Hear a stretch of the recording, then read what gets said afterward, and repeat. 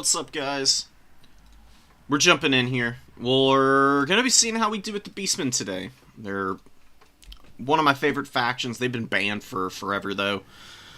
So my game knowledge has definitely declined a little bit with these guys, but I should do fine. Even with a Senegor limit, I usually didn't play with, like, max Sentis in my builds to begin with. It's a little cheesy, you know? I like to spread the love around on units. So we'll see how we can do. It shouldn't be bad, though. We'll, since there's a Senti limit, no great weapon, Centigores for, cavalry. Just do standards and, throwing axes. Razorgore Herd are underrated against heavy cav, so I'm gonna be trying these guys out at some point, probably. They just fold stuff up on the charge sometimes. It's pretty amazing.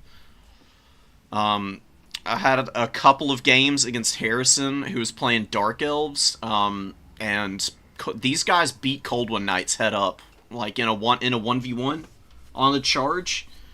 Like the 46 charge bonus and the 52 weapon strength, with, you know, most of that being AP, is gross. And they've also got Strider, so they don't even care about being in trees or anything, which makes them really good on some maps for, like, holding flanks that your opponent isn't expecting. Because they don't get slowed down. They don't get their melee attack debuffed.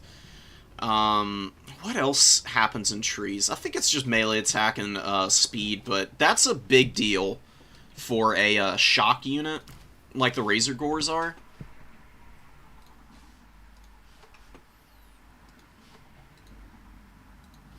Oh, we're going up against Oishi in round 1. I'm playing Beastman Jack, and we're going up against Oishi for the first round, so we'll see how we can do. It's going to be a pretty tricky game. It is up against the Lizards. Lizards pretty good against the Beastmen. There's definitely things that they struggle to accomplish against the Beastie Boys. But it's going to be tough no matter what.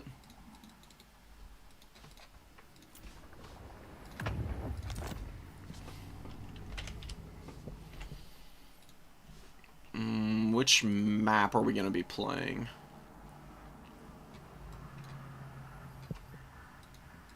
We'll ban Itza. Let's play Proving Grounds.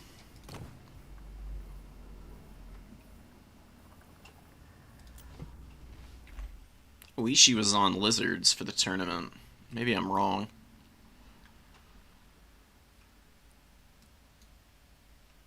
Said they're playing Lizards. That's what they declared, at least. I don't know.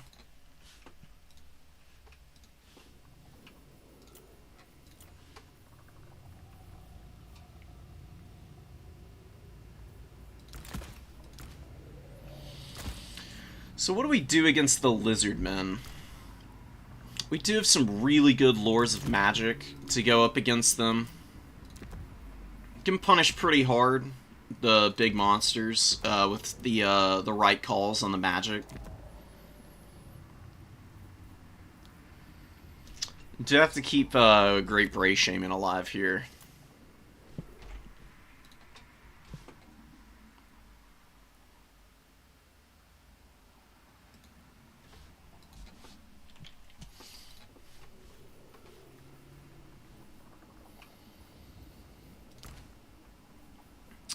Do we want Gorbles here? I think a Gorble in reserve could be really strong.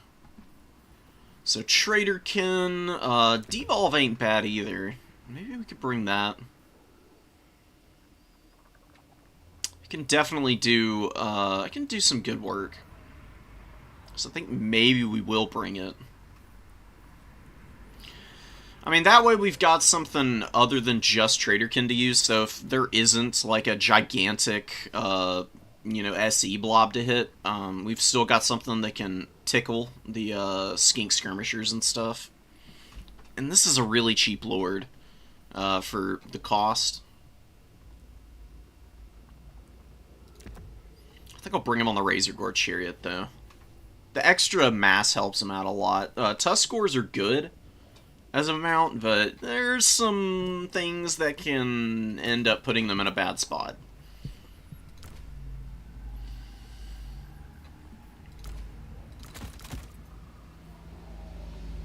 Get a couple of these guys and 2 of these. Also like the idea of maybe a Bestigor herd in the opening. Razorgore in reserve. These guys in the back pocket as well.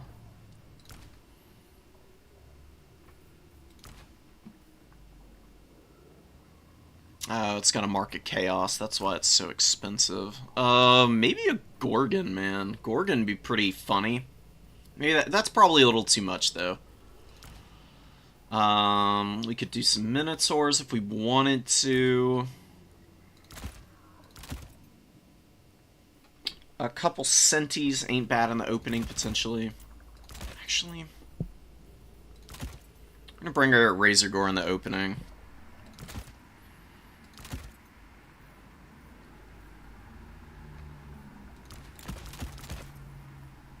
Few of those guys. Maybe we can do some piggies. Because these guys don't have the Vanguard deployment. They're fairly fast at 70 speed, but it can take them a little while to get up on the battlefield. So keeping them in the opening is sometimes a really good call. Just so that they can actually contribute early. Otherwise, you're waiting forever for them. And that can really slow you down. Got 1, 2, 3 Centis, 4. Do we want any more? Nah, I think that's good.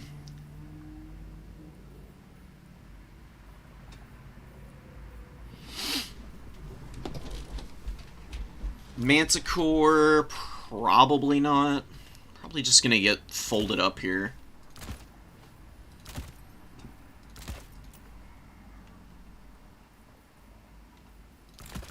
I'll do 2 more Gore Herd to clear out chaff. They're just so effective, dude. They're great. We don't have a ton of range, but you don't really need range necessarily as the Beastmen. Like Ungor Raiders here, I just don't know about. Pretty squishy. They've got like a good fire rate, so they can do a decent amount of damage, but they're really squishy. And, you know, Lizardmen can definitely swarm you. And just karate chop you that way, which should not be fun here. Is this going to be enough anti-large?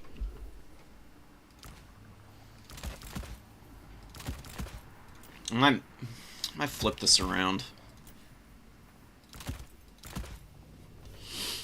Throwing axes can sit behind the front line and just stop any aggression from the lizards super early, potentially.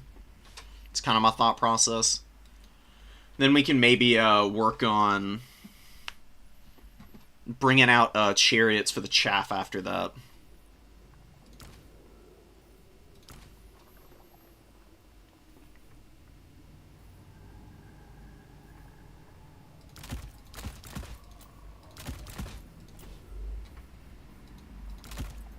No, 50 gold away.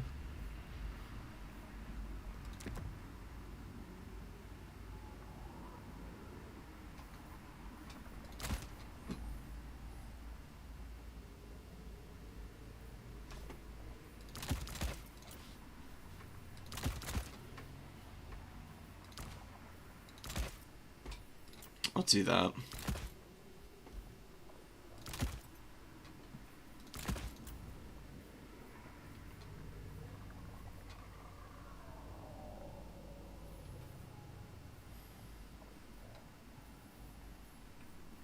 Plenty of infantry.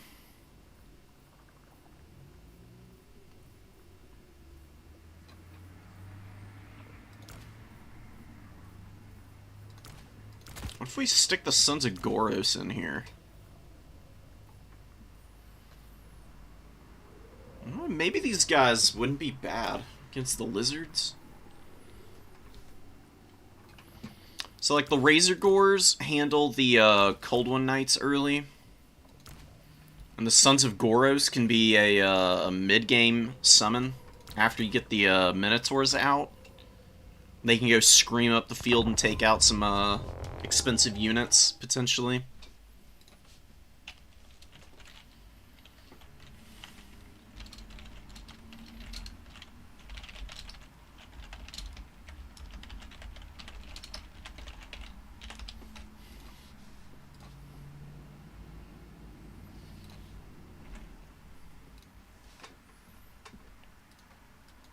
No, I don't love... I like the Butchers of Kalkengard. They're really strong.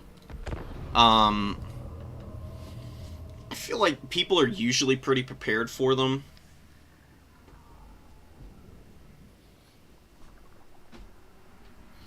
And I think the anti-large is a little bit more useful against the Lizardmen, honestly.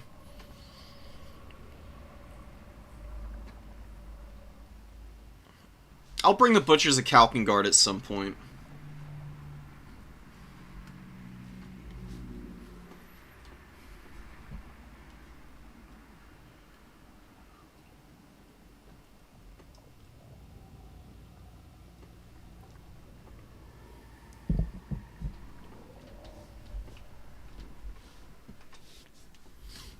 Alright, let's see what we can do. We've got a good Lord, great magic, can run over skinks with our chariot.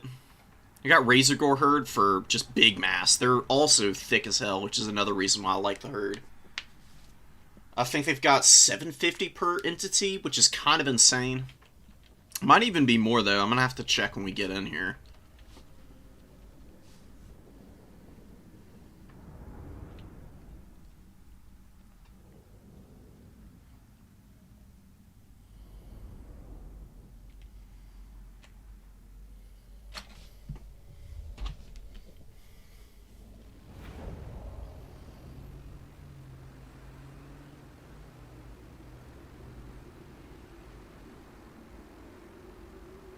Alright. Let's get it. How much mass they got? 1,500 each. Oh my god. Absolute insanity, man. Like, if they surround something, it's basically game over for that unit, in terms of being able to escape. And you can punish really freaking hard with them. Alright, let's get up in here. It's a pretty small army, so it could be a Dread Saurian. Would that be that scary? I don't actually know if the Dread Saurian would be too terrifying. That is kind of what Traderkin's here for.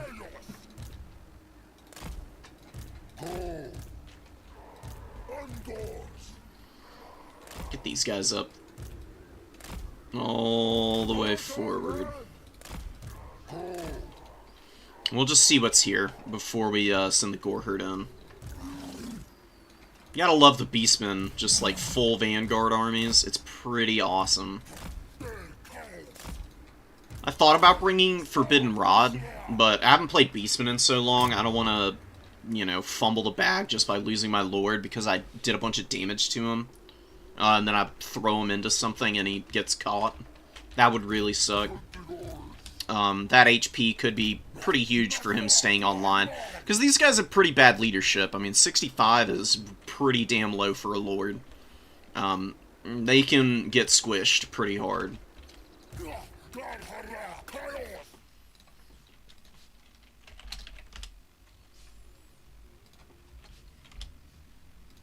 Alright.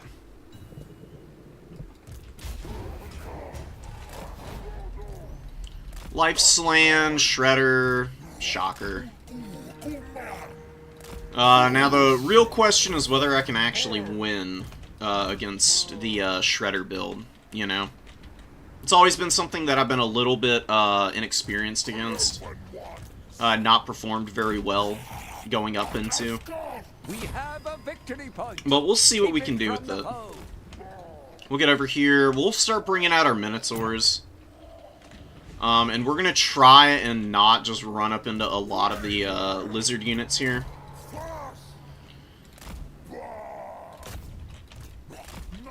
try and split up a little bit.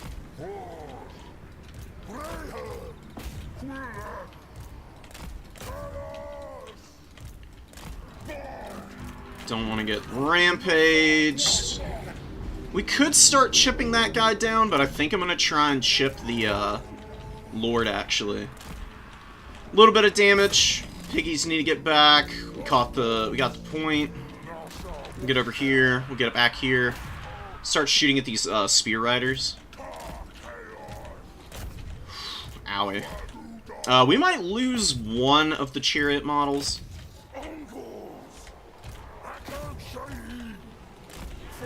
Let's get back.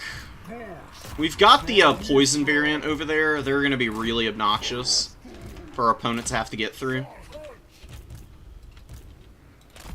We'll rotate over here too. Corngore might be a good idea, but I think I'm gonna throw up some other stuff instead. Let's get up over here. Let's get up over here. Let's get up over here.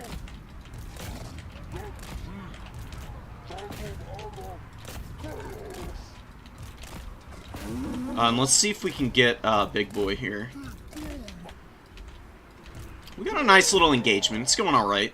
Could be going a little bit better, I think, but overall, not the worst situation in the world. And we got a nice little surround going on here. Oh, buddy.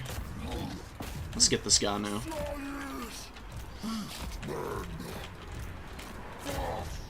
Get another Mino forward. We got our Razor Gores here.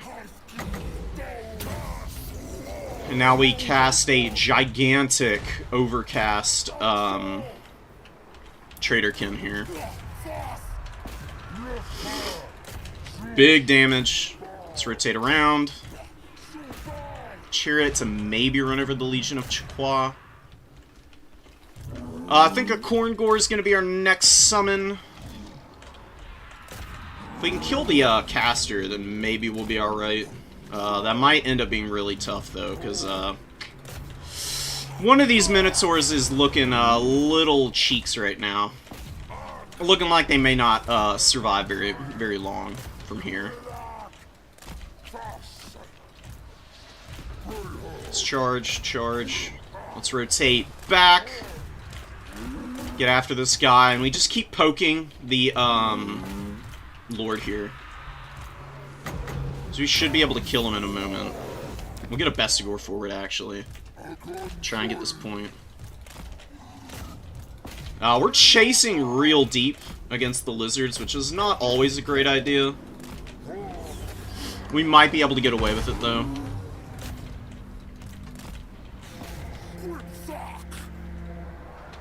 Jesus Christ. Dreadsaurian, dude. Such a crazy unit. We're running over the Legion of Chaqua. We're getting surrounds on a lot of the units here. Let's throw these guys forward. Our Centaurs are going to rally in a moment.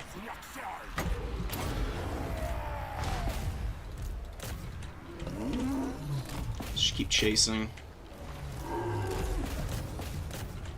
Oh, and we actually got the break here, which is gigantic.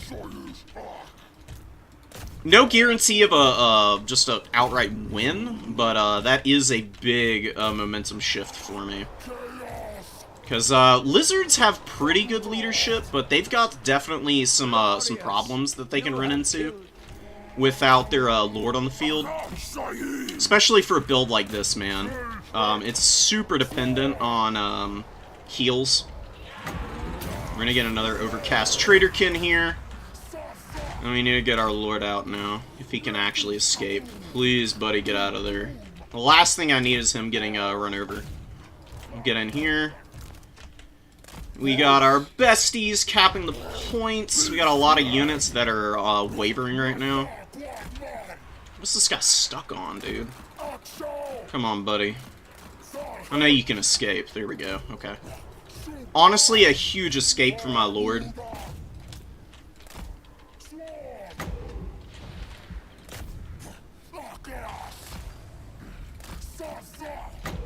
I'm gonna cast Evolve here, just so he can get away a little bit better. We got some Minotaurs rallying, so they're gonna go here. We're gonna get here. We're flattening a lot of the skinks out on this flank, too. Grog hooves have a heal, so they're very sticky. They're very obnoxious to kill. Now, let's get up and cap this point, too. Like, Beastmen, honestly, I'm probably better with Beastmen than I am with Khorne. Even though I like Khorne more as a faction, I genuinely do think the Beastmen are stronger. And maybe even synergize with my playstyle a little bit more. They're just so freaking aggressive. And you can just flatten entire enemy armies with, you know, like, even semi-decent micro, because you can just swarm the field so well. Let's get back up over here. These guys, they've rallied all the way back here, I guess. Maybe we can do something with them. No, he stopped my Minotaurs from being unsummoned. That's actually kind of annoying. We'll get Centaurs out, and we just keep swarming the infantry, I think. Oh, and there's the Slain again. It's kind of crazy. Let's get up over here and see if we can bully that guy again. If my opponent's gonna keep summoning out the Lord, then, you know, that's really not that bad for me, honestly. Come on. What? Why are y'all not listening to my order? Go get him. Go get him. Pretty please. Kill this guy. Get that guy.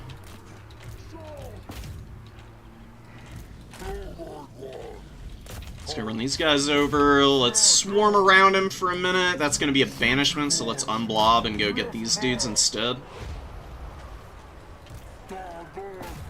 Maybe we can push through there. Some more infantry will be good here. Let's try and get out. The longer we can keep the Beastmen off points also is going to be really strong, too. Infantry and Bestigors are going to save these Centis who are going to kite back now. I'm going to run over these dudes. We've got one more Traderkin I can cast. Down on value, though. That's really rough. Let's kill these guys. Oh, and I forgot about my caster for half a second. And he gets hard punished by the, Dreadsaurian, dude. Ouch. And the Sons of Goros got no value, which is really shit. So we're in a little trouble here. He's gonna be able to escape, though, I think. Maybe we can, just break these, skinks over here. Let's get up. I'm gonna bring another Razorgore herd out. We're just gonna attack all of these guys in the rear.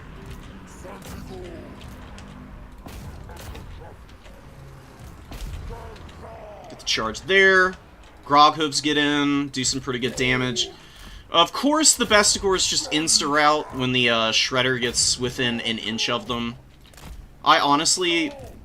No, this is going to be a really hot take, but I think the Shredder, in the hands of anybody, is kind of an unstoppable nightmare. It is just absolutely gross how strong that unit is. Let's get some Gore Herd over here.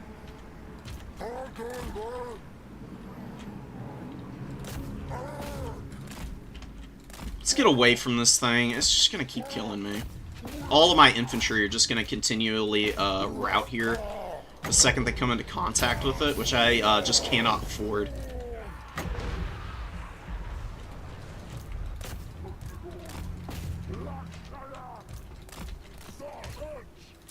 Let's summon. Save this point, if we can. Oh, we actually routed... we routed him again? Oh my god, the Slan Mage Priest, dude. I don't think I can kill him, though, which is the problem. But maybe the Centaur can. That'd be pretty funny. Come on, Centaur. Go get him. Okay, my opponent capped this point. That's rough. We got 2 Gore Herd here, though. Just need to stay away from there. Let's run over these guys. Let's get out some Zangors. My opponent's going to be coming for this point soon. Let's get this dude, because I think we can kill him. We got the Groghooves rallying one last time. We'll unsummon here. Yeah, Coldwind Spear Rider's moving over. Cool, cool. Running over these dudes. And, Corngore. Let's come up over here also. We got one Devolve to use. Might be able to kill him again. Should be pretty sick. Saurian moving over. We got some rallying Bestigors. We got the Razorgores here. We gotta unsummon these guys. We're gonna run away now. Beastmen can come, or the lizards can try and take this point if they want. I'm actually kind of lucky Oishi didn't chase me here because I was not paying the closest attention to that. See if we can keep them from rallying.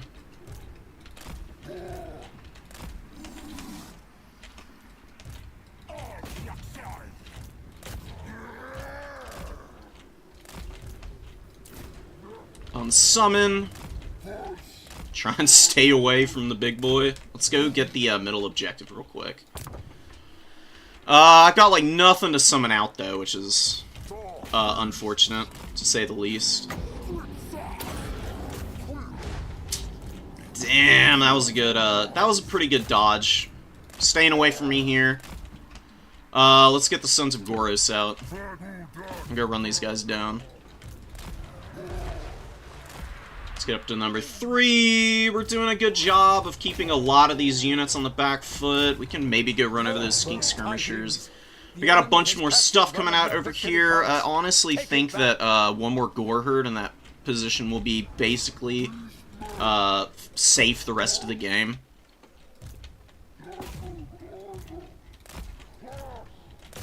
These guys are going to run in over here.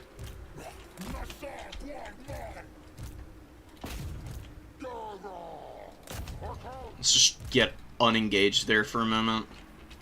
Although, actually, do I have a Centaur? Yes, I do. This Centaur is gonna have to save my ass here. Because these Coldwind Riders are a nightmare. And we might lose this point, actually. Let's go kill the Lord. Let's move over and try and get the point. We just can't stay anywhere the Dread Saurian is, unfortunately. Yeah, this is rough. Pretty unfortunate. Maybe I could have done a little bit of a better job with my, Senti Micro in the mid-game. Just try and cap this point. Let's try and kill this guy. Senti getting folded up, that sucks. My infantry, they all broke, because, you know, lizards. They just swarm with a bazillion units, and you can't really stop them from doing that sometimes. And all of our stuff gets terror-routed, of course. Oh, dude, the Shredder builds. I'm so tired of them. Like, I'm exhausted of playing the Lizardmen at this point. Like, it's every single game now. Like, they don't bring anything else anymore. And I don't mind there being strong units in the game. This thing is unstoppable, though. It is absolutely insane how good it is. I mean, not only does it lower your leadership with this item, the Dread Aversion, like, you lose 8 leadership right off the bat, and then it's got Fear, so it lowers your leadership again, and then it damages you with an artillery shot, which is another -10. So it immediately tanks all units' leadership by 28. Or 26 when it engages anything in combat. Which is maybe a little bit overtuned. I don't know. What do I know, right?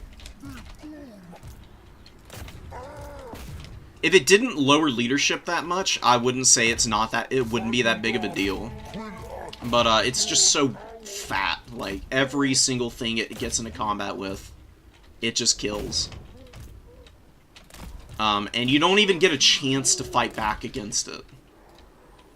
Because it's also got terror, so everything runs away. It terror routes, it debuffs your leadership instantly, and then you're gone, and you can't do much.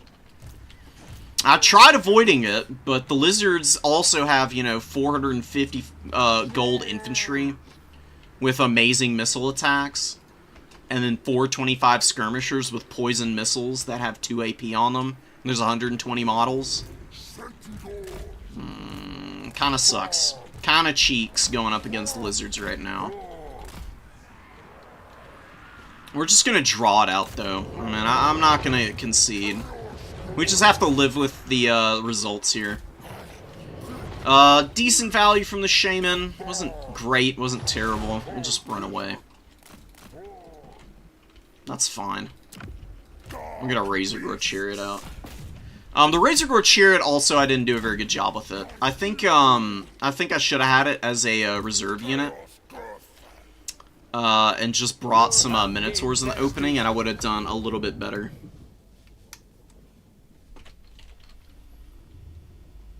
Huge value on the skirmishers, man. Probably just more Sentis in the opening. I mean, the throwing axes were amazing. They got me so much value. Suntagoros, they were awful. I will not be bringing them again. Bestigors, not against Dreadsaurian. It just isn't gonna work. No. And lizards also have red-crested skinks, which I should have taken into account. Goreherd were not great. Corngores, I've honestly fallen out of favor with the Corngores. I don't really like these guys that much anymore. 60 armor is great, but they're very squishy to shooting. They can get kinded out really badly, and then you just cry. My Minotaur play was also pretty lackluster. So maybe I just go for more Razorgores. Because look at the herd. 1,200, 1,000 value. I think I'm going to be working on them next time. I think they'll be my go-to. So get rid of them. Get rid of the Minotaurs. Get some Razorgore herd. Butcher's a Kalkengard I'll add in. So, we'll scrap that build. We'll get back to another one.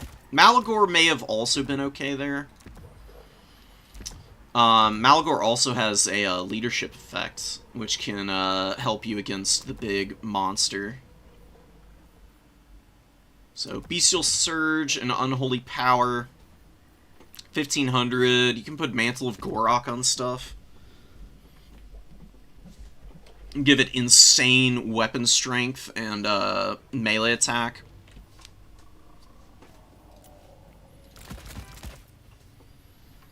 Go for max Razorgores in the opening. I might try this for my next game.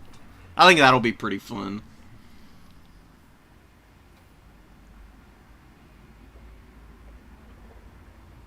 Yeah, I watched that tournament too, Red Eye. Everybody saw that, pretty much, and that's all people are going to be bringing from now on. The Shredder has been a carry unit for them for so long. But, you know, I don't know what it was that people haven't been using it that much for a little while. Now that it's back to being stupidly meta, we'll see if anything changes. Maybe some Gorbals would be nice, too.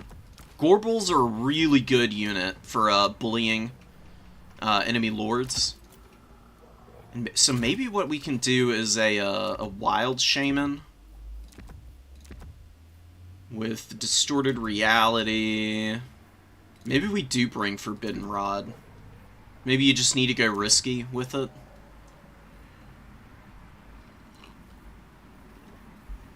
So, Shaman, Gorbal, Razorgore Herd, a couple, lots of Zongors, double Throwing Axe, Razorgore Chariot for the late game. Chariots are really good in the late game. If you can keep them away from the anti-large cav, they can do really well.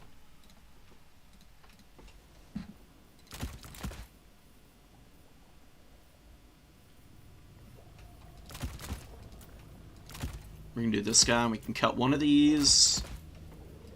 The Ungor Spears, just to buffer a little bit. Bring one Corngore.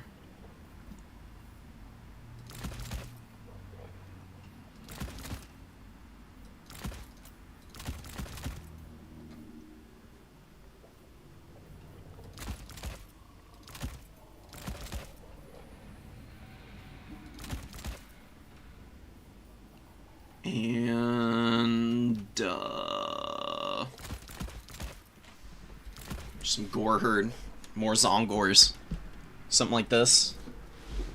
That might be a little bit better against the Shredder build. It's hard to say, man. It's going to take me some time to figure that one out. I can't beat the lizards with anything when they bring the Shredder. It is a monster that has defied my attempts at figuring it out for a long time now. And yeah, y'all are right. The roster is so cool and varied. And the Carno ROR is really fun. That's like a good example of a monster that's like actually balanced. Still really strong and capable. This thing is just bonkers, man. It is so crazy. Like, they need to get rid of the damage by artillery debuff on its range piece. Because the minus 10 leadership from this is just stupid. It doesn't make any sense to me. It's just a bunch of dudes throwing javelins from the back. It's not like an actual artillery piece. Like, if solar engines have that debuff, cool. Stegodons, cool, because it's a ballista. But the Shredder of Lustria just has a bunch of skinks on the back throwing things at it. Double Gorgon is an interesting play. The thing that I will probably be doing with Korn in the future to try and beat the Shredder is Scarbrand and the Bloodbrute Behemoth. They're actually pretty tough to kill. This thing can actually work. I've used it against the Shredder and had success before. It's got 90 leadership, and it causes terror, so it's immune all the time. It's got Blood Greed also. So lots of ITP in its many forms. So it doesn't just run away immediately.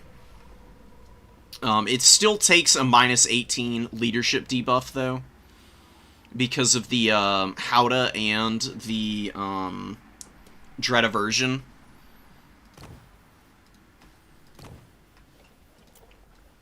But outside of that, it's at least able to scrap a little bit evenly. And it can keep the Shredder occupied for, a couple minutes, even if it doesn't win outright, which it very much does not. If you want to test it, go see for yourself. Shredder bodies the Slaughter Brute, or not the Slaughter Brute, the Blood Brute Behemoth. But it does take it a little while, and in that time you can actually get around and do stuff. Maybe it would also help if Dread Aversion didn't proc on units that have immune to psychology effects, because that's another thing that is really obnoxious about it.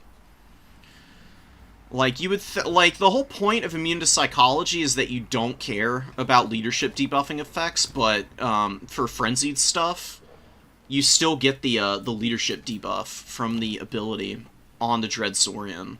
Or on the Shredder, specifically, I should say.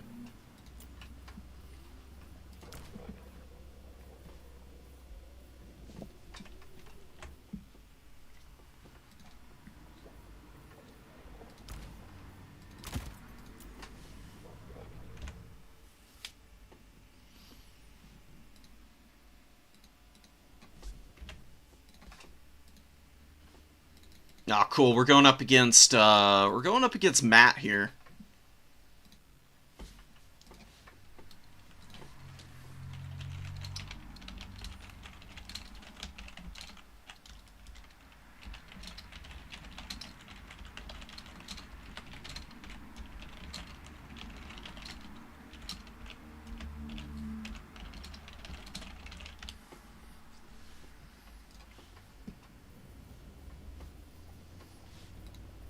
Let's get out here.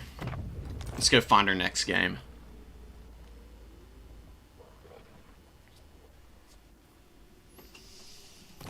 Oh, Matt's playing Nurgle. Okay. Sure.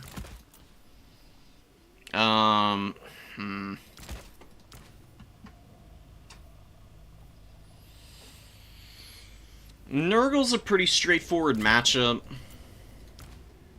You really don't have to do anything too fancy here. I'll bring Malagor. Flock of Doom. I like Mantle of Gorok. It's got a pretty decent duration on it. And it gives such a big buff to a single target. Really helps you even out some fights that are otherwise unfavorable for you. And maybe we do Flock of Doom and Enfeebling Foe, and we'll keep our Bestial Surge, so our units can keep the vigor up.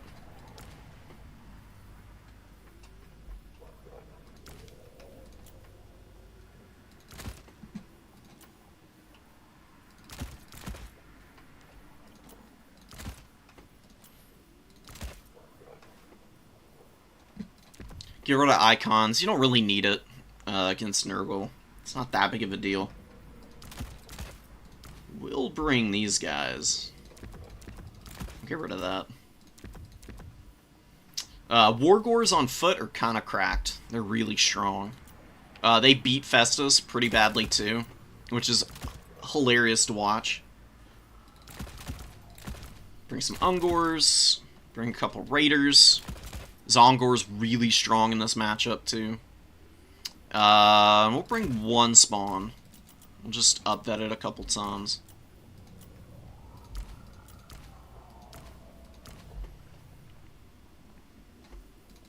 Well, maybe not. Maybe we'll give the chevrons to our Ungor Raiders instead. Grog Hooves. And some regular Senties. A couple Razor Gores. Butchers. Mass Pigs, though.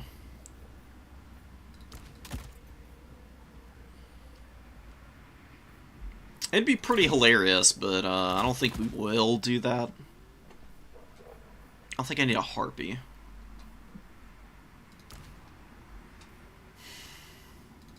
I'm gonna leave that guy off, actually.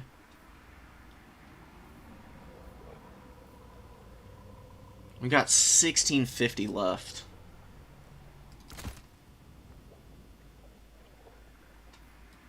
One of these and a Manticore. Manticores are nice because they can smack up some of the aerial units.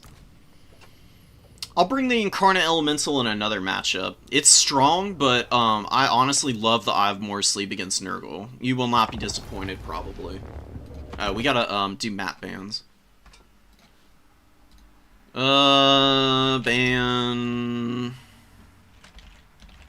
Ban Altar.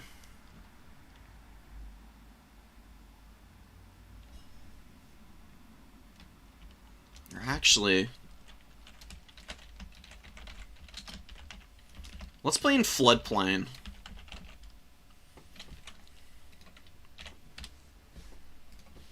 It's not one of my favorite maps. It's kind of weak in my opinion. And having a middle point means the Wargors can actually get up there and party on the objective a little bit. So they're really good at that.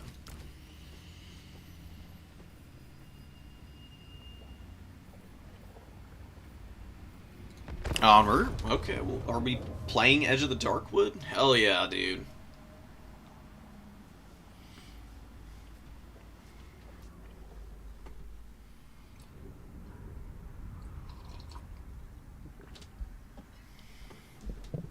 So the reason the Eye of More Sleep is so good is because you can shoot Kugath with the rocks and does a shit ton of damage to him. But if your opponent doesn't bring Kugath, you can still use it to just delete the heavy infantry that Nurgle brings. It is gross how much damage Eye of More Sleep does to elite infantry. And then you get snares. And Beastmen with snares may be a little busted. It's probably why they don't have snares in any other unit, any other form. And we'll just be dropping Flock of Doom all game, because it is quite good.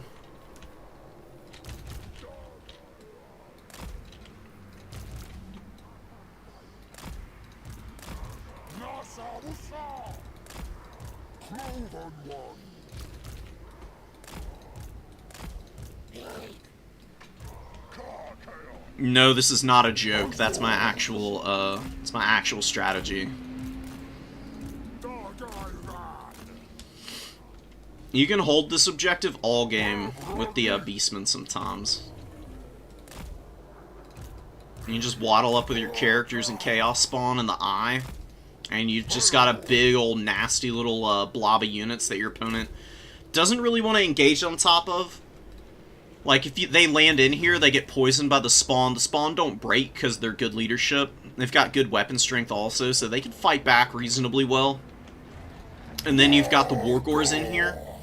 And the Wargors can step on or attack things that the Eye of Morsleep is stepping on.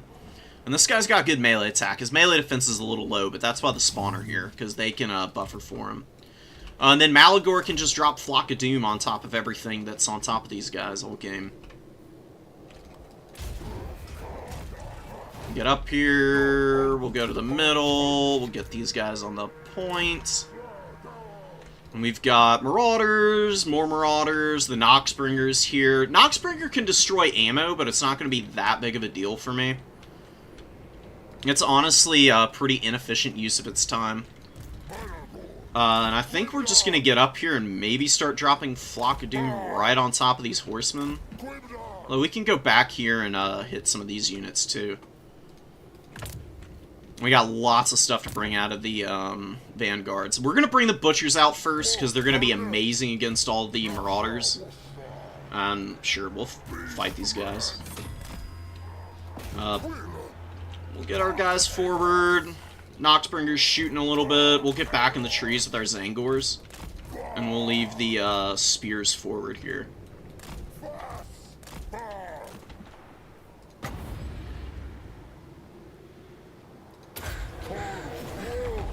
It's going to be consistent damage over the course of the game. A little back pressure over here, which is fine. I think I can still be patient, though. We'll bring the Butchers out now. They'll be pretty strong here still. We're going to get some shots on these Marauders. Ungor Raiders, they're a little out of position. Not great on my part. Could be a lot worse, though. We get an immediate miss from the eye here, which is not great. Oh, and here comes some more throwing axes. Probably need to pull back a little bit.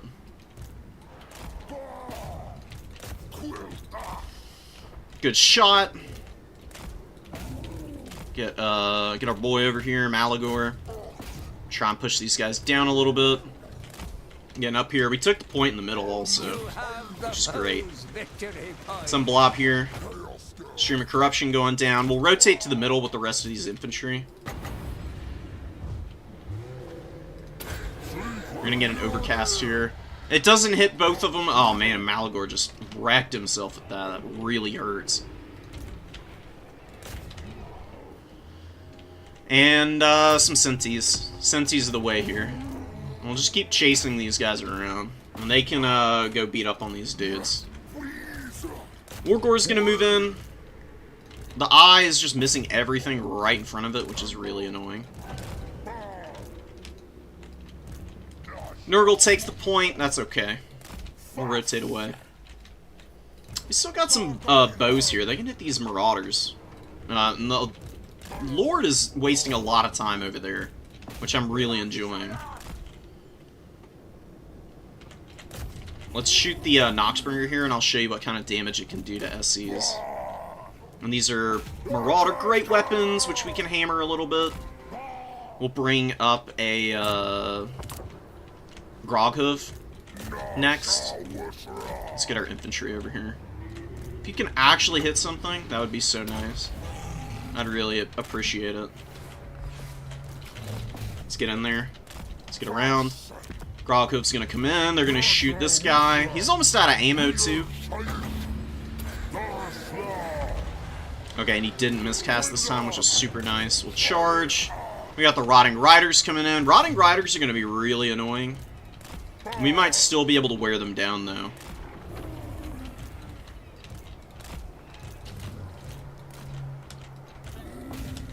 Let's get a boulder in there real quick. Oh, those are just regular Rot Knights. Even better. Regular Rot Knights are not nearly as scary, honestly. The Rotting Riders are scary because they're, you know, in an ROR with some very powerful terror that they can cause, which really hurts. We get a good shot in there. We actually did some damage to those guys. Get some shots in here. Zangors are kind of pushing the Nurgle forces back. We won over here, so we can send the butchers over. I'm kind of chilling over here a little too long. Let's get our control groups going. Run.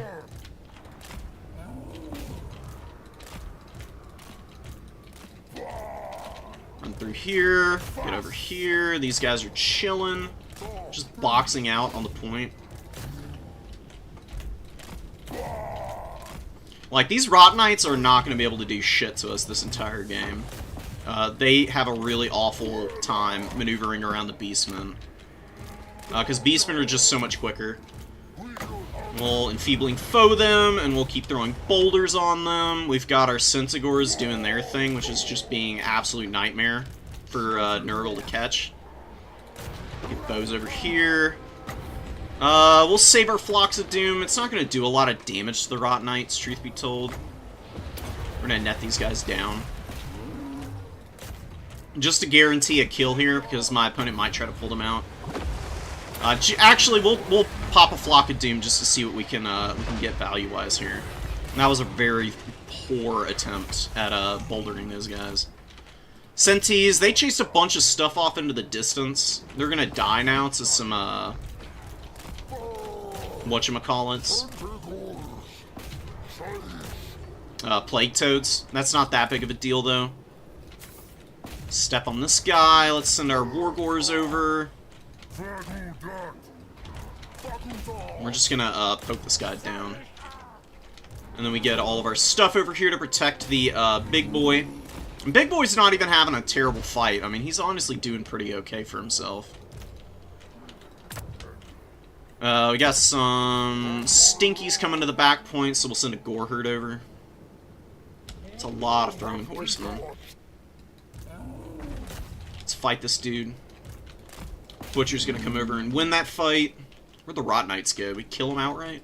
Oh, they shattered. Damn, that's so nice. We're just gonna chase this guy into the back of the map. Like, he's not gonna be able to do anything now. Rallying Axemen. So we'll go after them. We'll hit these guys real quick. Oh, this guy should be shooting, though. Let's get these Marauders. We got the point. We do. Just need to get to the back point in time, which shouldn't be too hard. I mean, Beastmen are fast as hell, so... Pretty nice being faster than your opponent at pretty much all times. A little bit of inaccuracy from the big boy here, which I'm not loving. Let's kill these Forsaken. We'll get over here. We'll cast a Enfeebling Foe on them while they're fighting all this.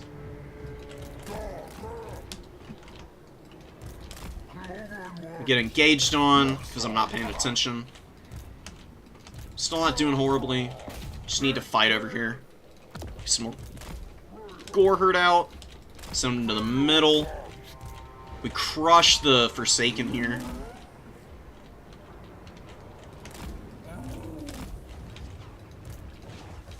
And the Noxbringer is almost dead, so that's nice. Chase these guys. Let's get up over here. We got one more snare when we get the opportunity. We may need it for the plague drones there, because they're going to be pretty nasty. I'm going to Manticore out, just to go fight them a little bit.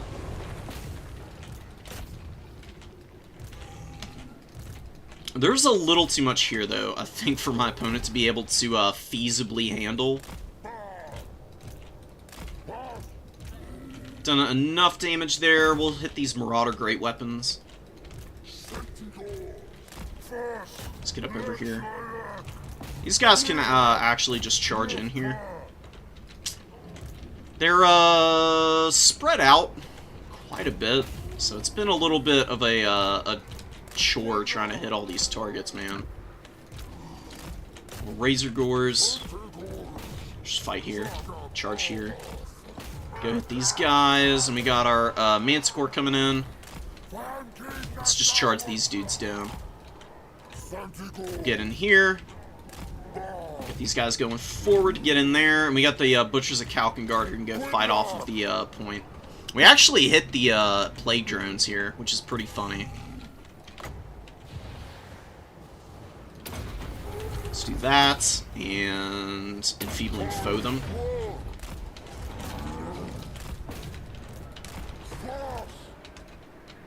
Winning over here, pull out, and we'll charge. Oh, these guys, oh, the Nurglings did get up here, whoops. Way too slow on that. Send the Centaurs back, though. Now, we haven't been playing the points very well, but we're doing a pretty good job of value trading against my opponent. Woeful tidings. The enemy has captured one of your. Come on, guys, go. There we go. Take it back. Sometimes shift-clicking orders is not the way to go. I don't know what it is about this game, that units just ignore it sometimes. It can be pretty frustrating.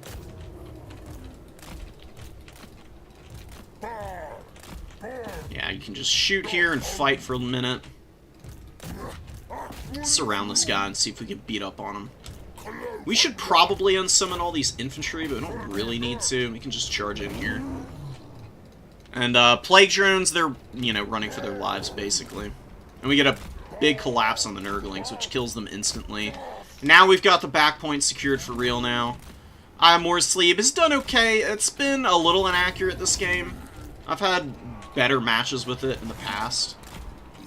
That's just the way the cookie crumbles with missile units sometimes. They're just not always going to hit the things that you want them to. Just step on these guys. Let's get you out and into the toads there. Let's dodge with Malagor for a minute, and then we'll get him into the fight here. We'll enfeebling foe again, just for some extra damage on those guys, and keep them on the back foot. We need to get all these guys out of there. We'll unsummon these dudes. We got a bunch of supplies too, but I don't really have a lot to summon in. I'll just throw it out on the field though, just for the numbers, and we'll unsummon these dudes. And the Zangors, and the Chaos Spawn, just because they're so beat up at this point.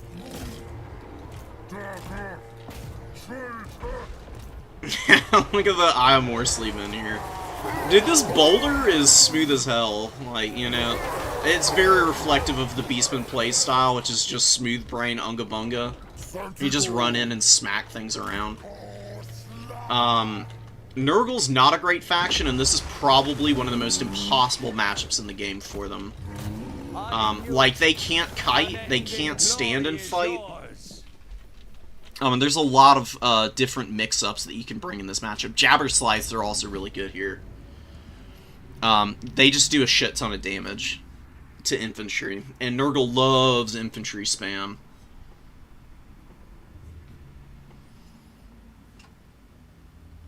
I think it also has magical attacks, too. Which means it can fight the Noxbringer if it wants to. Malagor didn't get a lot of value. There wasn't really a lot of stuff that was a big issue for him to have to Flock of Doom. Enfeebling Foe is really the spell that we were making use out of. It did pretty good against the Rot Knights. Gave us a good opportunity to fight the Angels of Decay. And everything else was just, it was kind of just chasing Nurgle around. Like, how often does that end up happening? We doubled value on an Ungor Raider, which is pretty hilarious. Goreherd were fine. Centigors were okay. Groghooves and the one Centigor here. Like, just two of these guys is usually more than enough. They just do so much damage with the throwing axes. And the Butchers were also really strong.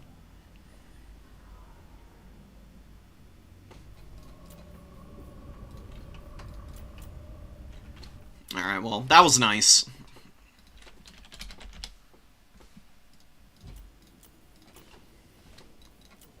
Oh, let me check on the Jabber Slides real quick. Yeah, it does. The Arwar has magical attacks, and so does the standard variant. I'm not sure which one would be better in that matchup, though. Probably the Vorbagland Broodmother. Just because its Searing Bile Blood actually does AP damage, which is kind of insane. So it's really strong against the Chaos Warriors if your opponent tries to armor check you. You've got good collision damage, and if Rot Knights get on top of you, the radius on this is big enough that it can actually hit all the Rot Knights as they're blobbed up, and that 8 AP damage starts to rack up pretty quickly, especially with it Sundering Armor, because you can then like throw some Centaurs into the mix and do some pretty nasty damage there.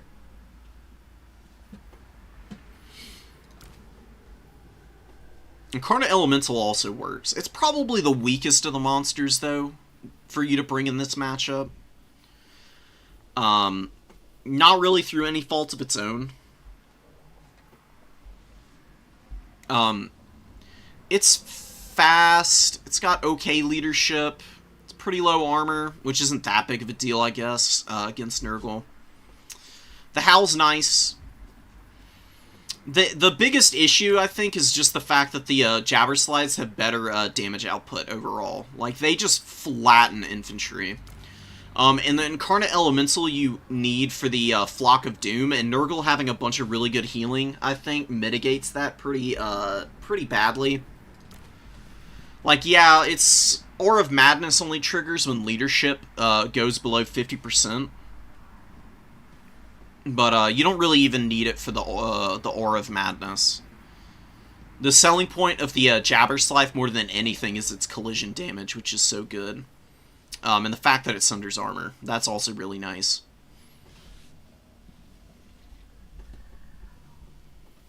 You also get some a little bit of missile resistance. Although this guy's got 20% Phys Res, so it's a pretty even-ish monster trade between the two. I just think the extra leadership here is so much better, and the Jabber is just a little bit faster also. Better melee defense, too. And, you know, Nurgle has really low melee attack, so the 52 melee defense means this thing doesn't get hit nearly as often as the Incarnate Elemental will by super cheap infantry. Or even, like, semi-elite infantry for Nurgle, because I think the Chaos Warriors, yeah, they've only got 31 melee attack. So, you know, 49 melee defense here. Jabbers also do really good damage to Plague Bearers if your opponent tries to, like, demon check you by just throwing a bunch of these dudes out on the field. The only thing the Jabberslide is going to struggle against is the Angels of Decay. Like, the Plague Drones with the Death's Heads, they do disgusting damage to the poor Jabberslide. And it's quick enough to dodge a little bit, but it's also a massive model.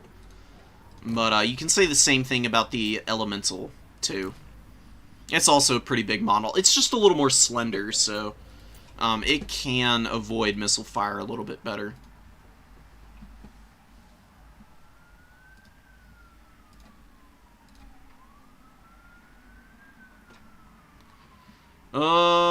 Let's see what's going on with the rest of bracket. Icos and Bigger Fish are the last to be going here. No, who did Anticity lose to?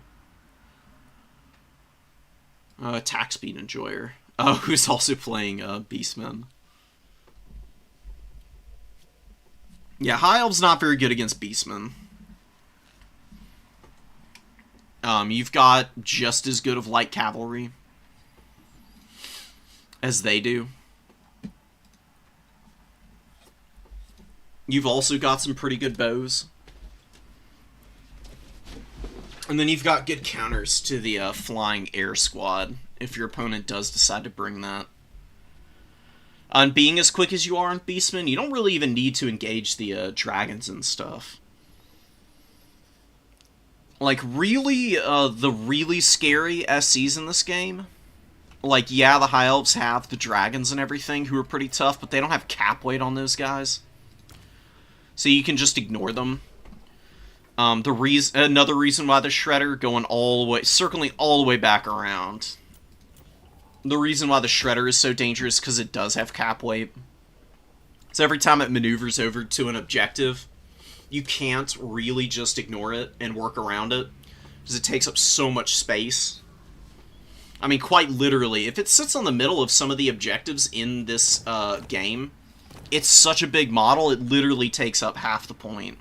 Sometimes even more, like on the Changer's Madhouse. Because this thing has these itty-bitty little cap zones. Dread Saurian, the Shredder, and the Saurians can literally sit in the middle of those cap points and take up the entire objective, which is kind of insane. It makes it very hard to interact with them.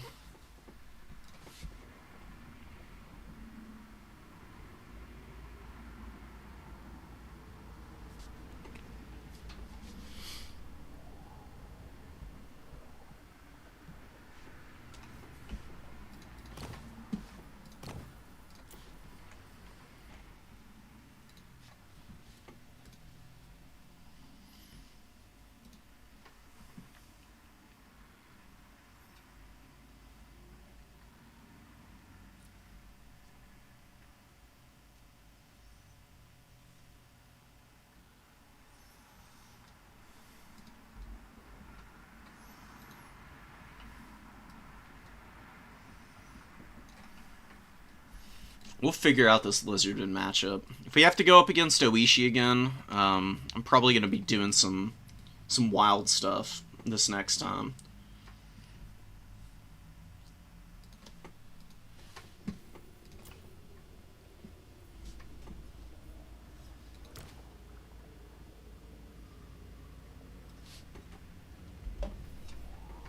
If only Giants didn't have 39 speed and they could actually chase the Saurian. That's the dream, man.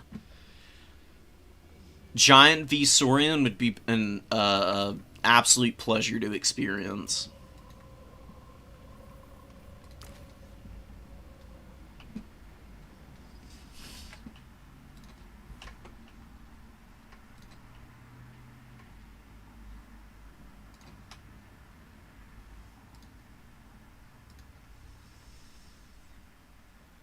Round done. Round 3 up in just a moment. Where are we in the... Oh, we only got one Swiss point. Woof. Okay. I mean, Oishi's probably going to be able to get another win. Hopefully Matt's able to get some. Otherwise, we're going to... Otherwise, it might be pretty hard to get into the top 4 at this point.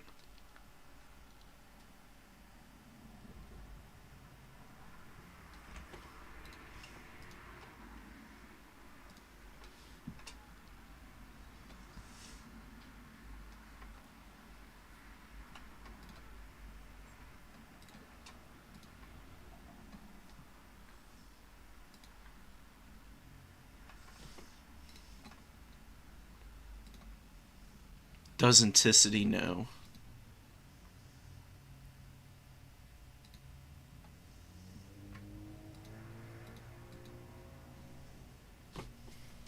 I don't know, we'll be patient. I'm not in a huge rush. Let me actually go and make sure I've got all the, while we're waiting here, make sure I've got all the replays from the new player tournament. Because I am still planning on casting all those when we're done with the tournament here.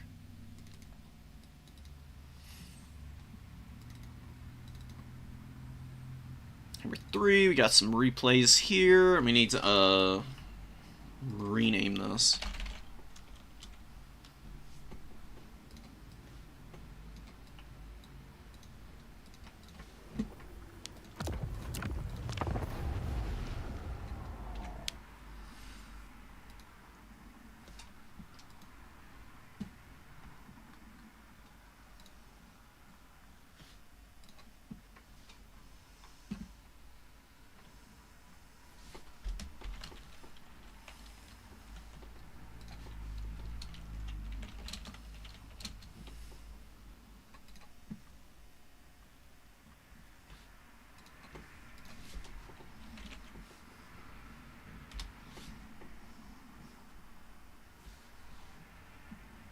Yeah, I'll cast your game.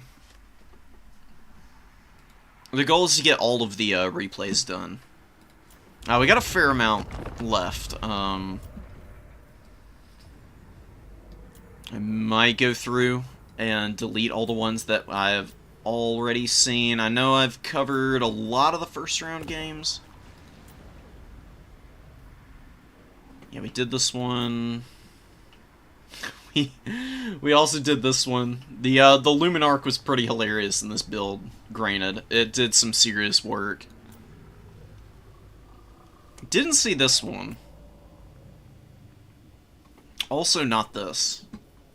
Did I delete most of the ones I've already seen? I think I did. Thank you, past me. So I don't have to guess. Ooh, let's go.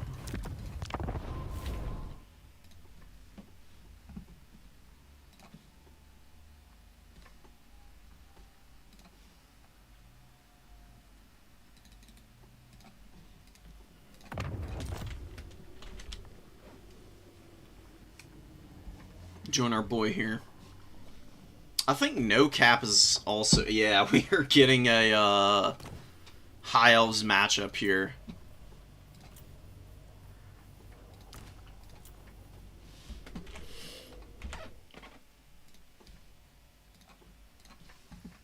I'm gonna move y'all over to take a little peek at the current standings.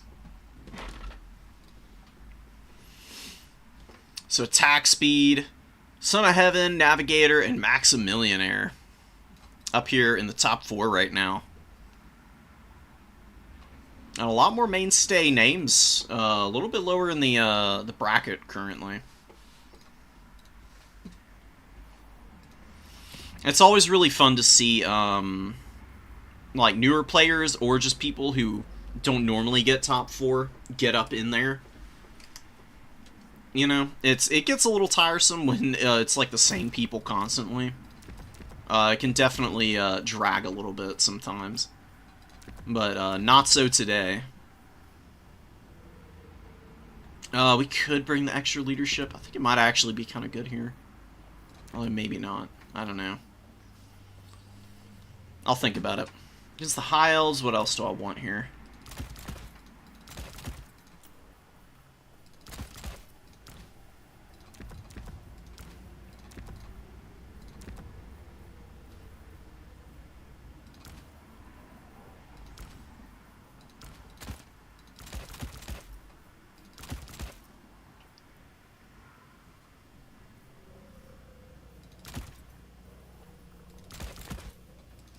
Maybe that's a little too risky in the opening. Bring you, and... Yeah, that's looking good. I like it. Can we give it? Yeah, we... That's perfect. Just almost a perfect spend here. Wait, why do we have 10,000 funds? Rip. Hold on.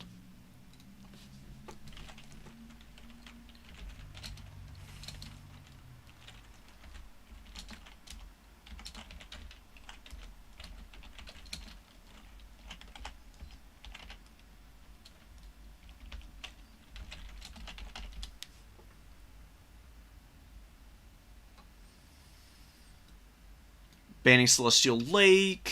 I don't know. Celestial... Well, yeah, that's kind of a bad map. Decrepit Moor or Crystal? We'll play Crystal Lake.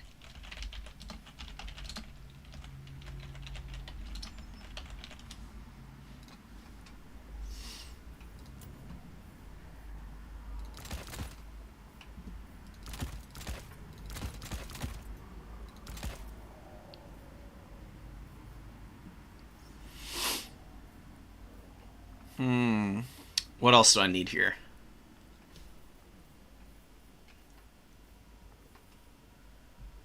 Alright, the funds got adjusted, so we need to change our build again.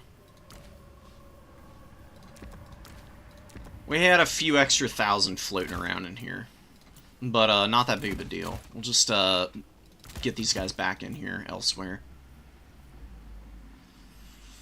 Do I need these against the, I don't think I need those against the High Elves, quite honestly. I think they'd be a little bit, bad. And... for my last couple of units here.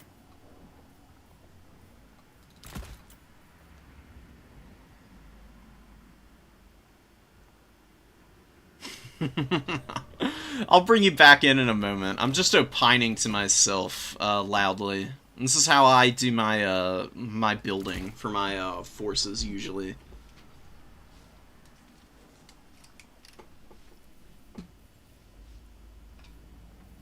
Oh, I know what I need.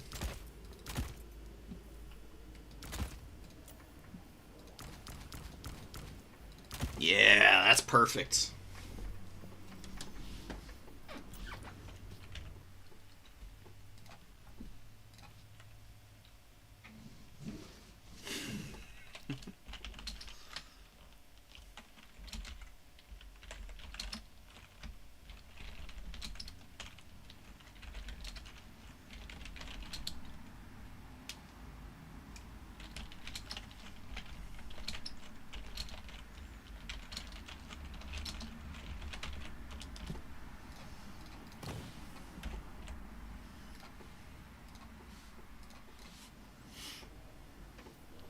Welcome back. Can't see my build, though. I don't think anybody would stream snipe me. I'm not good enough to be even worthy of it, so...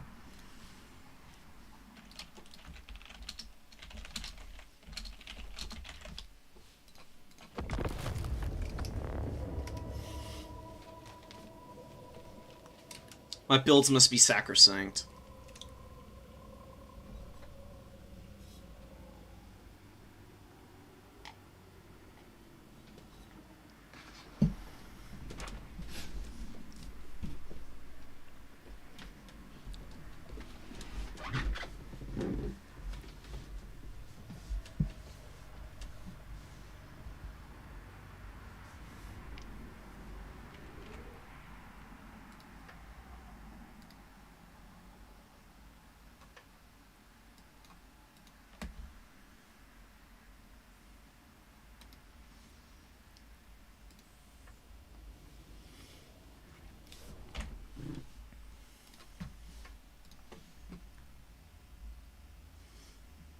If we get a win this next round, what is everybody else playing? Sirkia is back, which is interesting to see. It's been a long time since they've been around. I imagine they're playing Wood Elves. It's like their bread and butter. They were one of the pioneers for like the Wood Elf play style.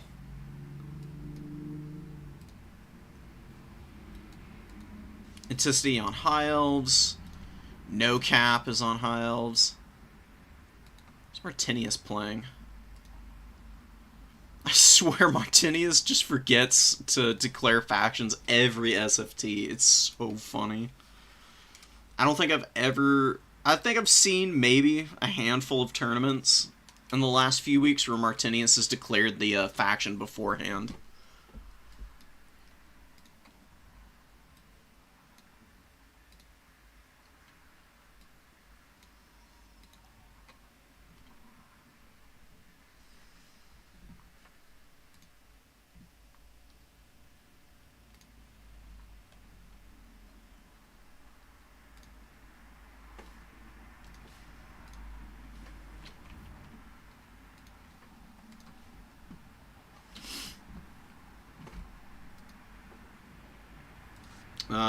How are we going to play Crystal Lake? We'll probably keep some units up in the forest here. This might be where I advance one particular unit up through, in fact. That way you can get up into the into position early. Oh, what the hell? No, come back.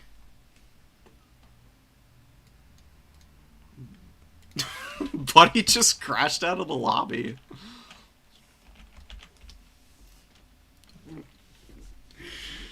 Oh my god. This lobby's been cursed for, our boy here. Like, first it started off on custom funds, so I built my army wrong, and now he gets booted out of it right as we're booting it in up. That's so bizarre.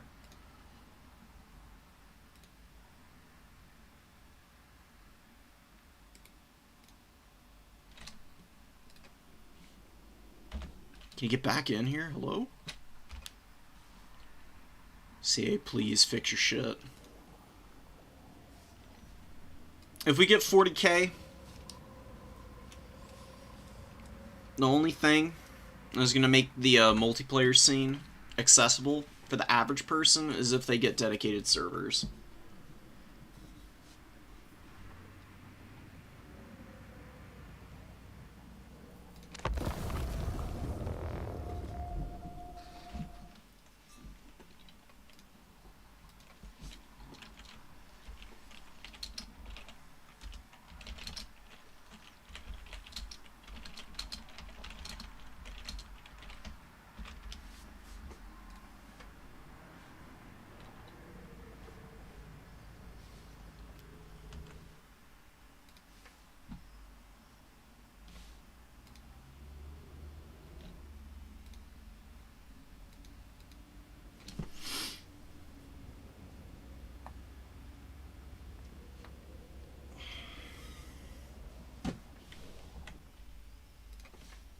Oh, well, I'm gonna go see what Anticity's up to while we're waiting on Loki, because I think he's got to remake the build. I think it deleted what he was working on. Why is everybody still wasting their time trying to learn how to skip ads? Just download Pi and move on. This Chrome extension takes... I'm gonna say, seeing ad blocker advertisements on YouTube is really sending me. Nice. Dude, he's like halfway through the game right now. Holy shit. We haven't even gotten started yet. Crap. I accidentally forgot to progress the tournament. My bad. He banned Celestial. Let's see here. Crystal Lake is not bad for us. I'll ban more. Oh, okay, cool. Alright. Well, catch back up on that another time. Round 3 against the High Elves. Let's see what No Cap's got.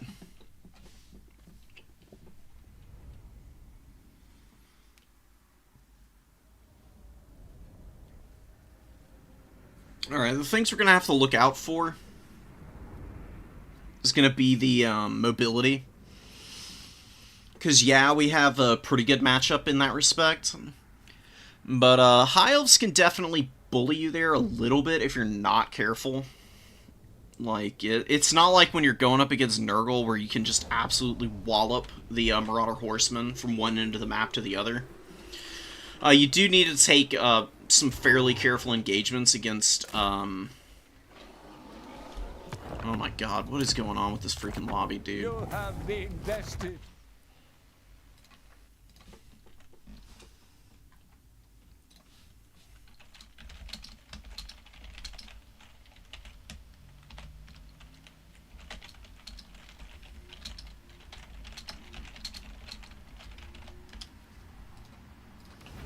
There's some shenanigans going on. I don't know what the hell is happening.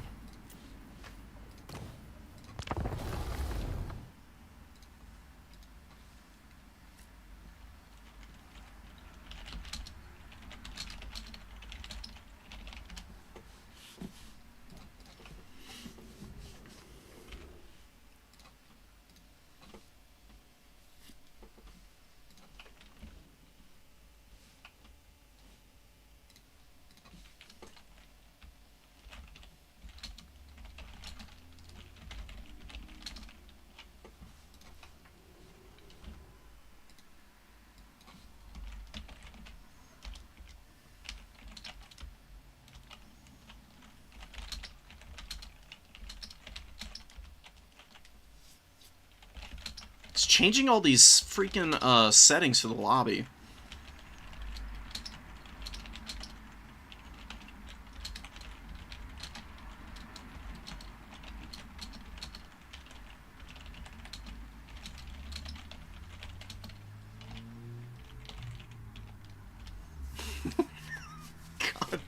I don't know what the hell is happening in this lobby, dude. Like, we had everything set up right.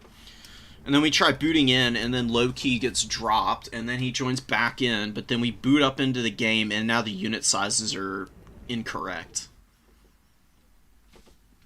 Which you wouldn't think is a big deal, but actually changes the way that the battles play out pretty significantly. Because smaller unit sizes generally tends to favor SEs a little bit more.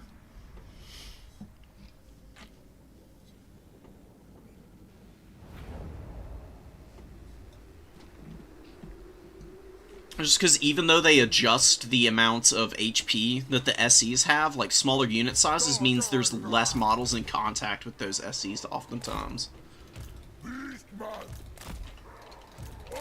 And, you know, infantry obviously lose a bunch of HP, and they oftentimes will tear out to big stuff, which really sucks to run into.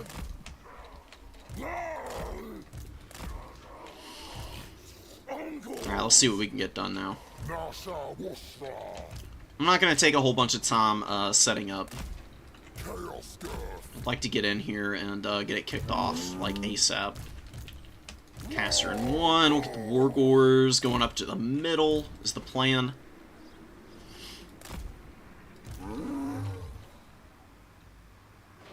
Yeah, right? It's so weird. I don't know why it's happening. Like, the CA lobbies, when they're peer-to-peer, just take on a mind of their own sometimes.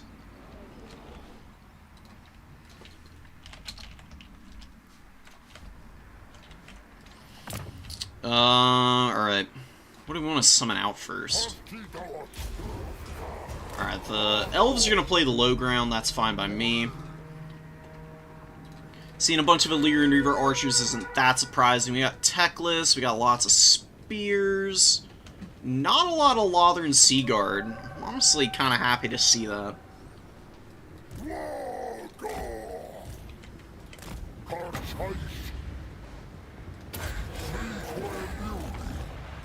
That's a great Flock of Doom.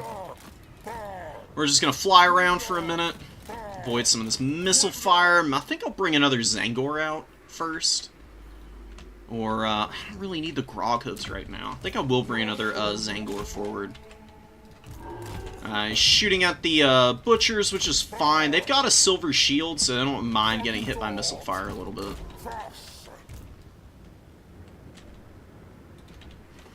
We'll get our infantry formation. We're gonna turn it a little bit. I don't want to be that far forward. Let's scoot back a little bit. Oh, and the nets. Oh, I forgot about nets. Ouch. That's gonna hurt, but these guys have regen, so they should be able to get away from the missile fire.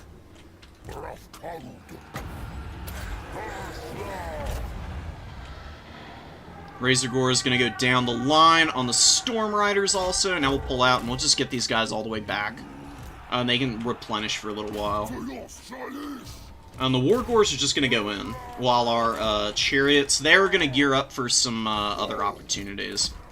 Other business ventures that will behoove them and their skill set.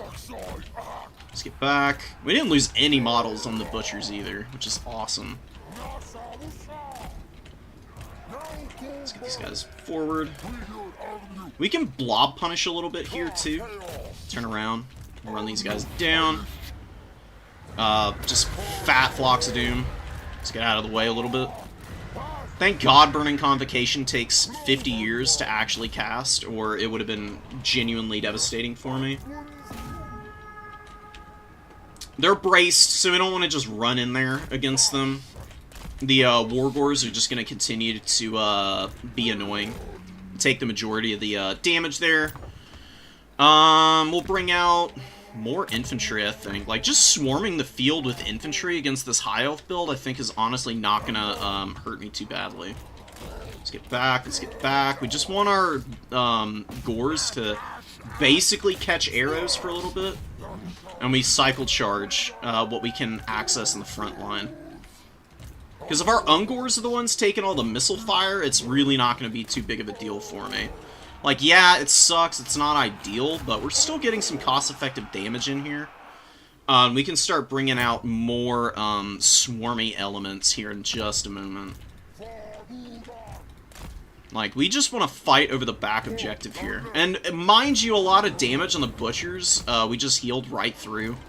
So they're doing just fine currently. Don't have a lot of magic to punish these guys. Let's send our Zangors up a little bit. And the butchers can actually run in there and get some damage off.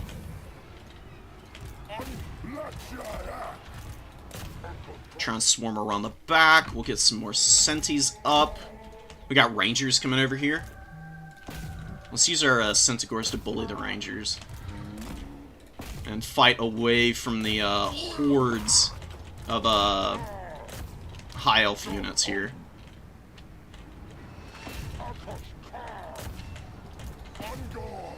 Starting to lock down a lot of shooting. We're going to get up in there.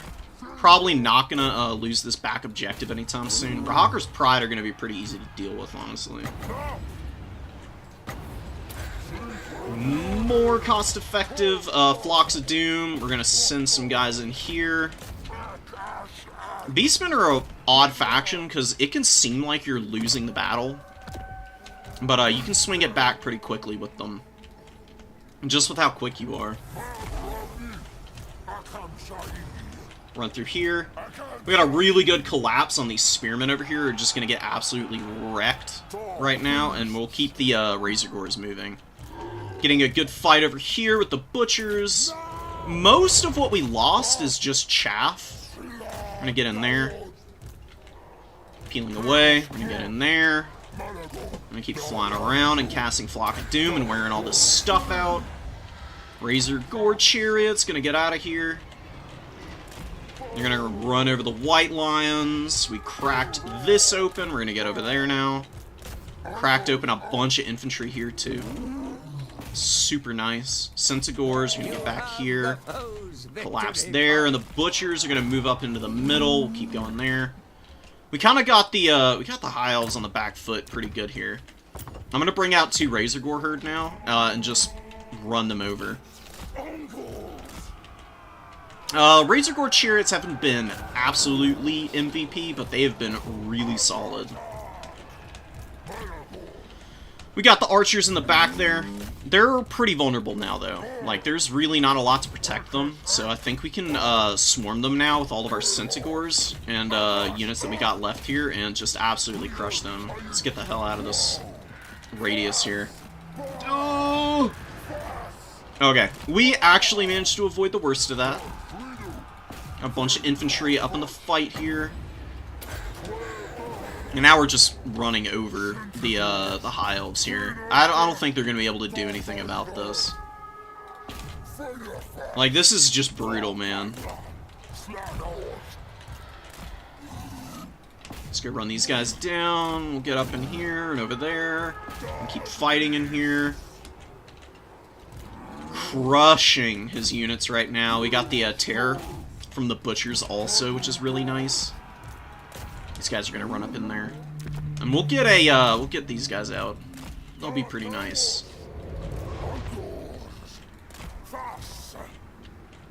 Razor Gore is crushing over here. I think we unsummoned the chariot. It basically got its value back. I mean, the War Gores are just so freaking efficient, dude. Like, yeah, their value isn't crazy, but the fact that you get to engage for free against them, or against missile lines, and just grind out some easy value while your opponent blobs up around you is so awesome. Unending glory is yours. And against the High Elves, it's just money every day of the week. There's just not a lot they can do about it.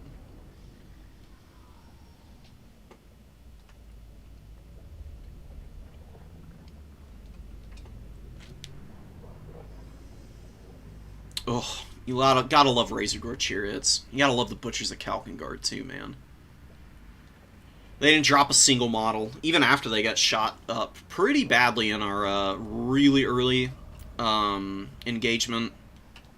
I was way too careless with them. But that is the benefit of having a silver shield in regen. Like, that kept them alive through all that bow fire, and they lost damn near half their HP in the middle of all that. And just being able to disengage them and regen and come back in right after.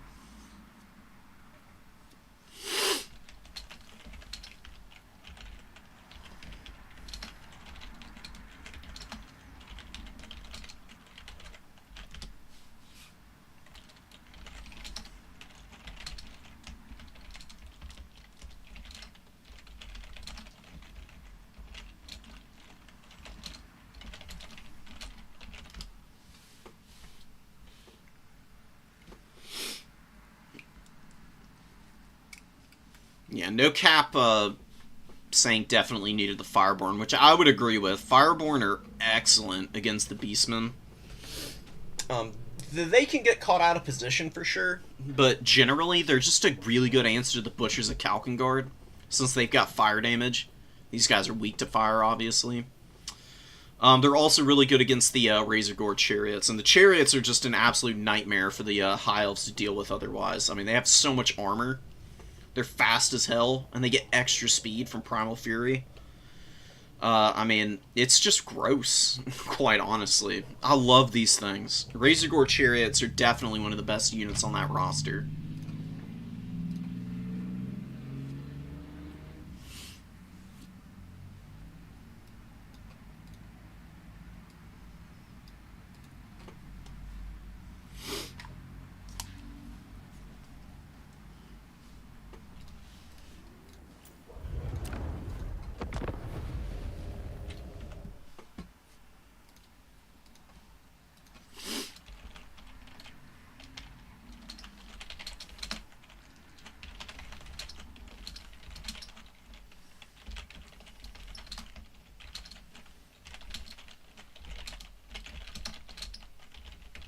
Yeah, hopefully the High Elves get some love this patch, because their infantry are just so bad.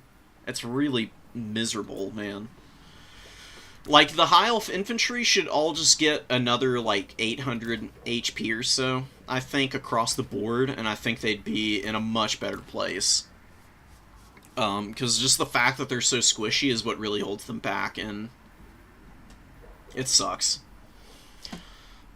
Like, the martial mastery and prowess is nice, but if they're just getting hammered by missiles of any kind, or getting run over by, like, shock damage units, there's really nothing they can do about that. That's why you see the, High Elves bring the, big monsters all the time, like, just double or triple SE. And that's all they do, sometimes. 'Tis occasionally their best option for taking fights.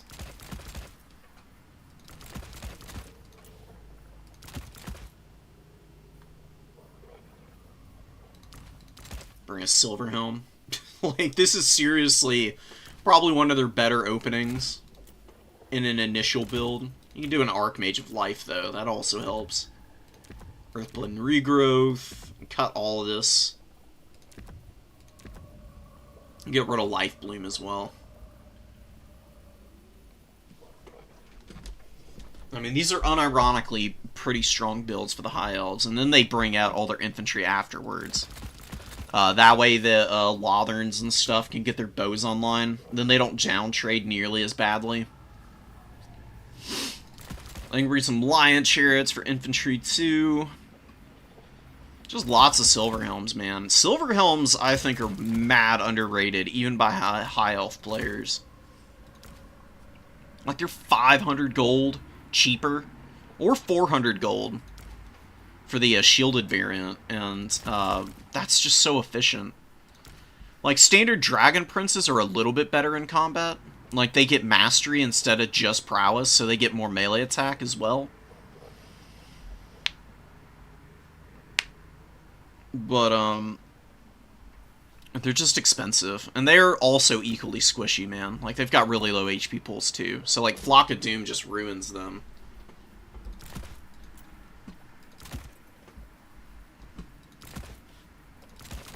Guess you can mix some Rangers in. They're not bad. They're a little lackluster, but they can get some work done. You can do this. Sure. But I really do swear by the Lion Chariots. They're strong. They got the mass and speed to make it happen. They're honestly not too dissimilar from Razorgore Chariots. And they get missile resistance on top of that, and they've got decent armor values. There's a lot to like there. And you can see this, the head-up comparison here. They're faster, more melee defense. They get the missile resistance. A little more HP. A little less armor, that's not that big of a deal, though. And they've got more leadership as well. So, all good stuff.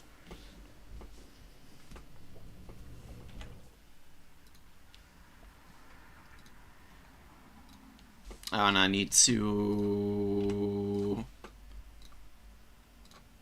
denote the outcome here.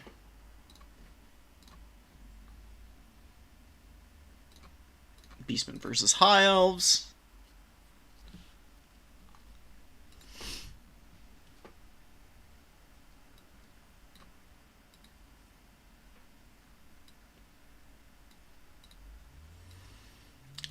We're creeping back up the board here a little bit. Our, tiebreakers are pretty bad, though, which is what I'm very worried about.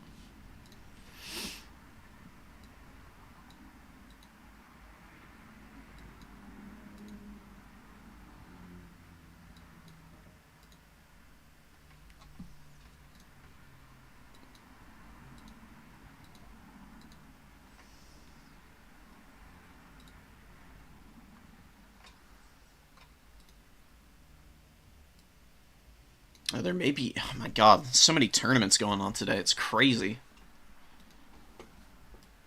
Boss Toss might be doing one. Quad Bolt Thrower and Skirmish Cav is a hype build. Honestly, I can see how that would work. Hiles have the mobility to protect their Bolt Throwers.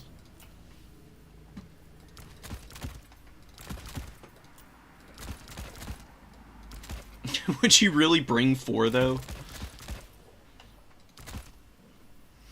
I hate the Heralds of the Wind. I don't know why people bring them. Like, yeah, they're faster. They've got better stats and charge bonus. But, in terms of, like, an ROR that's, like, significantly better, I just don't see it. I mean, they're still just as squishy on the, HP, which is my biggest complaint with them. So they get wrecked by Flock of Doom just the same, and they're 200 gold more. I prefer cheaper, personally. What do you bring with this build? You bring, what, an Archmage? Light Magic? Maybe you bring Eltharion with this build. You know what? This is definitely an Eltharion build. God, him not having AP on the horse is so dumb, dude. Kind of have to bring him on Stormwing to make him viable. Apotheosis, Tempest ain't bad. Honestly, Soul Quench is a pretty good spell that doesn't get enough love. It's actually got some pretty good damage output. It's not great, but you can get some good side shots with it. Oh, Burning Head, yeah, that makes a lot of sense.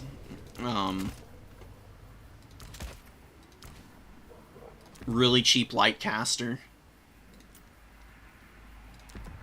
Net. I don't think you need either of these. I mean, like, Magic Recharge is fine. I honestly like cutting it on my Lords just because it makes them cheaper. And then you can pace your magic out a little bit better oftentimes and still get good value out of it. Like, magic in the late game can make a big difference for your forces sometimes. It's very underrated keeping it in the back pocket. IMO. One Silverhelm. Yeah, this is a high elf army with some chest hair, I think. This is risky. I mean, going with quad artillery, definitely a move. It's going good, Hoot. We got 2 wins here. We lost to Oishi in a pretty close game.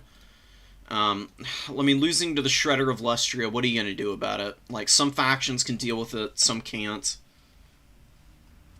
I'm honestly thinking about running my own tournament where I just ban the Shredder and people can still bring the regular Saurians. Because I think the Shredder is kind of in the same ballpark as the ROR Hell Cannon, where the damage it does and some of the abilities it has and its general, like, power creep is just a little too severe. Skews matchups a little bit too hard. Because, all the leadership debuffing it does is just gross, man.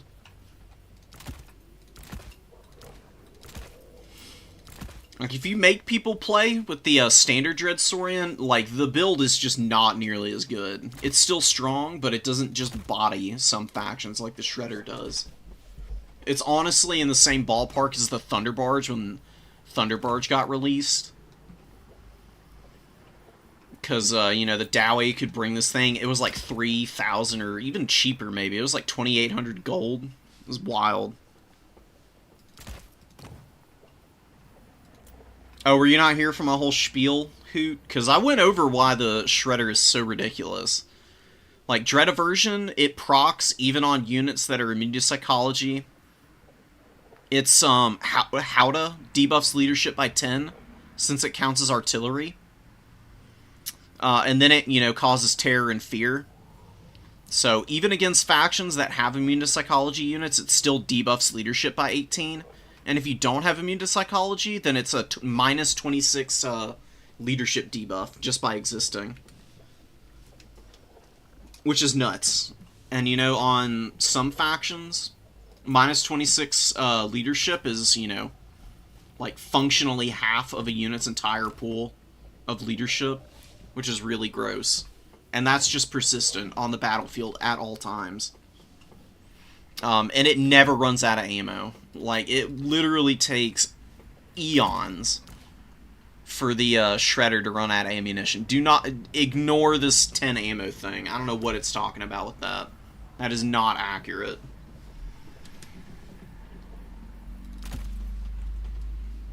Yeah.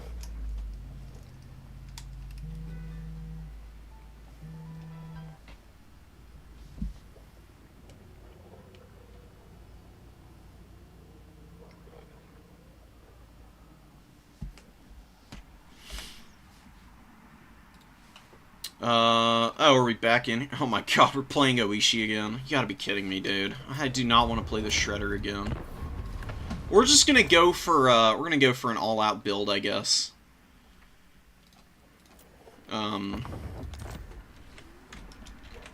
That's literally the only thing that I can, really the only thing that I can think to do here. Otherwise, we're going to be, you know, spending like 1,000,000 years trying to chip down lords and do other shenanigans that we're just never going to actually get any real use and effect out of. So, let's see what we can get done with something a little off the wall.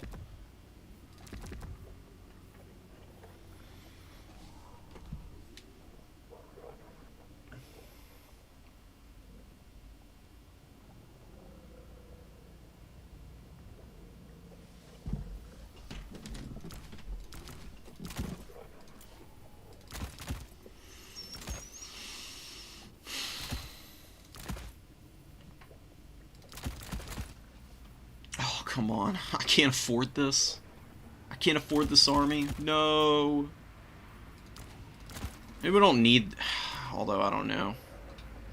Extra leadership. Spell resistance isn't that big of a deal. Maybe a regular Gorgon still works. The extra armor. Extra melee attack. Not much more melee defense, though. Sure.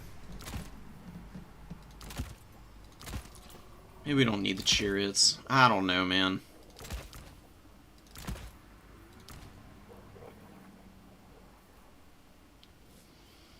I mean, the worry here is that we got nothing to cap points with, basically, now. So maybe that's a little too hopeful.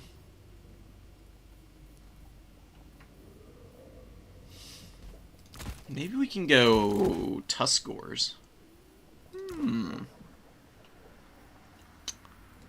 Possible. On Hound, also cap.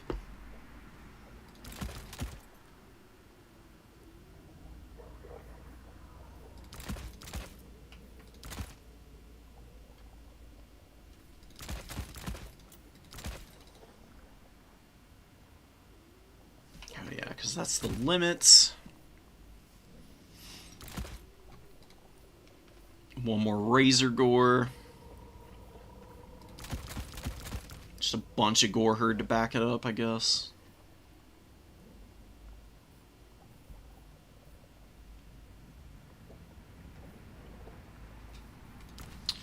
So Malagor can drop Flock of Doom. We've got Enfeebling Foe for heavy cavalry.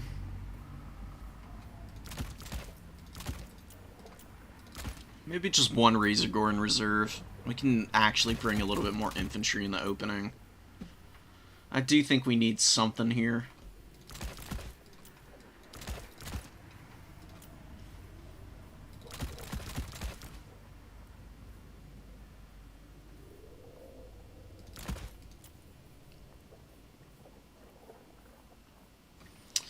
You need cap weight against the lizards.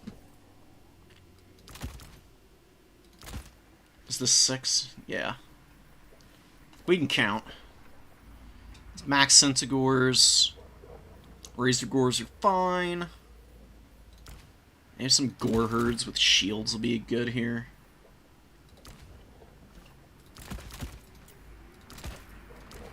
Maybe a Gorble. Actually, maybe we can do the War Gores. Yeah, what about our boys in reserve?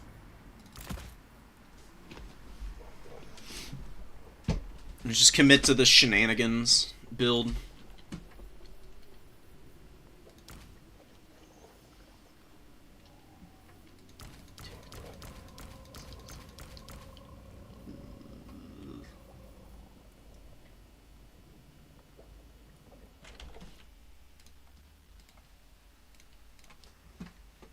All right.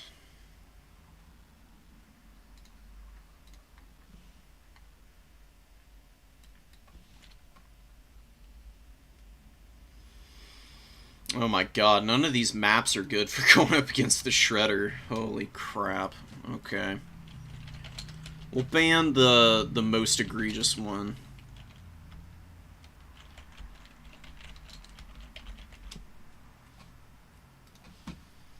Oh my god.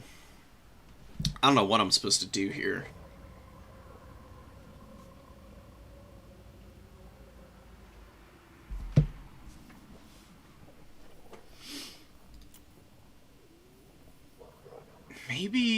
Maybe infantry spam would work better. Yeah, Haunted Vale makes sense. Small map. It's got small points too, so lizards are just going to be able to walk up to me and start cracking open my units real quick too.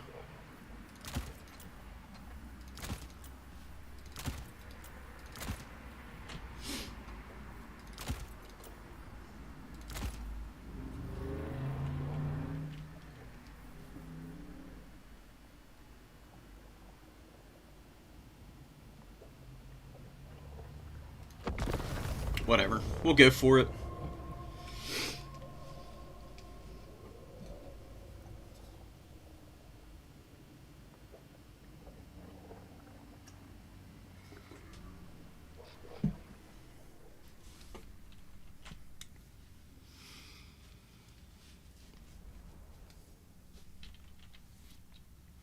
Another thing I could try, if this build doesn't work, is going for like a chariot build or something.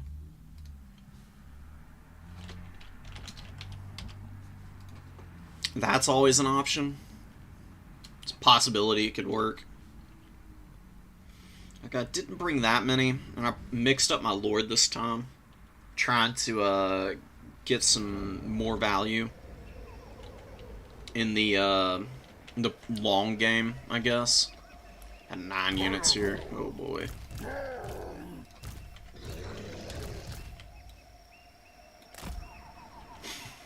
Got all the pigs in the world, buddy. Squee piggy. Send these Zangors over. We'll use Malagor to try and protect that little formation there, I guess.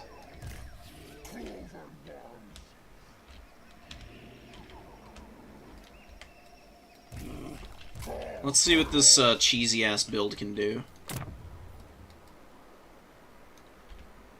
Happy moves, maybe. Probably not. I've already played Oishi before, and we got flattened by the Saurian.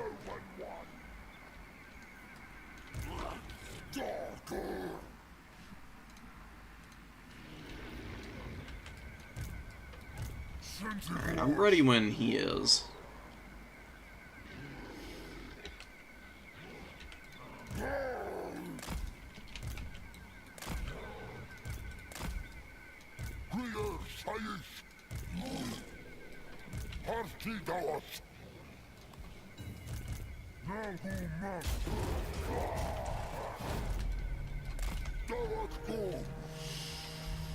Lotosaurus spears, some skink cohort javelins, javelinos. Pretty strong. You know, gonna be a little frustrating. It's 9. Cool. Back up some. Let's go start dropping Flock of Doom, I guess. I mean, what else am I gonna do here? Can't just cede a bunch of space to the lizards, really. Victory point. Keep it from the foe. There's the Howdah immediately taking chunks off of me, which is fun.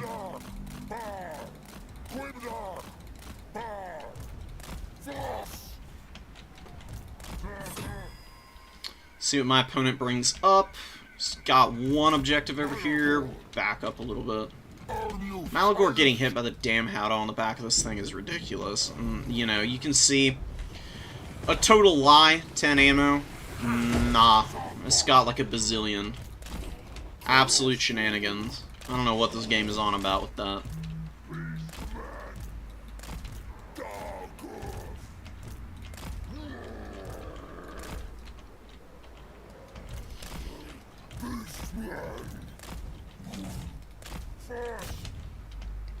Let's get our dudes forward. Maybe we can poke a little. Let's get one Gorherd out. Centaur of Zinch. I think I also am gonna need.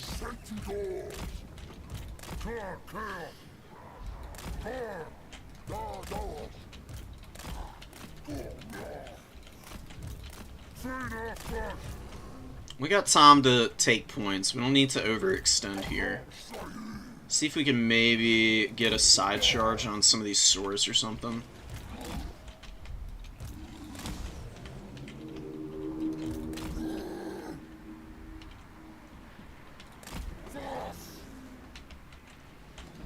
Infinite ammo. Let's get over here. Let's try and poke.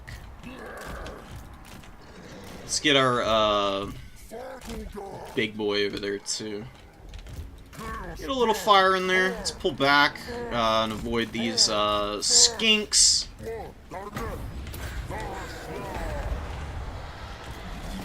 Okay, I don't think he realizes just how bad of a fight this can be for him. We're gonna kill this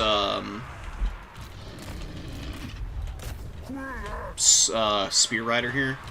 Let's get away with this one. Didn't lose all that much in the process, which is nice. Let's get around the back here, and maybe we can start running over some skink cohort. Let's charge down here. Let's get away. Just keep running. Squee piggy. Cold One Spear Rider is kind of alive here. Let's get up here with our infantry. Move in here. Just maneuver away for a little bit. Let's get back. Get another gore herd up. I'm gonna start poking here.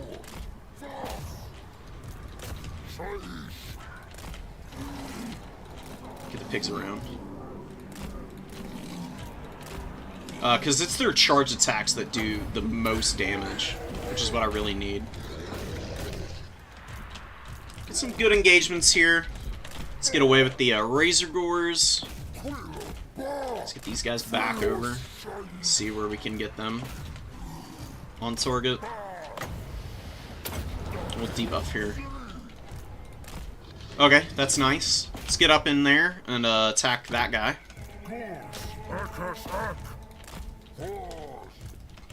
Run, run, run.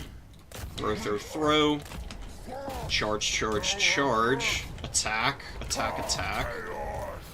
Let's go run over these guys now.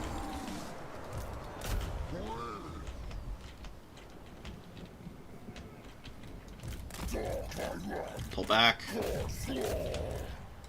They take some damage here. Pretty significant damage. How many models have we dropped here? Only a few. It's really not that bad, I guess.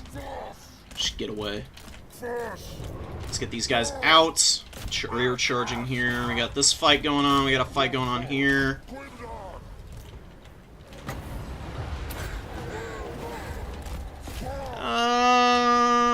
It could definitely be going better. It could also be going a lot worse. We're not trading very well, though.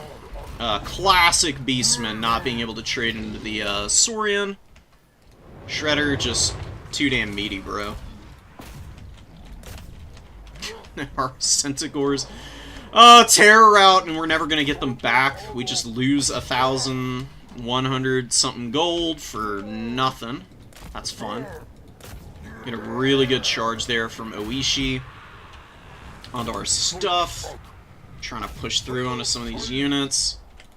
Let's try and get this guy away. I don't even know what to do against the Saurian, bro. It's so crazy. It's absolutely cracked in combat. It's so strong. It's just brutal. It's so hard to push against it.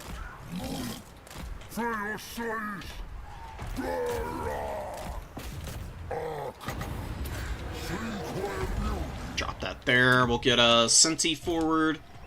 Maybe try and run this down. I mean, the freaking Gorgon was useless. I don't know why I brought it. Terrible unit. Absolutely pathetic performance from it so far. Maybe we can get it into combat and he can do some damage or something. Fire Leech Bolas are out. And all of our units are running away, dude. I broke down a lot of the infantry, which is great. Need to kill these guys, though. Let's get over here. Maybe just mass chariots is the way to go. Let's get these guys out. We got a Razor Gore over here. We got some rallying infantry. Sentis can go in here. Just beat this guy up. Let's get the chariot out. How are we doing on points? Not bad. It's just value trading, dude. How do you value trade into these builds? It's literally impossible. Malagor is trying to beat the Slan and just cannot manage it. Let's get these guys out. Ow. The Source Spears over there doing some work. Let's get away for our entire army terror routes. And we lose them all. Bombing run. Thinking about it. Oh, it gets one in there. Senti's getting run over. We got a little bit of a fight going on over here. Let's try and get these guys away. Side charge here. I don't know what he's saving up for. He's got some Coldwind Spear Riders coming in, which, you know, figures. Makes sense. And we're doing some good damage to the Lord. I don't think we can kill him, though, is the problem. But we actually broke him, which is nice. Let's pop this here. Let's get this guy over here. Let's go over here. Now we can land there. Let's go over here. Let's go over here. Killed all these guys, which is cool. Let's try and run them down. I think I need infantry. Come on, guys. Go do things. For real. Charge there. Malagor, get out of here. Because I'd love to be able to chase this Slan off in the slowest chase of all time. It'd be so nice. Stupid Gorgon, man. Useless boob.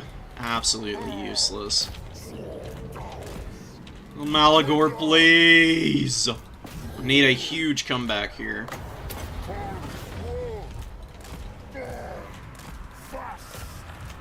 Let's get these chariots away. Let's just run in here. I think I just needed more chariots. I honestly think just ignoring the Saurian is like the only thing you can do in this matchup. Like trying to cap all the objectives away from the lizards isn't a bad idea either.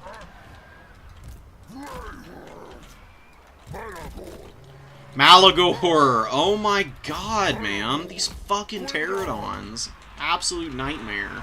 Trying to interact with them. What the hell is up with that?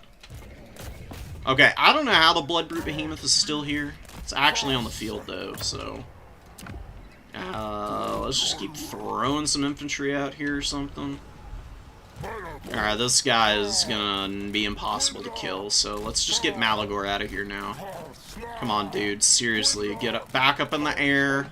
Stop getting killed by a pterodon, please. It'd be so nice.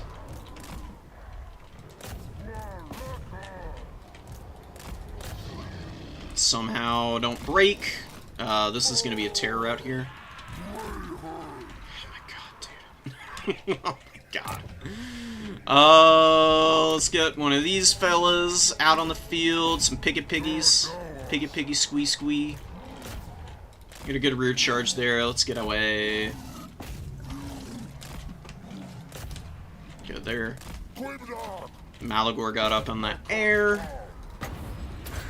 Flock of Doom this. Let's move across the field.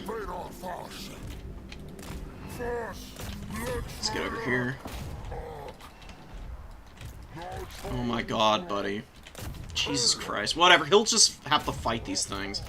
Because he is doing absolutely nothing to actually escape from them. Send a gore herd over. If we rear charge these guys, maybe we can break them down in time. Okay, they didn't really get a volley off, which is awesome. We're gonna pull out now. Just gonna keep harrying here. Malagor's gonna try and kill these guys. Got these Senties over here who are looking decidedly lost and confused. We actually killed these skink skirmishers here. So let's try and wear these Saurus out now. Woeful tidings. The enemy has captured one of your victory points. Still got a double cap. Infantry. Malagor actually won that fight.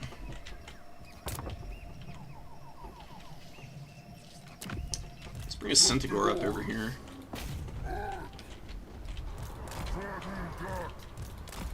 You get the rear charge. Let's go up over here and run these guys down. Run, Malagor, run! Run, Mr. President. Yeah, here comes... Look at this dude! They're like full health and they run away immediately. What the hell? Why? I don't appreciate it. It's not a fun experience, man. It's so miserable. Get away.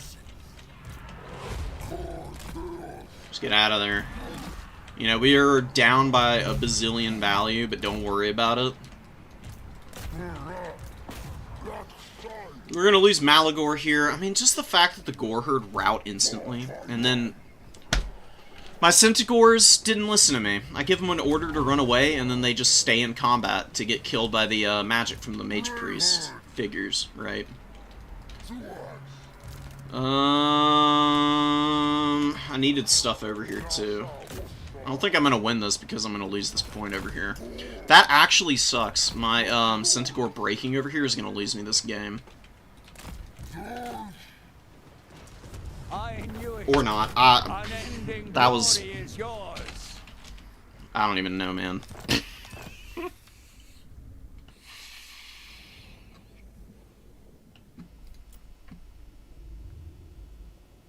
What?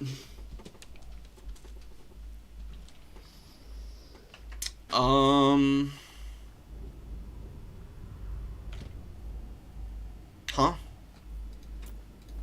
Damn, Malagar got 2,400 value? Holy shit. 4,700 on the Shredder.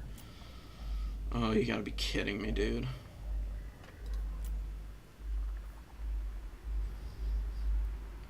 I don't know, man. I don't feel like I deserve that win. That was goofy. Yeah, seriously, I'm failing upwards big time. What the fuck?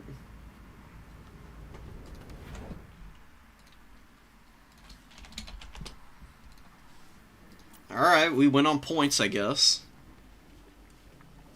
We did just enough to be able to hold on to these objectives somehow. We're gonna get into top 4 with that win. I don't feel like I should.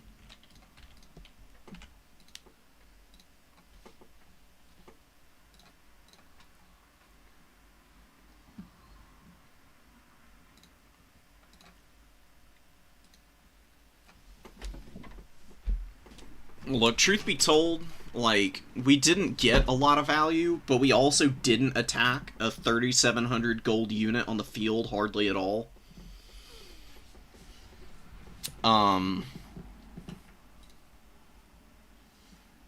Make it make sense, guys. Seriously, make it make sense, because it doesn't. It's absolutely crazy.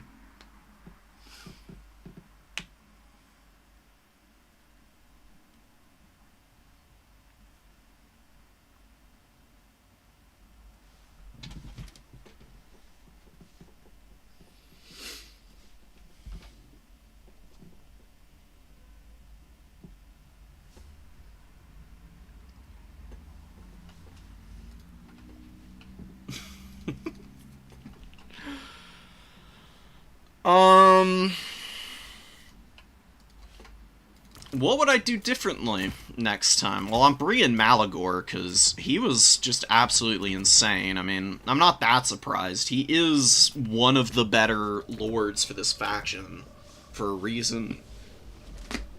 Excuse me. The Centigore sucked. Honestly, I'm just gonna spam Razorgore Herd. These things are too cost-effective, in my opinion. Like, they're crazy. They did a lot of work that game. They got some big damage in on a lot of the infantry as well. I'd bring the Butchers of Kalkengard, but what's going to happen against the Shredder is, you know, they're 62 speed, it's 60 speed. They're going to get poisoned by the Howdah, and they're never going to be able to get away from it. I tried something like that in the first game with double Great Weapon Minotaur, and it did not go well. I think just spamming garbage out onto the field is how you beat the Lizardmen there. Like, just shit tons of infantry. Razorgore chariots were absolutely insane. And you just keep them off the objectives. And you use the Grog Hooves and some Centigores to maybe try and corral the big monster. Just as much as you possibly can.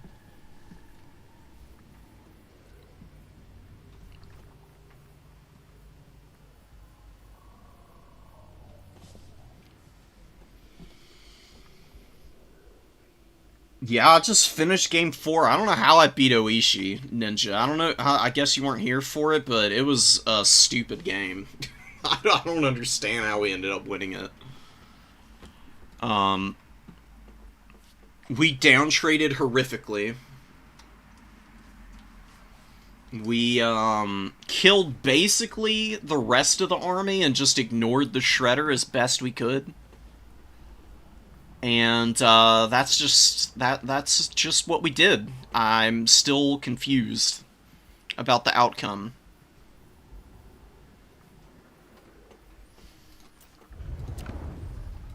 Like, shock doesn't really adequately explain what happened here. Honestly, I think Oishi would have won if the Fire Leech Bolas never came out. I did not fear these things at all, hardly. I don't feel like they were very impactful either. Oh, I got you. I mean, no worries, dude. But yeah, I just played round 4 and, I don't know. It was just a bizarre game. Like, it was like playing in a dream. Am I gonna get top 4? Probably not. My, tiebreakers are pretty weak right now. I think we're gonna lose out to Anticity. He's got one more op point than me. And I didn't play, Tom or Martin. Damn it, dude. No. I swear, if I had $1 for every freaking time I won 5 games and didn't make it into the top 4, or 3 games and didn't make it into the top 4, I'd be a wealthy individual.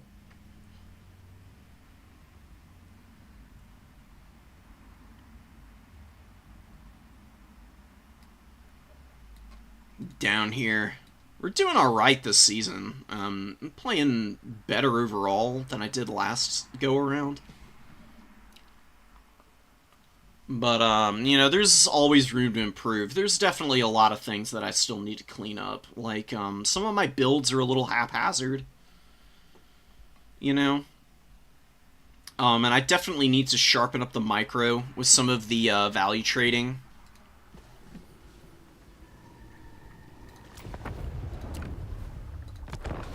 But it's been good otherwise. I think we're just gonna go ahead and get into the, replays we've got left. Unless somebody comes in and tells me that I somehow managed to get into the top 4, I think we're on the outside looking in. We did do this one already. So where are we starting from? Did we watch Coast? Yeah, we did. This was an unfortunate stomp by the Vampire Coast on those poor little rats.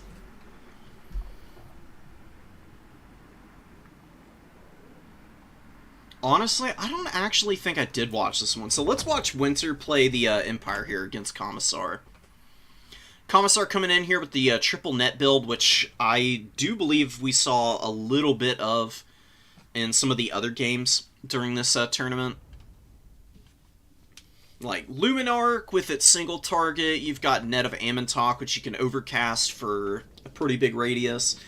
And then Marcus with his, you know, AoE snare. It's just nasty to go up against. Like, I've run into this build on ladder before. It might have even been a game against Commissar, but it's so hard to push down the Empire when they've got triple net. It rarely works out in your favor, because just the fact that they can stack them too. Like, say your opponent overcasts Net of Amontok, hits like 3 of your expensive units as they're trying to push in. They get 20 seconds to pound them with gunfire. And then Marcus just drops a net over the top of it as net is wearing off. And they get another 11 seconds. That's literally half a minute in which your units are just getting annihilated. And then anything else that's still left, you know, you got the Luminarch. And it can also hit your opponent. Skaven, though, Skaven can skirmish with the Empire pretty nicely. They got a lot of Doomflayers here. And this is just going to play right into Commissar's hands. Honestly, I think what Skaven needs to do in this matchup is go for Jezzails. Because Jezzails actually do beat Hawklands in the range duel. Provided there's no healing. Oh my god. Oh, Ikit, dude, get out of here. You gotta pay attention. Like, number 1, Winter, if you're watching this, if you see a Luminarch, your expensive SEs, hide. They do not walk out into the open field, because this is what happens to them. They just die, and then you're not going to value trade at any point favorably from then on out, and especially with a low leadership faction like the Skaven, you cannot afford to lose your lord like this.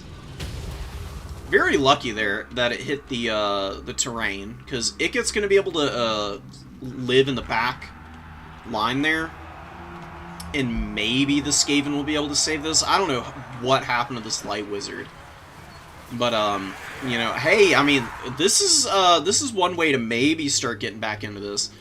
The Doomflayers just jump all over the Light Wizard. Somehow they beat him up, and he's routing.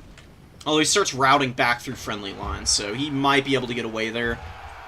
Doomflayers need to get up and start running over the crossbows and the archers. Flagellants as well will be a good target. And they need to stay away from the damn Zintler's Reichsguard, because those guys are dragging down this Doomflayer over here. These are very expensive units. You cannot afford to let your 1050 Doomflayers downtrade the entire game. They are amazing at flattening infantry. They have so much damage potential against them. I mean, the bonus is 35. So their weapon strength gets buffed up naturally up to 95, which means they kill models outright more often than not. Like, you can see the Sigmar's Sons down to about half HP, and they've lost almost half their models. So they're very efficient at killing infantry. Very bad against Cav ever since the nerf. Like, they used to be absolutely broken against cavalry, too. But, you know, CA finally adjusted it. It's not nearly as bad as it once was. And the Doomflayer is just going to be rolling around, getting on top of the crossbows, crushing some spearmen, but they are stuck in here pretty bad now. The Zintler's Reichsguard, just poking away, man. I mean, 600 value is pretty decent considering they're fighting an armored target there. Oh, the Teeth Breakers. Beautiful line of sight here. Goodbye, Spearman, man. Taking serious damage. Luminarch is getting pounded a little bit. It's getting shot at by the Jezzails here. They're pretty damn accurate. Natty Bubos, amazing unit. Absolutely insane. One of your better value pieces for the Skaven. And, I mean, you can see more Jezzails waddling in. The rest of the Skaven army is having some problems, though. Very inefficient trading from a lot of their really expensive pieces, but pushing back the Luminarch, they've occupied the attention of the Zintler's Reichsguard for a while. If the Teeth Breakers and the Jezzails are able to shoot these guys down before they're able to just run over all of these weapon teams, maybe the Skaven can get back in this. Their front line is on its last legs, though, which I'm very worried about. And the Zintlers do find their way onto the Teeth Breakers. Like, yeah, the weapon teams have good armor, but their HP is just so piss poor, and the melee defense is also incredibly bad, so they are probably not going to be able to hang in here.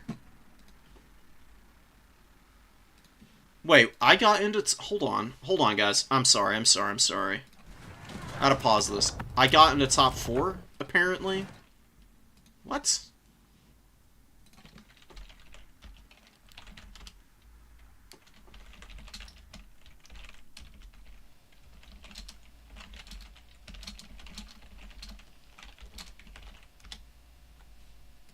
I thought I was outside. How the hell did I get in? Did somebody drop?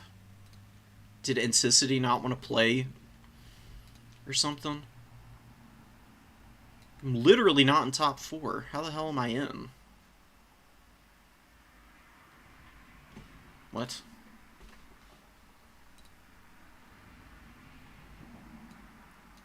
Oh, Leech Lord dropped. Oh, whoops. Shit. My bad. Okay. That's what I get for not paying attention. Oh well. So we gotta put this on hold. We gotta get in and play Stelios.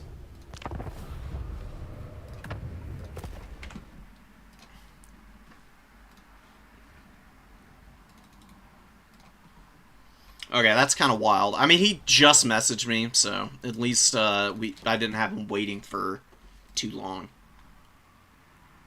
Holy shit. Okay. So we got Rifts at World's Edge, the Blood Grove, and Road to Talabheim. Who's top of bracket? Do I ban? Oh, I get the map ban.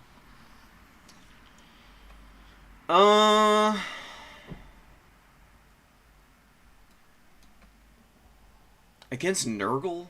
I don't care about playing on any of these maps, honestly. They're all really good Beastman maps.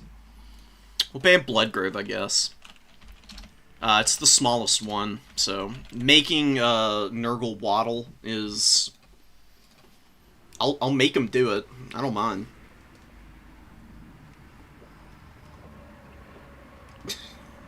Okay. Well, sweet. I'm sorry to not get through that replay that we were doing, but, you know, it is what it is.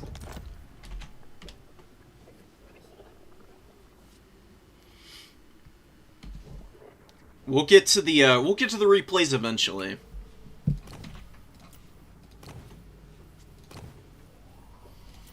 Exciting times we live in. I go with my meta build.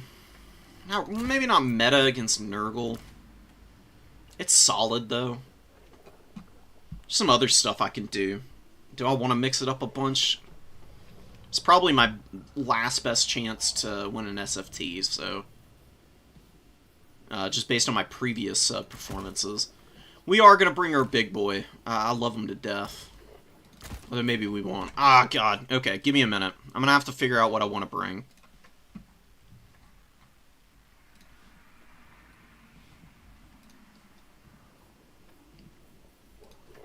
We're going to be playing Road to Talabheim. That's fine. It's a good map.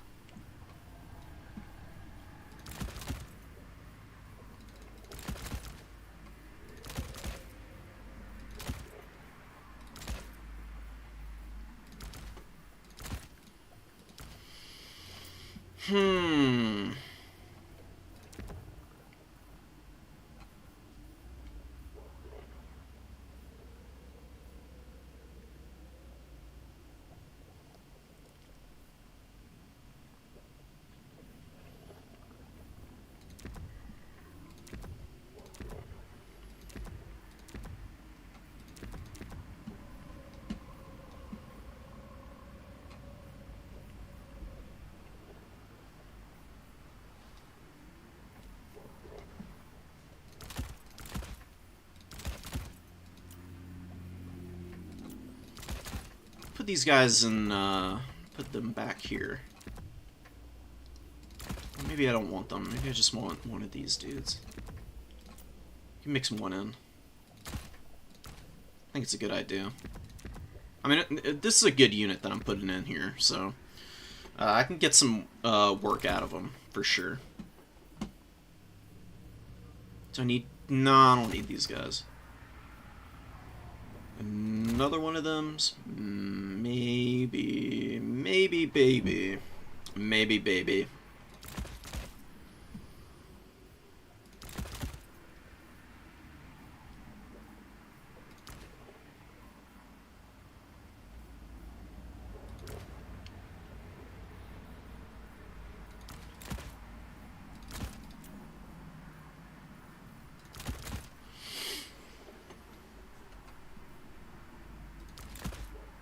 Yeah, you know what, we're gonna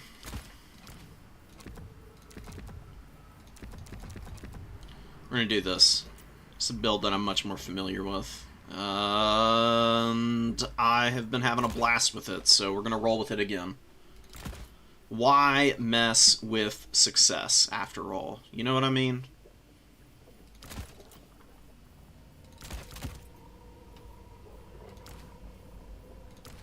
Do I need this guy? Probably not.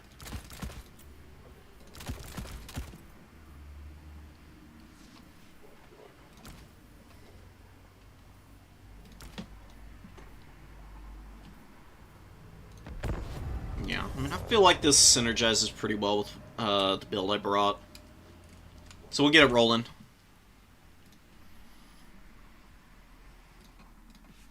I'll swap back over here. Can we do it? Maybe.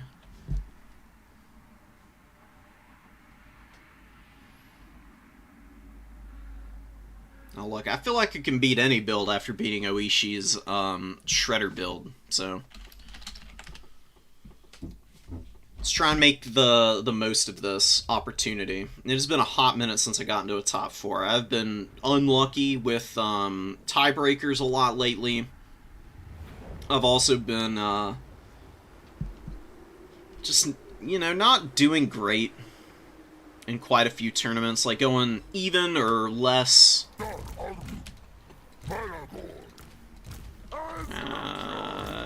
It can be in Group 5.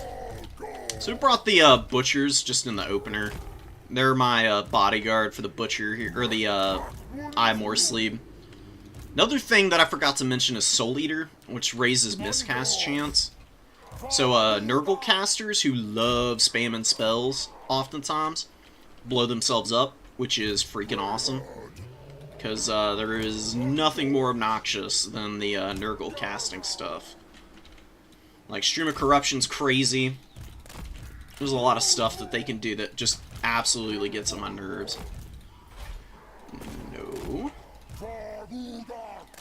I'll be here. These guys will be here. You make sure the spacing is right on these units. There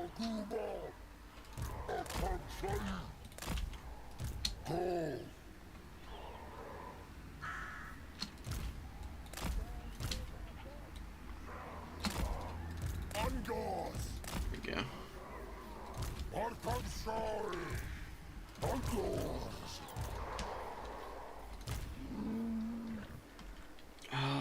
This guy will be Group 2, and these are Group 3. Okay.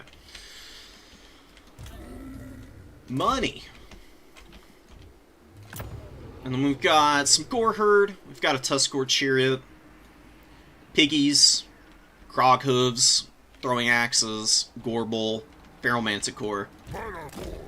The usual mainstays, and Stelios is rocking 9 units, so it's gonna be a pretty tough build probably to get through. But I think we'll be alright if we just stick with it. I'll put the, you know what?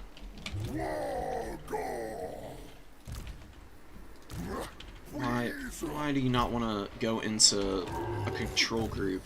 Hello? Whatever, there we go. So Wargore's got the Will of the Dark Gauze, which gives a nice little buff to melee defense for the Butchers. They're just gonna pal around with our boy here all game. Make sure these guys get right up on the line. Alright, and Stelios is ready, so we can just get it kicked off.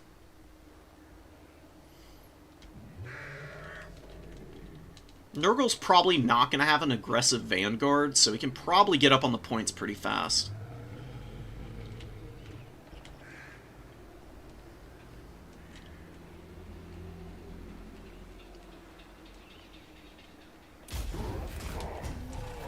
Noxbringer. None of this is super shocking. Oh, the Rotting Riders are here. Okay, we're going to need a little something for the Rotting Riders.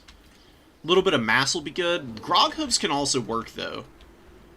They're damn strong. We're actually going to go over here and help our infantry formation, because Rotting Riders are looking to get after them. So let's immediately rotate these guys so that they're facing the right direction. Get some shots coming in. It doesn't actually hit anything. Let's throw a boulder just to harry our opponent a little bit here. Very nice dodge. Last second dodge too. Okay, let's back up and we'll get our Grog Hooves out now. Yes. Yes, come here. This is actually brilliant. You want to come within range of my unit.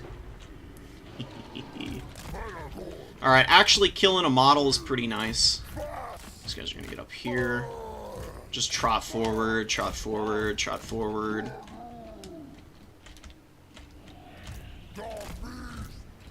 Oh, these guys got absolutely hammered. Rip. Misses. That sucks. That's okay, though. Let's hit some of these Marauders, or actually these Forsaken here. And we'll get these guys in the trees for now. Really good ability there. Stream of Corruption. We got the Angels of Decay coming out. Really good micro from Stelios right now. Wow, the Plague Toads actually took a shot there. Kept on ticking, too. Goreherd are going to be good here. Let's get out of here.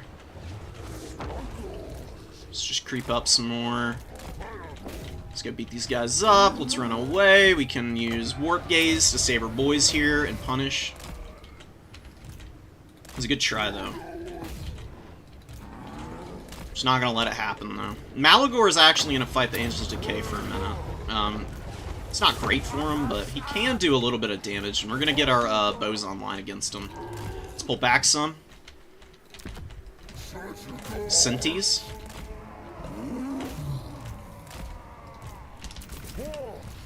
I don't think I braced in time, but it's still fine for me.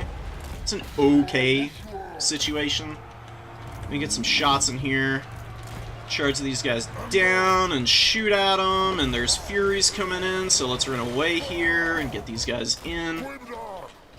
Zangors are pretty good at peeling Furies. You can always send the Butchers over. Although they're fighting the Rotting Riders, so we need to stay there and keep at that.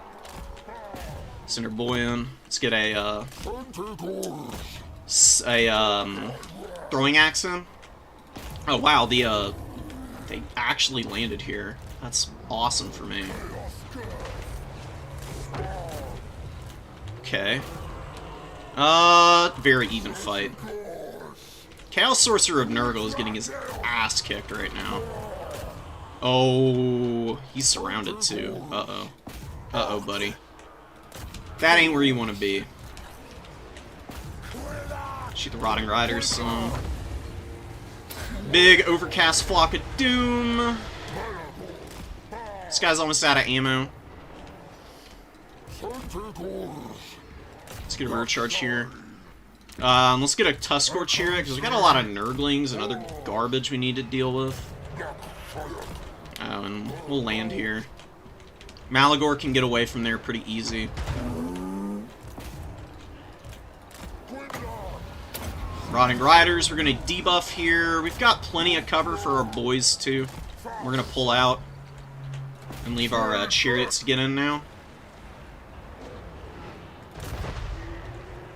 Just need to keep hammering the Rotting Riders, and they're going to go down in just a minute here. They're taking a lot of damage, and we're holding up pretty well in the fights right now.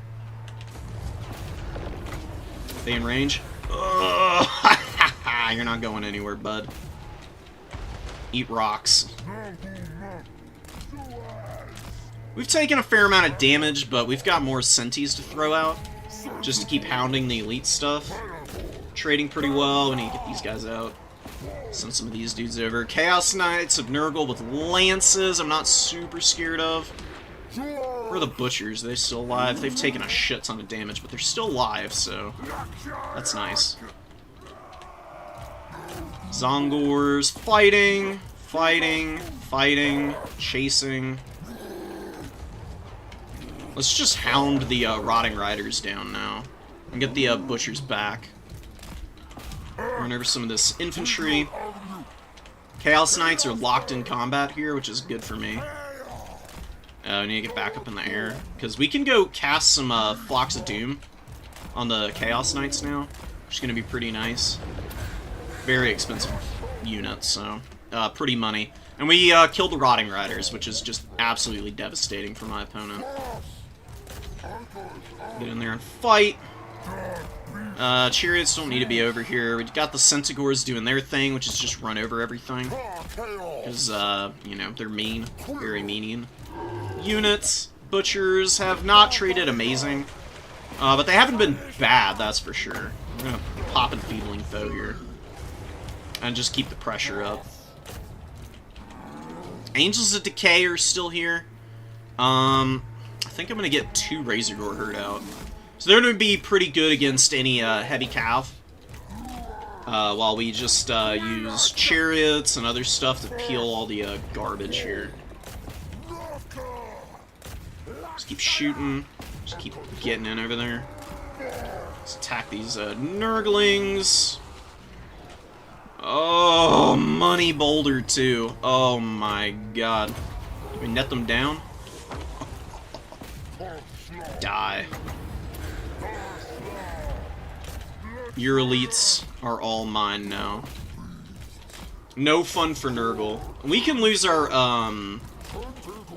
we can afford to lose the, Ungor Raiders. They traded really well, believe it or not. They were absolutely clutch. Now we got a bunch of Garbo we can throw forward. We'll just go over there, I guess. We'll attack these Chaos Furies from the rear and break their leadership, and we'll kill this stuff here. We'll get back to the point. We're running over some more Nurglings. We've got Plague Toads coming out. Just regular old Plague Toads, too. And we're gonna do this. Recharge those guys. And we'll get the points back. We got plenty of time to cap points. I'm not super worried about it right now.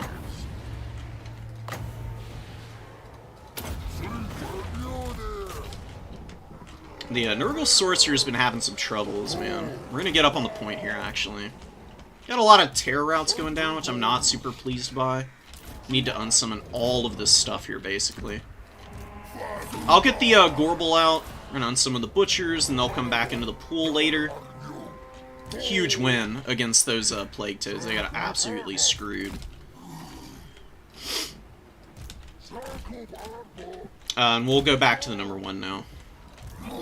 Look at the Butcher, or the Eye of Morrsleep, bro. Just standing here, just having a whale of a time. Now it gets to fight the Noxbringer. Noxbringer did get rid of the Razorgore herd here, which is unfortunate. We got our infantry swarm on the way in. We're gonna unsummon these guys. Summon these guys too. Where are these dudes? That's fine. Unsummon them.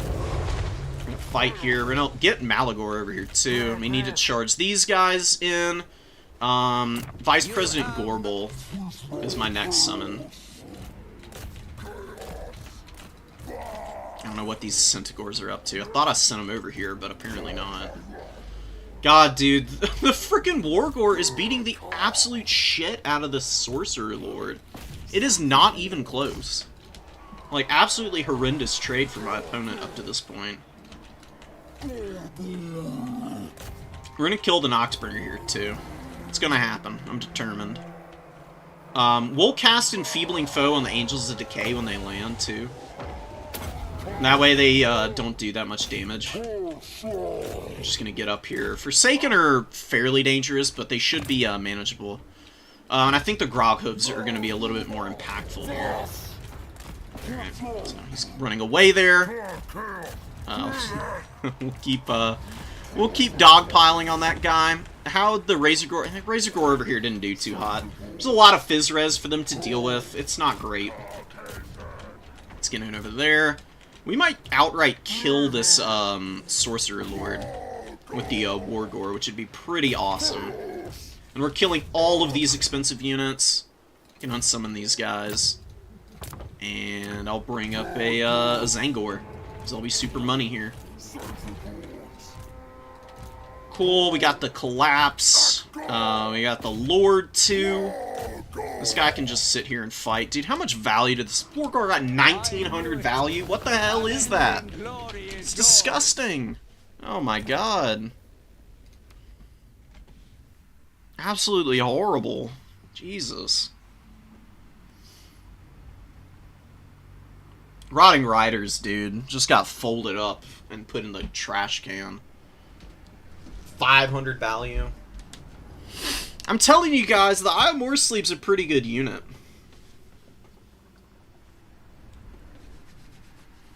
It's pretty gross.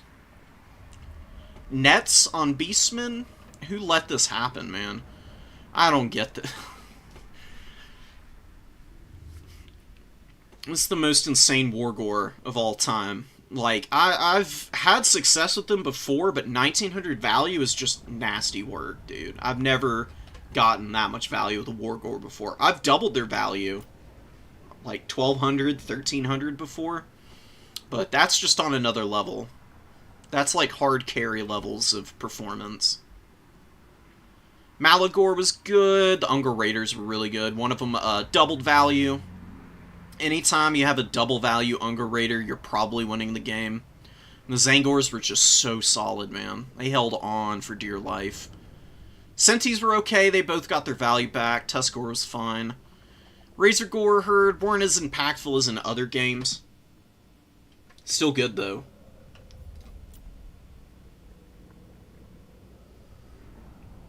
The Angels of Decay were trying, dude. But I think of Stelios.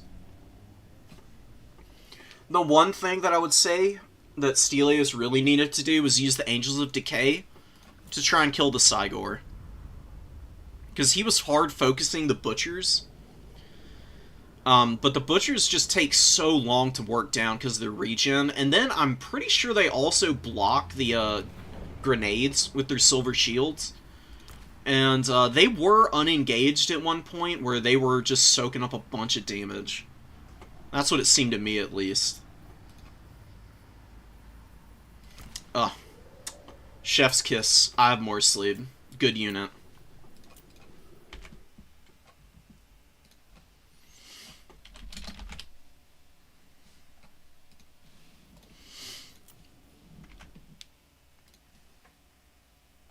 How's the other side of bracket looking? Oh, it's gonna be a Beastman mirror match? What? Okay. So unbanned Beastman for one tournament, and we get a Beastman mirror in the final. Of course. Of course, dude. Who's shocked? Right? Absolutely ridiculous. And what do we bring in the mirror match, though? I have no idea how this works.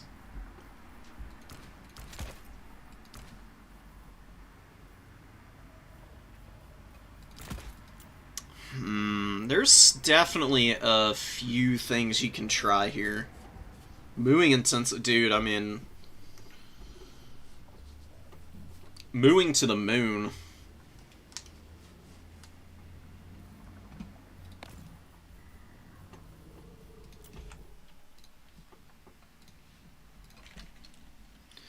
Lost Temple of Sotek, Dunes of Cain, Glade of the Everqueen.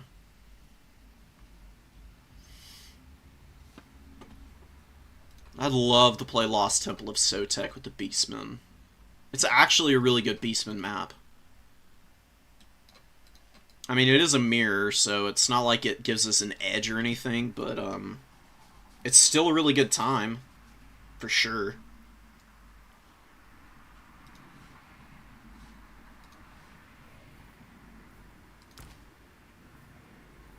I just don't know what to bring. I've never played a Beastman mirror. So that's what I'm a little confused on. Like, I don't know what units are actually effective in the mirror match.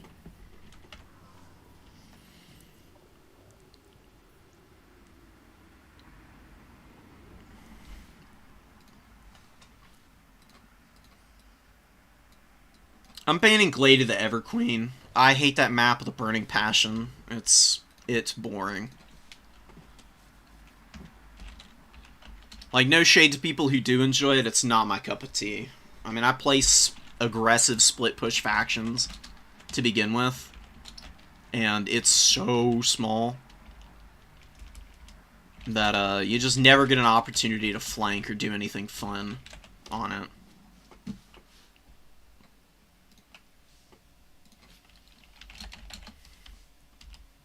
Yeah, we're playing Dunes of Cain.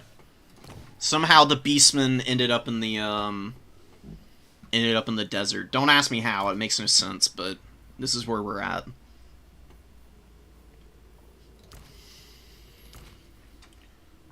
Or pull away for a minute. And figure out what we want to do. I need to also check something real quick.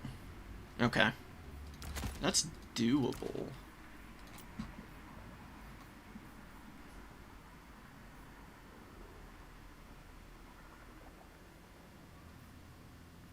kind of a big commitment. Is that really worth it? I don't think so. I don't think this guy's going to be very good.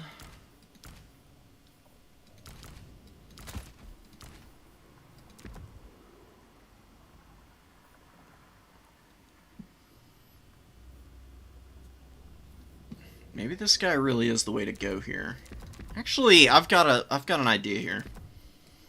It's not like a super exciting idea per se, but it is one that could pay off for us, like big time.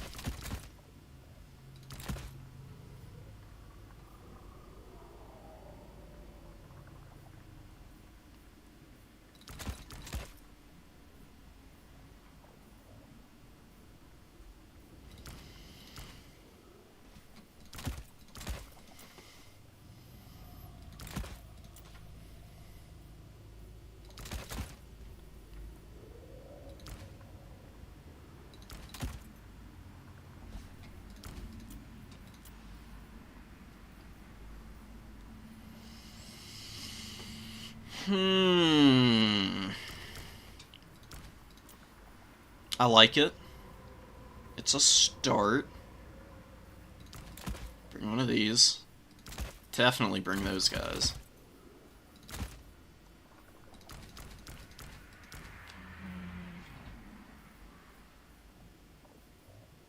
Honestly, I'm kind of comfortable with that. I don't think I need any more. What are the units that I don't have an answer to? I've got one right off the bat that I need to have a contingency for. Although, actually, I already have something for it. I don't know why I'm worrying about it again. I literally put this other thing in my build for exactly that.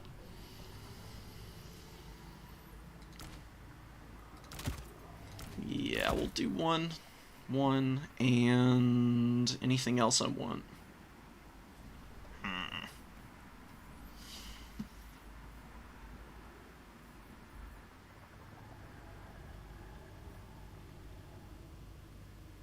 Now you've got 1,125 gold and don't know what you need in your army.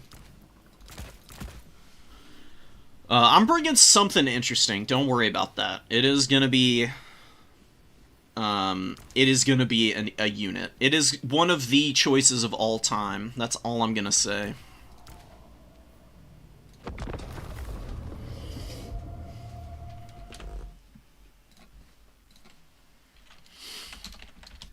Alright, hopefully I don't just absolutely throw.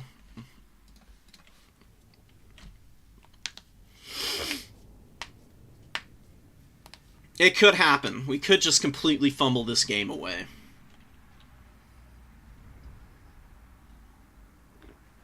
Or what we brought ends up being an absolute nightmare for my opponent that he doesn't have answers for.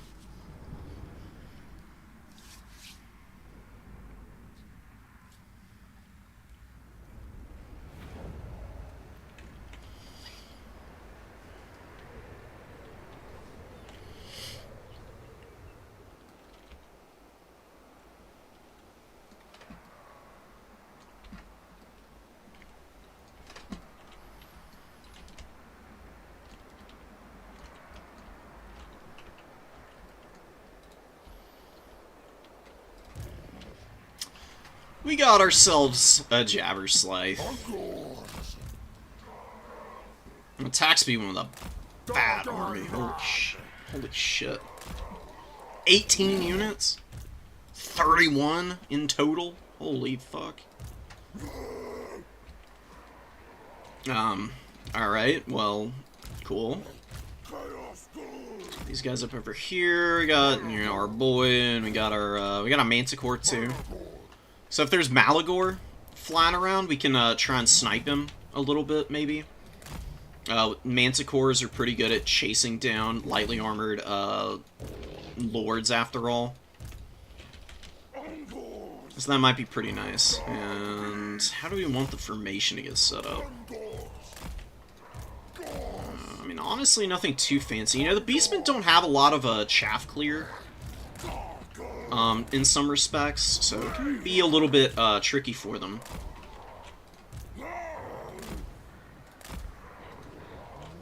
And they could just, like, flatten us with, you know, Centaur Rush. But with 18 units, I don't actually think that's going to happen.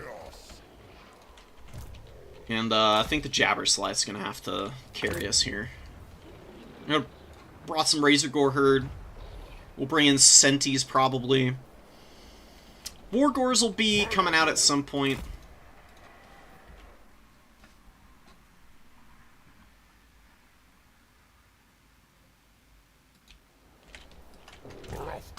Alright.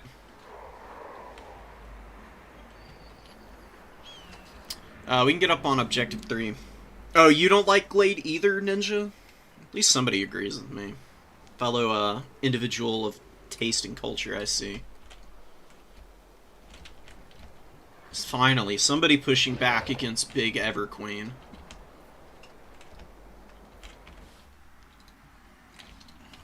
Oh, already gulfed and hoofed. Alright, let's see if Happy moves intensify or we just go down in flames, because this build is kind of risky. I mean, a Jabberslythe is 2100 gold. It's probably the difference of the 5 units that my opponent's got versus what I have on the field.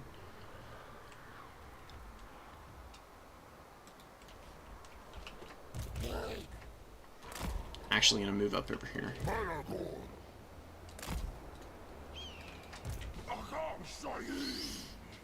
Because we can stick the corners of our formation on the edge of the point here.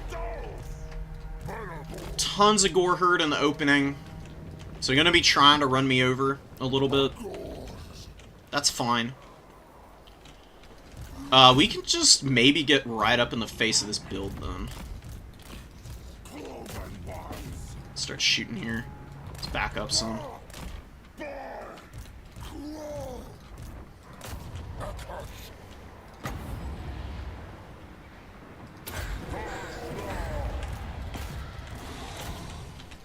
Yeah, here comes the missile play. Let's get out of here.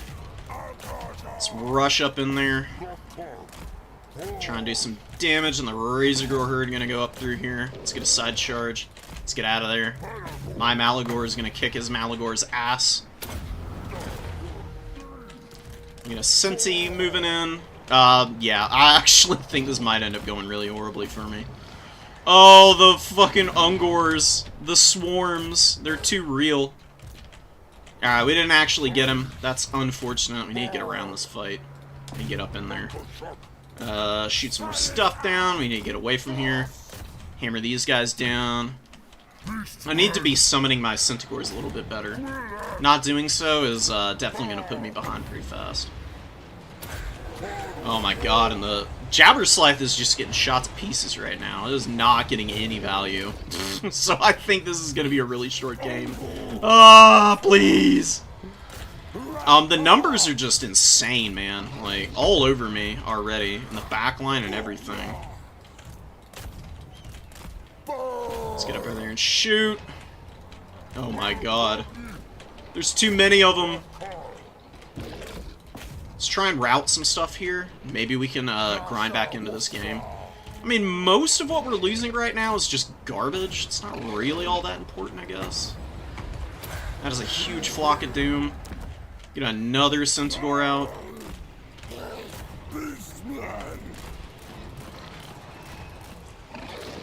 I mean, it's eating a bunch of arrows, which isn't great. Really good void there. We're gonna get in here. Try and shock these guys down a little bit. Get up over there and charge. In that fight. Maybe we can make it happen. Oh my god, the Jabberslythe. Every time I stop giving it orders, the Ungor Raiders are just gunning it down. And I'm just losing a ton of momentum. Okay, the Gore Herd, obviously not a very good unit. I don't know what the Centaur is doing back here. I completely forgot about it.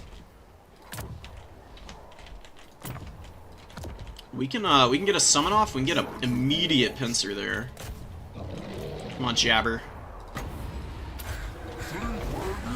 We just can't, we can't break through his Centaurs in time, so mine are not value trading very well.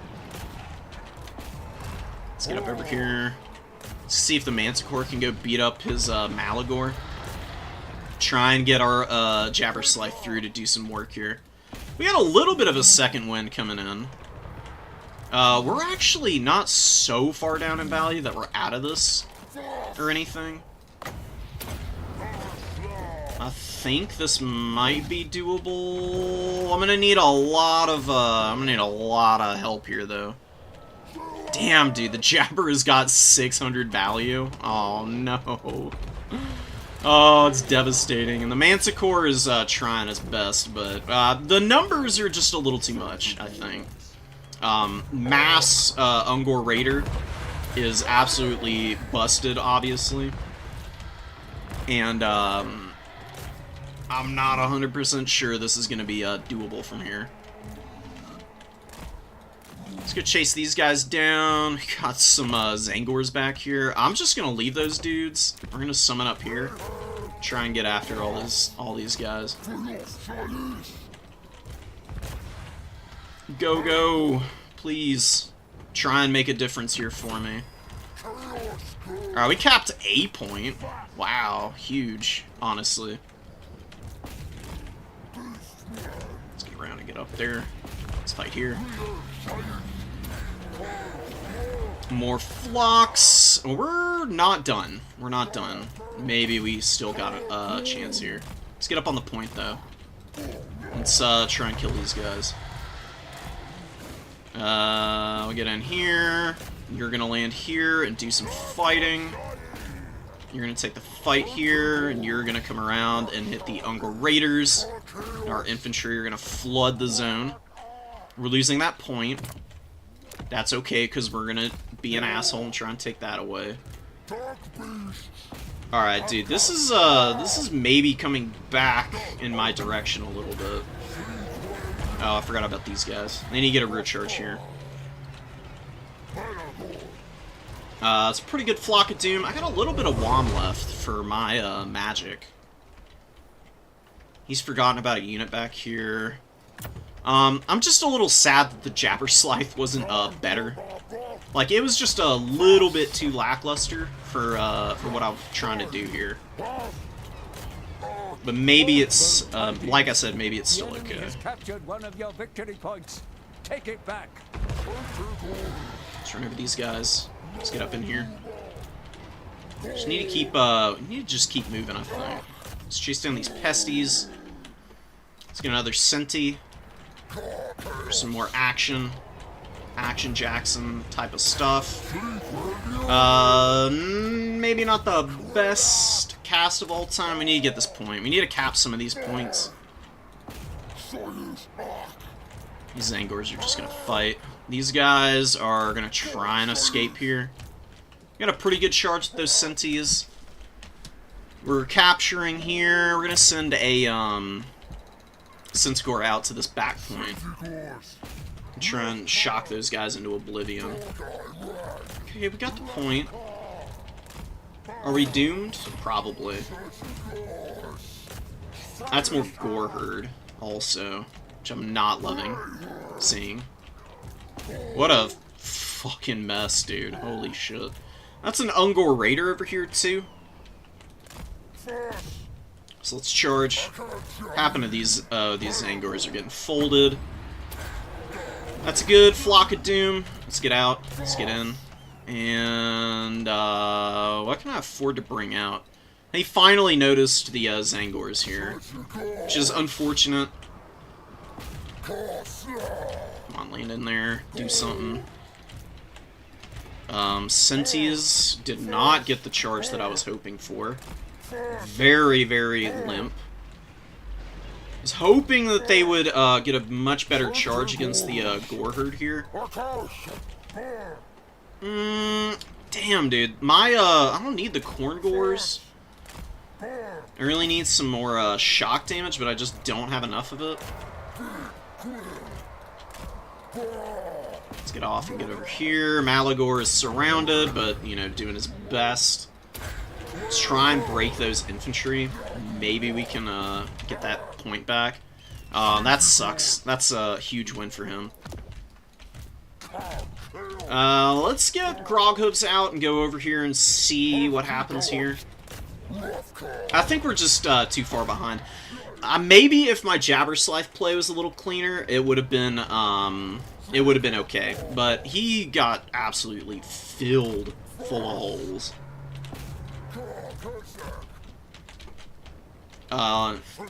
Maybe no Manticore would have also been a good idea.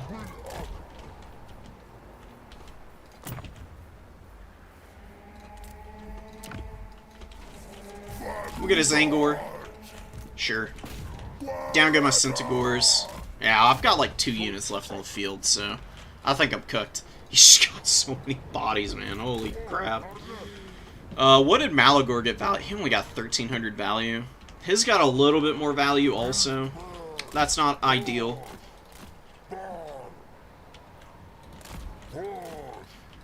So Razorgores, Manticore.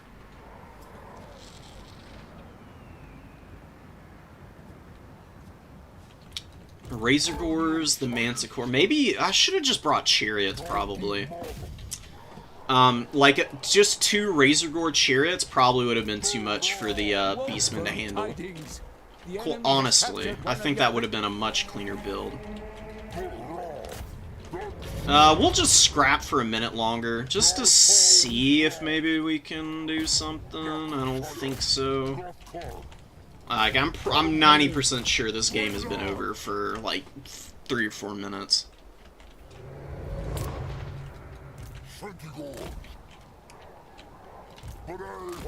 But I'm happy to have finally gotten back into a finals, and you know, we'll work on improving from here.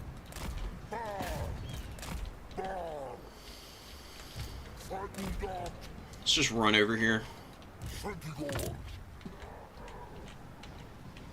Ah, he's too smart. I was gonna see if I could run him over the Vanguard and he would just get hammered by a Corngore or something.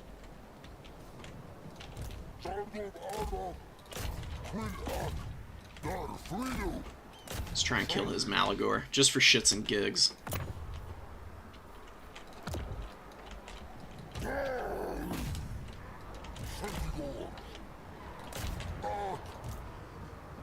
Yeah, beat him up.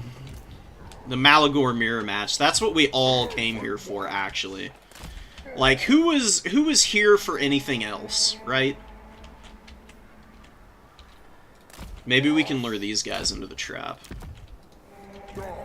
He's probably gonna notice. I mean, I've got like 2 units on the field. He's got like a bazillion. He's running away again. We're gonna go cap the point, just because we're gonna, you know, try and do something smart. Oh, and there's a rear charge on the Zangors. We're doing an okay job. I'm happy with them, but there's definitely a lot to be desired here. Alright. Really well played. Much cleaner build than mine. The Jabberslife was a big risk that it didn't pay off. I brought it because I thought maybe attack speed would bring a Bestigor rush or something. But he didn't. He just brought a shit ton of Ungor Raiders and Goreherd.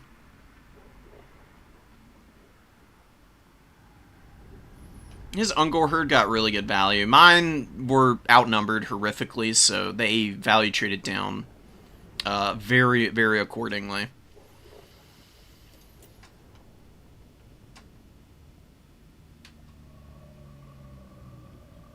My Centigores did really well.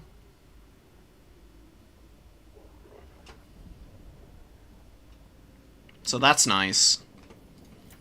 I'm honestly thinking about not bringing the ROR Jabber and bringing the standard version, or next time I bring a Razorgore Chariot Rush, because a bunch of Razorgore Chariots would have just absolutely dunked on this army. And I normally do bring at least one, but I wanted to play with the fancy unit, which I think got me mega punished. In another life, I think the Vorbagland Broodmother would have been good. So, we'll cut that next time. I'm gonna... No shit. I'm telling people now, I'm calling my shot. If you want to try and counter it, go for it. I'm bringing triple Razorgore Chariot into the Beastman Mirror match next time. And we'll see what happens with that. Because 3 Razorgores is way too much for a bunch of crappy Ungors to stop. Even Goreherd would struggle. Like, they'll do a little damage, but loose formation infantry get absolutely shit on by Razorgores. It's really funny to watch. The Piggy Herd, I'm not bringing them next time. They were bad. They were also here for Bestigors. We didn't have any Bestigors out on the field, so we just got hard punished for it. But maybe Kazarak could be good, too.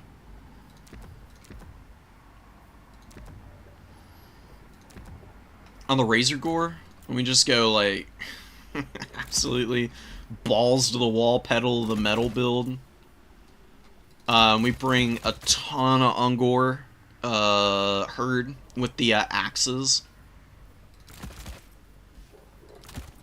Maybe a couple of these guys to back it up. And we can bring a super cheap caster. A Wilds caster wouldn't be bad, but probably just Shadows with Melkoths and Enfeebling, and then you bring them on the Tuskgore.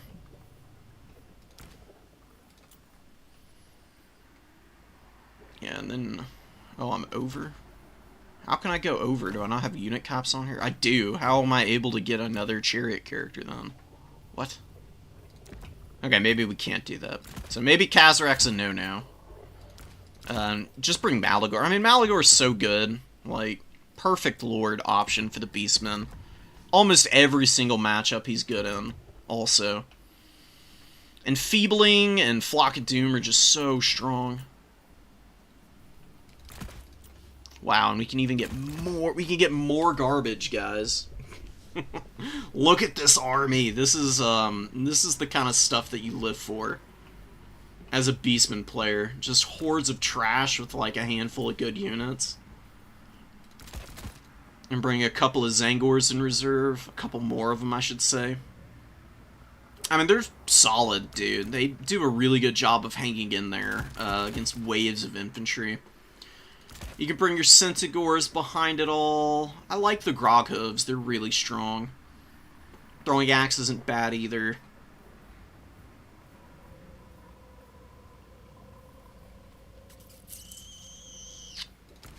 Bush's a Kalkengard could work. Cause terror, so could run stuff off the field. It's something to think about. No more chariots. Sad. Many such cases. Quad chariot build.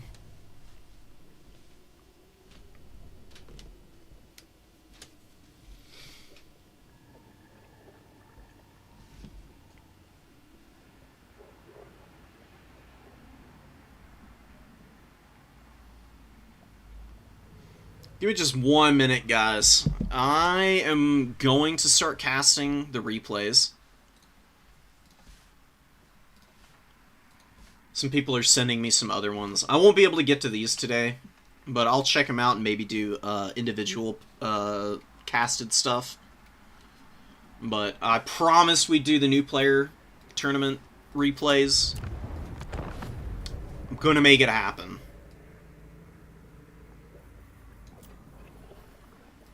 We didn't finish our game between the Empire and the Rats.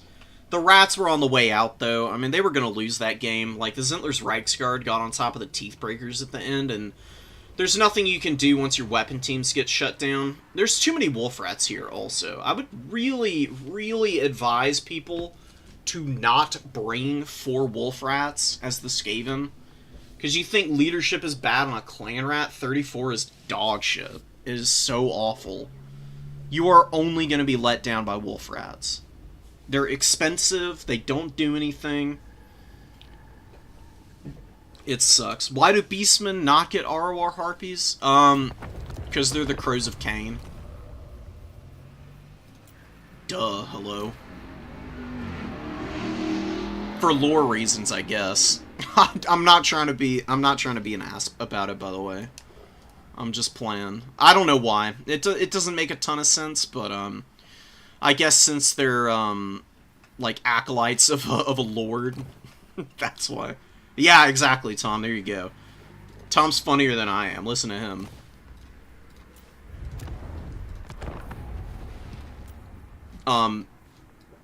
Alright. Back to my last point about wolf rats. I do think you can bring one. I like the utility of the magic damage in AP variant, because they actually do a lot of damage if you get a good engagement with them. It's just really important not to lean on these things. But if you bring one and you can get it engaged onto the rear of a Empire Knight, goodbye Empire Knight. The Empire Knight will die if you get a good engagement with these things. That's really the only thing they're good at, and against a stiff breeze, they'll just flatten. They'll die immediately, and it's going to be really bad for you if you've got a bunch of them on the field at once. Yeah, let's go. We got Ninja going up against Law Dogless. That's a pretty cool name. Interesting build. Azag, I don't love Azag. And against vampire counts, I think he's probably especially mediocre. Like, Azag's good in matchups where you can Lord Snipe, or at the very least try and Lord Snipe. Vampires, you can't do that against at all. He's gonna lose to the Strigoi Vampire Lord. Like, this Strigoi is gonna absolutely beat the living shit out of him. And we're on the wrong unit scale. Whatever. That's okay. So, a little bit less HP, as you can see. And the Spirit Leech is going to be a little less effective, of course, because of that. But not that big of a deal. Invo is scales, anyways. It doesn't actually change in effect, despite unit sizes changing. You know, I mean, it kind of makes sense since it's percentage-based. It'd be kind of weird to change the amount that it actually heals. But I guess in a way it makes it a little less effective, but no, it doesn't. I mean, it's the same no matter what. Don't listen to me babbling about it. We got zombies, we got Graveguard, lots of Graveguard actually, 3 of them. You don't see that too often from Vampire Counts players, but armor checking the greenskins can work out really nicely, especially when you've got a lot of healing for that armored infantry. Like, Graveguard are pretty sauced, and they will beat Orc Boys really badly. I mean, they absolutely dunk on them. And then, if they're with a corpse cart and they keep getting healing, they are never ever gonna die. Oof. Oh, man. Okay, so, pretty even trade here. The Night Goblin Squig Hoppers fighting against the Dire Pack here. Pretty much dead even trade. I mean, they're both 650 gold. The Dire Pack win and actually have a little bit of leadership left, so they're not going to crumble out immediately.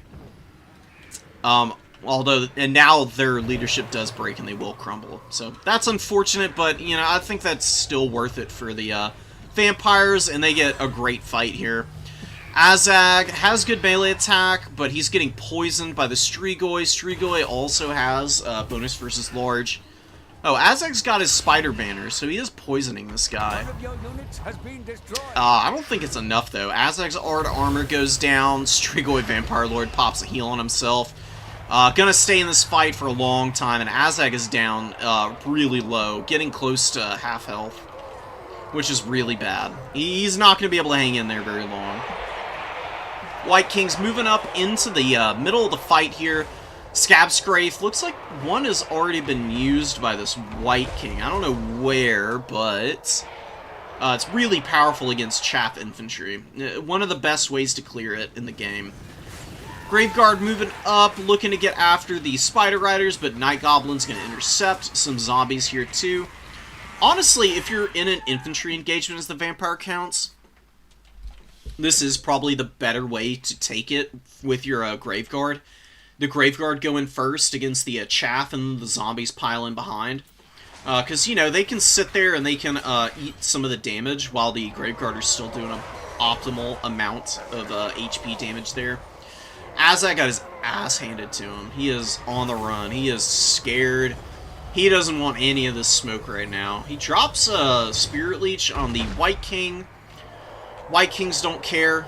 He's just going to get healed up at some point, and they're hard to kill anyways. I mean, they got good HP pool, really solid melee defense, and a good bonus versus infantry with, you know, fairly mediocre melee attack.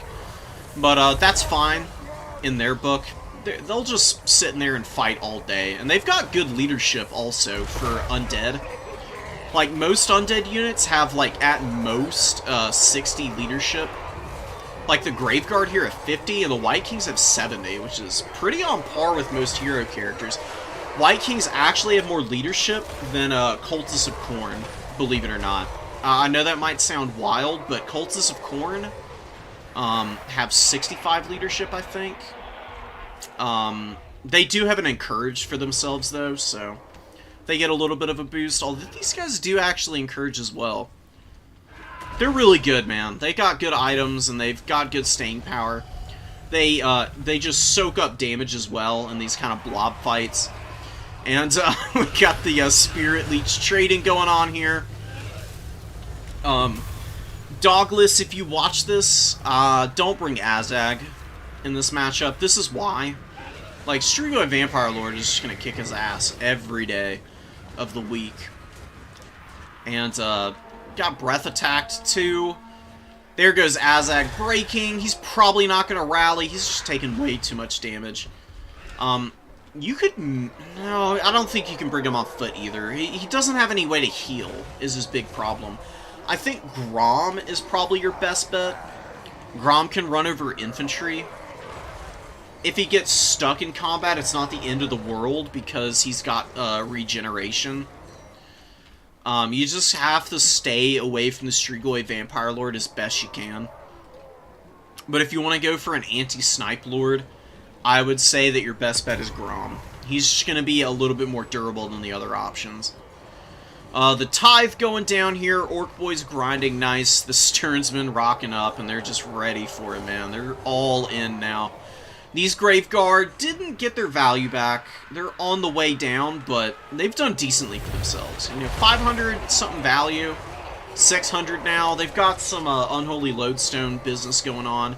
Is that a heal on them? What's going on here? Oh, Invo is on the Cryptors. Although, I would say this is a good spot for an overcasted Invo, but I don't know what the magic situation is. I know there's some mods that you can download that gives you more info. But, I really do think that, it's nice to be able to get overcasted Invos onto blobs as much as possible. Because it's just so nice. I mean, it's a big heal. Keeps your stuff in, fights a lot longer. And I think healing magic also raises leadership, because I think spell effects boost your morale, which is awesome. As I get Spirit Leeched back there by the Strigoi, Strigoi lands on the Goblin Rock Lobber, which hasn't gotten a lot of value. 222 with only 28 kills. Was probably shooting Graveguard, would be my guess. Ain't bad, but Boar Boy Biggins get absolutely shreked by the halberds here. You got 500 value. You know, maybe I'm too harsh on the Graveguard halberd. I've never liked these things. I've always thought they were kind of bad, but I don't know. Maybe this is something that the vampire counts really needed and can actually get some good value out of. It does help when your opponent is kind of diving onto your units like this, though, because these Boar Boy Biggins, they got good shock damage, but staying in this fight for as long as they are, they're just going to go down here in just a minute. Devil's Schwarzhofen landing on top of them, starting to grind out some good value. They've got the hunger, they've got the melee attack. They've got all the damage to finish this fight off here. And this is a full table for the greenskins, basically. They got no supplies. There's an absolute crap stack waddling out onto the battlefield. We got 3 zombies, 2 skeleton spears moving up. There's some skelly spears over here on the number 3 objective. There's direwolves in the back line, chasing down some boar boys. Oh, and the acid burpa coming out. I love this thing. I don't like going up against it, but it's a cool unit. It's one of those collision damage SEs that you need to be careful of in this match. Any matchup against the greenskins, because it does a obnoxious amount of damage. And the acid burps, it's a small radius, but on cavalry and stuff that blobs up around it, it's actually insane how much damage this does. It is brutal. It absolutely shreds infantry and other targets. You can see it hitting here. Look how much damage it's doing with that ability. Like, look how quickly it racks up value with that. It's doing obnoxious damage to the devils as well. 1,300 value in like half a second. One engagement and it got its value back, basically. So, you need to be careful with this thing. If you can rampage it before it gets its acid burps ability off, then you can usually deal with it pretty effectively. But I mean, this monster costs 1,800. It got into combat for about 5 seconds and immediately value traded all of that in return, which is pretty amazing.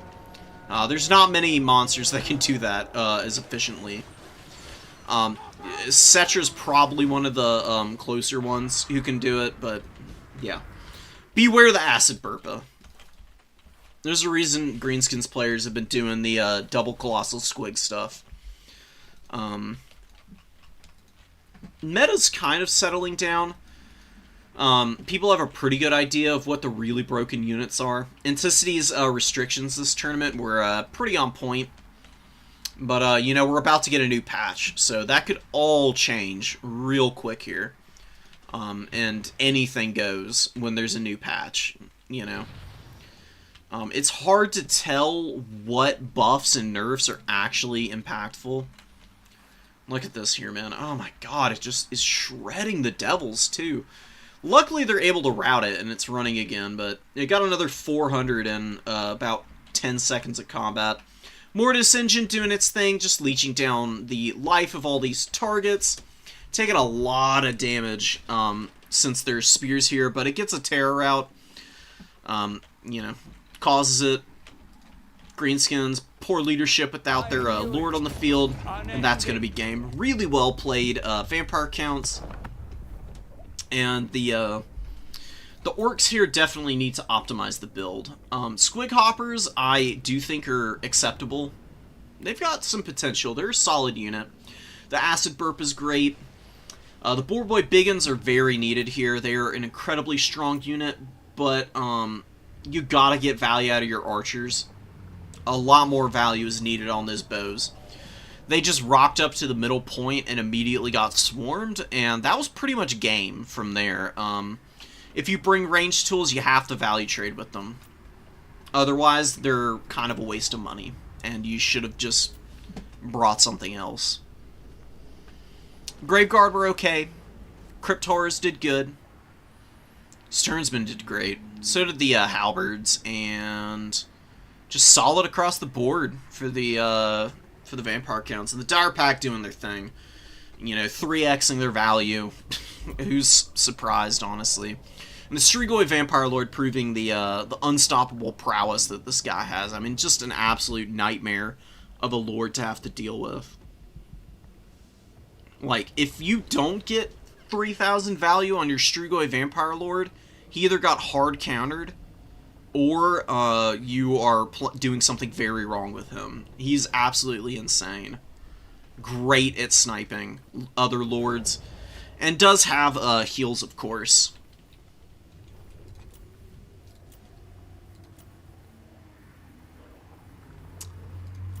Empire Kislev, we've got Goot versus Commissar here. We didn't see this one already, did we?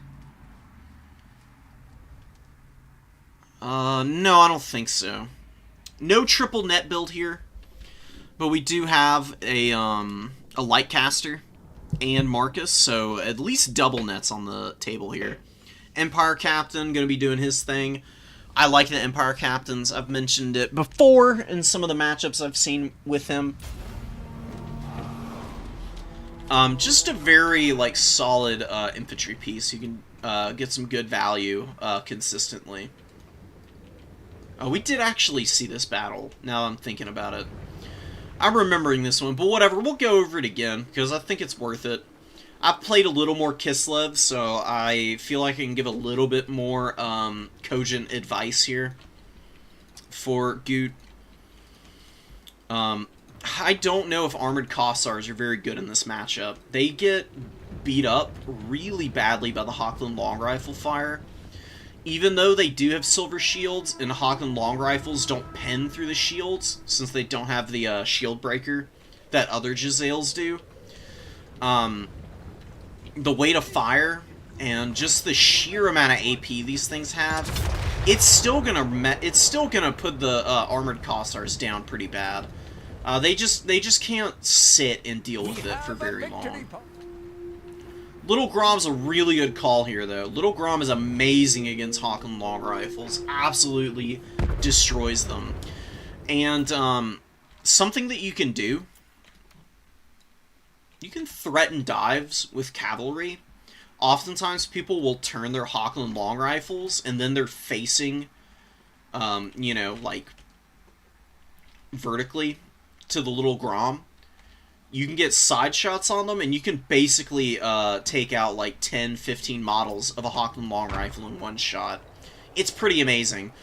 Also, one last thing. The Ice Witch with Tempest Magic, very strong option. I don't think you need Blizzard against the Empire. Hawks of Miska is a much better call. Gust of True Flight's cute. It's not bad. You mostly just want to cast the damage spells, though, to clear out the infantry. And you can just swarm with Kossars. Like, Kossars with spears, sword Kossars. Just a horde of them will be really tough for the Empire to contend with in the mid-game. And also, you should probably not bring her on the big worm. What I think the best option is for Kislev in this matchup, you bring double Little Grom. You bring all the Kossars in the world. You bring a Druzhina. You bring the Druzhina with restock, because then you can give ammo to Little Grom all game. You will never run out of ammo, even with 2 of them on the field. You've got the Patriarch with Soliacs, and you can sit back with the Little Groms. Every time they get shot at and get low, you can just pop Soliacs and heal them back up. And the Druzhina can just sit there with them also. He can poke at Marcus if he wants to. He can poke the Light Wizard from range, since Net only has 100-meter range. Druzhina has 180 meters. And he's also got an Arrow of Kurnus type ability. I've done a little testing with it. It's really good against horse characters. I mean, it does so much damage. It does almost 1,000 damage to horse characters. So if you can actually hit the Light Wizard with it, you'll chunk him down real fast. And that will open up avenues for you to rush into the back line and take out any artillery or missile units your opponent has. A little bit easier. You still got to deal with Marcus, of course, but, you know, always having that on the table is nice. Hailstorm goes down. Hailstorm's really strong, but it's not very good against Hochland type of units because they're so spread out. They're a very skinny unit as well. Empire Knights would have been a much better target for that Hailstorm. It does an obnoxious amount of damage. It's almost as good as Searing Doom, a little less good. I don't know why that is. It's got like the same profile in terms of damage, but I think the AoE is smaller. So, just focus on cavalry with those pebbles instead. And yeah, the Kislev Ice Witch is just looking a little like lonely here. Kind of like what happened with my Jabberslythe. There's just a bunch of missiles shooting her. She's having a hard time maneuvering around through just the sheer number of infantry that are on the field. Just doesn't have amazing targets to go and fight right now. She's only got 100 value. Like, big monsters like this are very risky against factions that can swarm with lots of missiles and just, like, cheap spears that can poke them down. So, that's why I would recommend not bringing her. And the Terror is nice, but not super important. Because Kislev's hybrid infantry are usually going to outtrade the Empire's stuff in a straight-up fight pretty easily. Swordsman scrapping. Goot, with some decent value, did a pretty good job of killing some of the Hochlands. One of them back here is basically gone. The Kossovite Dervishes got some really good jumps off here, but they just weren't able to finish all of these targets, like the Great Cannon that got attacked by the Horse Archers. Empire Knights peeled for it just in time, and the crew was able to squeak away. Now they're back on the cannon. They're just going to get fat value firing in on the Ice Witch and Little Grom, given the opportunity. And Little Grom here with 1100 value, you can see just how good he is. Very good at cracking open expensive range tools. Would also be really good against these blobs here, because the artillery shot is just devastating. It bounces through formations like nobody's business. Like, every time it, like, bounces on the ground like that, it does a little hop, it's cleaving through more models, and that's very effective damage. Really good Hailstorm there. First good Hailstorm we've seen. Ice Witch finally getting some decent value. But, Things in the Woods fighting spears is a no-no. They're very flimsy. They've got terrible armor. Melee defense is really low. And Empire spears, even with the debuffs that are active on them, have 25 or 15 bonus versus large with 25 weapon strength. They will poke these guys down really fast. They're pretty squish. Cannons, great cannons here, doing their thing. Reloading. Okay, fire. You just said fire. Why are you not firing? I want to hear the boom, guys. Come on. Drop the bass. Whatever. They're doing whatever it is they do. Ice Witch goes down. Very painful, losing your lord like that. Little Grom, still value trading, still chilling, doing his thing. Not sure what he's trying to shoot at, but I guess the tree is answering that question. Big sad, man. Hate to see it. Single trees, scariest thing in the game for an artillery piece. I am willing to bet that Little Grom's probably hit that thing 2 or 3 times also. Probably could have like 1700 value now. Is just missing out on the opportunity. Look how far the range is, too. Literally all the way across the map. I mean, 420 meters is pretty insane. Beautiful shot. Takes out 5 Demigryph models, man. How much value did you get from that? Wow, almost 300 just from one shot there. Beautiful stuff. Griffin Legion going to be retreating. Wolfheart's moving forward. Getting some shots in. Griffin Legion going to be peeling out. Good reaction from Commissar. And honestly from Goot too, who tried to get the Griffin Legion away. Another shot comes in. Only gets 1 model this time. But the Wolfhearts with the Griffin Legion and some Kislevite warriors closing the gap pretty quick. Ultra Griffites getting absolutely hammered here. Very painful. Good shot. Doesn't quite get enough value to be worth it. Trying to gun those guys down, but, you know. Little Grom, pretty solid. It's very rare that it doesn't get its value back, or up trade at all. And then being able to unsummon it, it's a pretty good amount of money you get back. I think you get 700 in return when you unsummon, when it's out of ammo, which is quite a bit. You know, that's a armored Kossar that you can bring out at that point. So, Empire with a few Hochlands left. Great Cannon, which is getting some good value now. It's been shooting these Zargard and the armored Kossars in the high ground. You know, very often when people bring artillery, the only reason it doesn't get its value back is they don't protect it, but Commissar is being rewarded very nicely right now for having done so, because these are very elite infantry that Empire State Troopers are simply not going to be able to handle in most circumstances. Even great swords will struggle. But a cannon being able to break them down at range and do so accurately, because cannons are very accurate, is awesome. Just fat value, man. And these cannons are only 800 gold, I think. Maybe they're 900. But that's pretty affordable considering they just get to shoot all game sometimes. And with 22 volleys, it will literally take all game for an unvetted cannon to fire its entire like salvos off. But these late game situations where you've got one and your opponent doesn't is what you live for as a person who brings it. Because they take up so much space. They can just hammer elite units from miles away, seemingly, and put your opponent on the back foot real bad.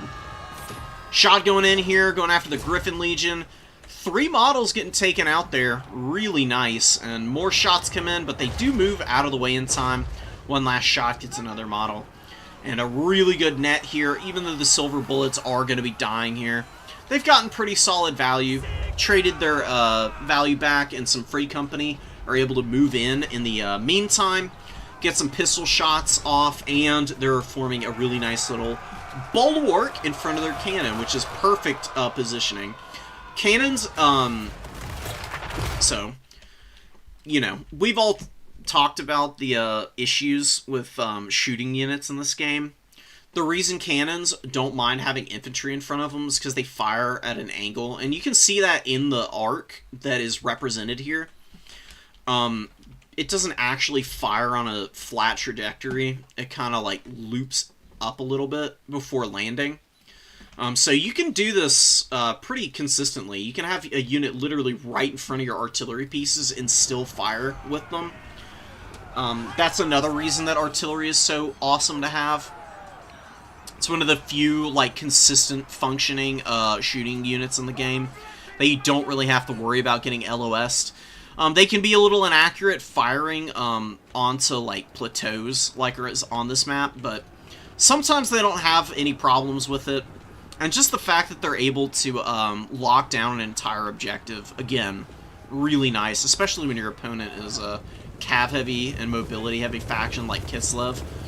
Like, Griffin Legion and Winged Lancers are basically a hard carry unit for Kislev. Anytime you're able to shut them down is usually going to be a really nice matchup against Kislev. They struggle so badly when their cavalry aren't able to value trade. Which they have done here. They've been pretty solid, but the infantry have faltered a lot here. And the early pushes into the backline, yeah, they yielded a lot of damage, but there's still models on these Hawklands. Like, these guys are still value trading. It's not great because they've lost so many of the models, but it's still something. Still something that you're getting out, and they got a ton of ammo left. You never killed the Great Cannon. The Great Cannon's gotten some fat value now. Paid for itself. Again, has 15 shots. Probably won't use them all before the end of this battle, but it's still worth having. And Kislev's just getting hammered. And being forced to grind against more Free Company militia, spears, great swords, all these goodies, man, that they're just not able to break down at this late stage. Griffin Legion going offline, Empire Knights chasing, getting shot, though, by Armored Kossars. I love Armored Kossars, dude, but I feel like they're one of the biggest culprits of being insanely finicky with their shooting. I don't know why, but they just seem to not want to, like, get their guns online often. They just kind of waddle around looking lost. And that's really shitty, you know? That's one of the big selling points of them, is that they are able to just fire the pistols in, and then go fisticuffs in melee and trade really well. They can get great value, but it can be a little bit difficult to get it out of them sometimes. Especially against wide factions like this, like Empire. Because they've got, you know, bronze shields on everything. Yeah, like, swordsmen have low armor, so they still get hammered by the pistols a little bit. But 5 volleys is not going to be enough to kill a swordsman, and then you lock horns in combat. By the time you've killed the swordsman, you've probably lost a decent chunk of your HP on the Kossars, and then they don't have any way to trade at range against the other swordsmen and spears that they get into contact with. And they just get dragged down a little too efficiently by swarms, oftentimes. That's why I say the Kossar swarm would be your better bet. Just the unarmored guys with the bows. They got tons of ammunition. You know, they beat Empire Swordsmen in a melee fight because they've got a little bit better stats. Not by much, but it is just enough to be able to edge out the Empire Swordsmen. And with the bows, they're hitting at a much longer range earlier. So you can thin out the Empire front line real early, and then you can also use that opportunity to push through onto the Hawklands and other tools that the Empire likes to bring.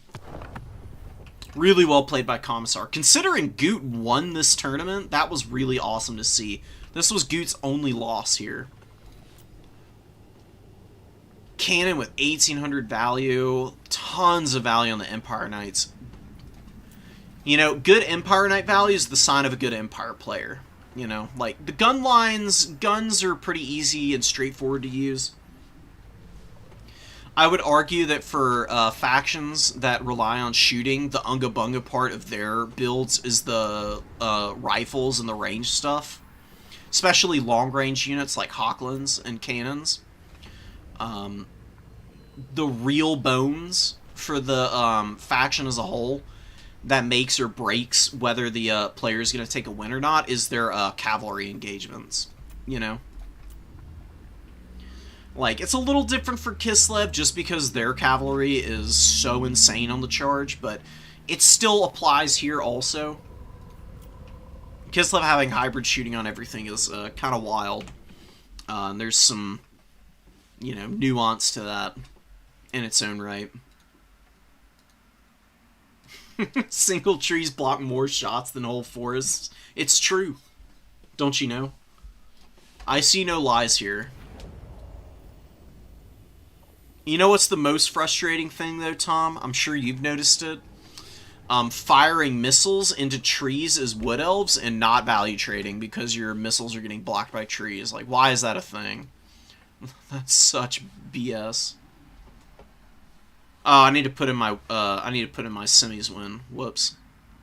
That way they can finalize the tournament.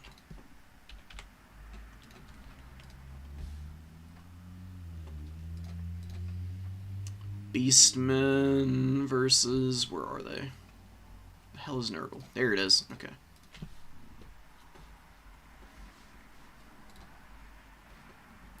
Sad day.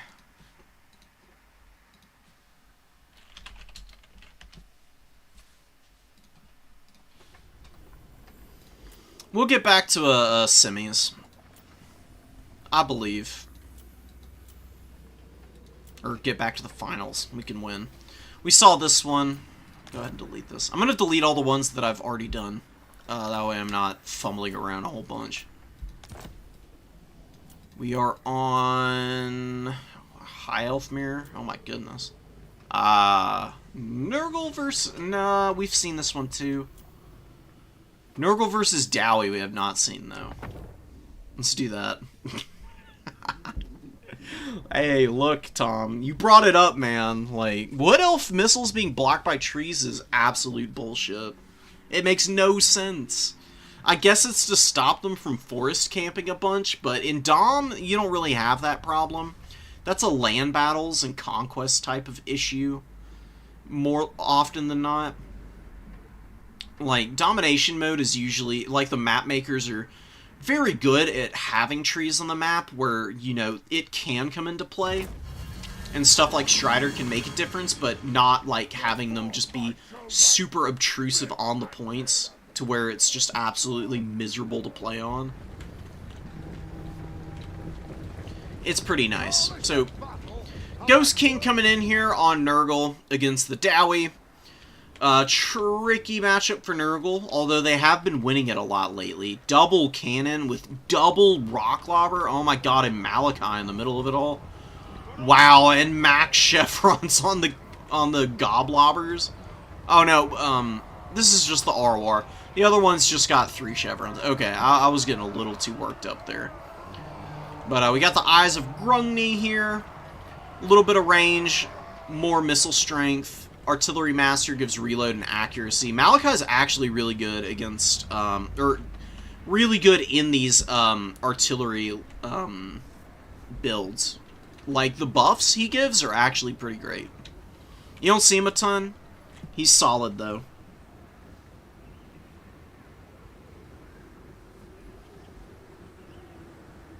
Oh, I didn't know that. Wood Elves have better tree collision? Okay. I mean, that's nice. It still sucks that they can't fire through, you know, a whole forest. You would think there'd be some, like, you know, mystical elf nonsense that, you know... It's like in Wanted, where the dude, like, shoots Angelina Jolie and he, like, curves the bullet around her. That's how I imagine the Wood Elves operate on a daily basis. This is not how you want to advance when there's artillery on the field.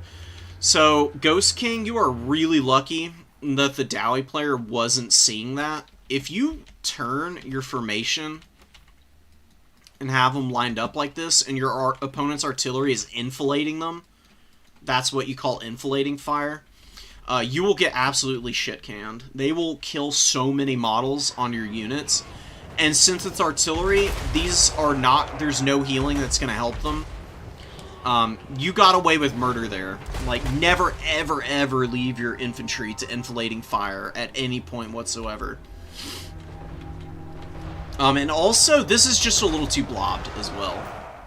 This is another mistake. It's not as bad as the enfilading fire one. But, you cannot advance your units, especially infantry, when there's artillery on the field, and they are like stacked up like this. Because even if a cannon misses the front row unit, which is oftentimes something that happens, they're going to hit what's behind them, and they'll still get value. And the worst case scenario is that the cannon ball hits the front row unit, kills like 5 or 6 models, and then the bounce kills another 5 or 6 on the unit behind it. It happens. I totally understand. But it's definitely something that you just need to be very, very careful and aware of. Because you will get hard punished. And the Dowie, they're artillery extraordinaires. They will absolutely dunk on you. And brutal damage on the Chaos Sorcerer of Nurgle there, man. And a little bit of Iron Drake fire, man. This is a saucy Dowie build. Like, they just went full out for capping one objective. They did get the middle objective too, though, since you were a little too hesitant moving up to get into the artillery range, which is honestly probably the right call, considering how much they have. Forgetting about Chaos Knights back here, that's painful. The thing that you could be doing with these guys right now, and get them up in the trees here. Dowie are really slow. So you don't have to worry about their vanguards that much. You don't want to, like, advance through their vanguard point, because you could get trapped by a summon. But you get them up in the trees, you roll them through this forest, you get them all the way up through here. And then you spring out to get on top of the artillery from there. That's the best thing you could be doing with those guys right now. Right now, they're not doing anything, and they've been forgotten about. Inflating fire. Getting absolutely trashed. Poor little marauders. You do get some pesties onto miners without taking too much damage on the way in. It's a pretty good engagement here. I mean, pesties will win this fight. You got some Furies coming in to screen the gyrocopters, which is very important.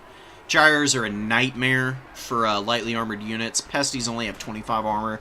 They get trashed by brimstone guns.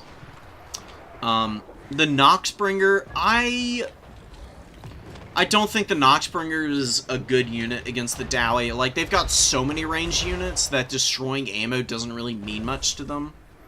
Because for every, like, salvo that you take off of one unit, they've got, like, 2 more that are, you know, sitting there with full ammunition and value trading against you and just laughing about it. It's so expensive, and this thing has to hit shots with its limited ammo. It's good in other matchups. I don't think the Dowie is the right place for it, though. Generally, the way Chaos beats the Dowie is just by getting up their face and pushing them back. You know, killing their miners early and then just like swarming with infantry into the backfield to stuff them off of points is how you win against the dwarves.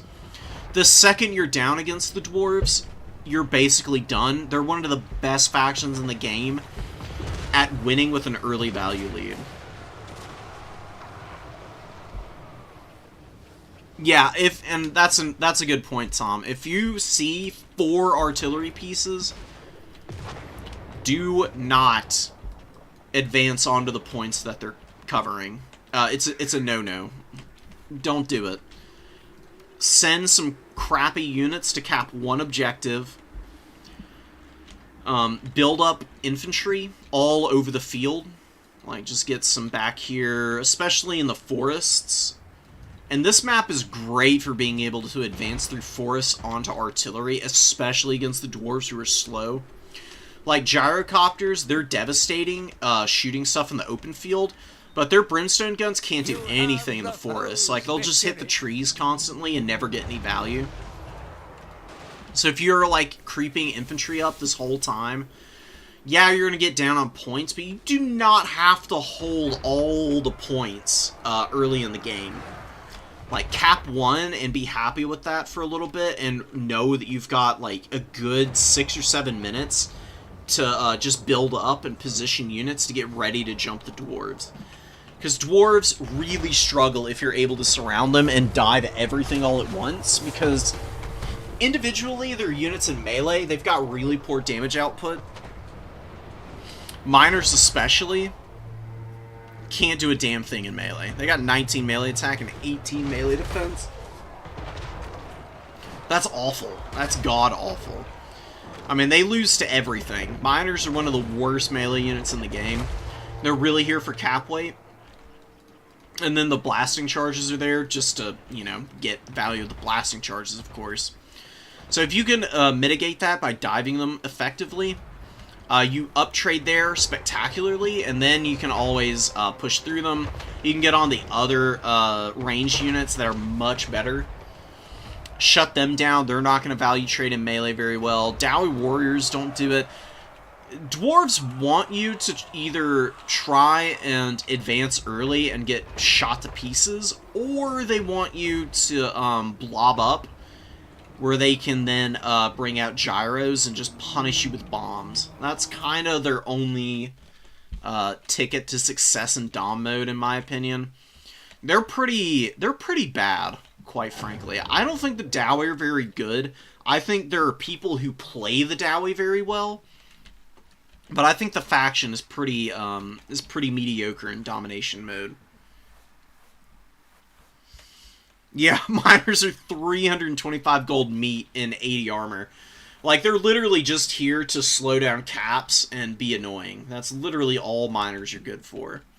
So, if you can avoid fighting the non-blasting charge variant, do so. They're slow as hell also, 28 speed, they're not catching anything. Never ever engage the melee variant. Walk around them. You can do it, I promise. Even as Nurgle, like, you've got, you know, Pestigors who have 42 speed. They can just walk around a miner. Use your Furies to dive miners with blasting charges, then you send the Pestigors in while the miners are engaged, because miners can't hit flying units with the blasting charges.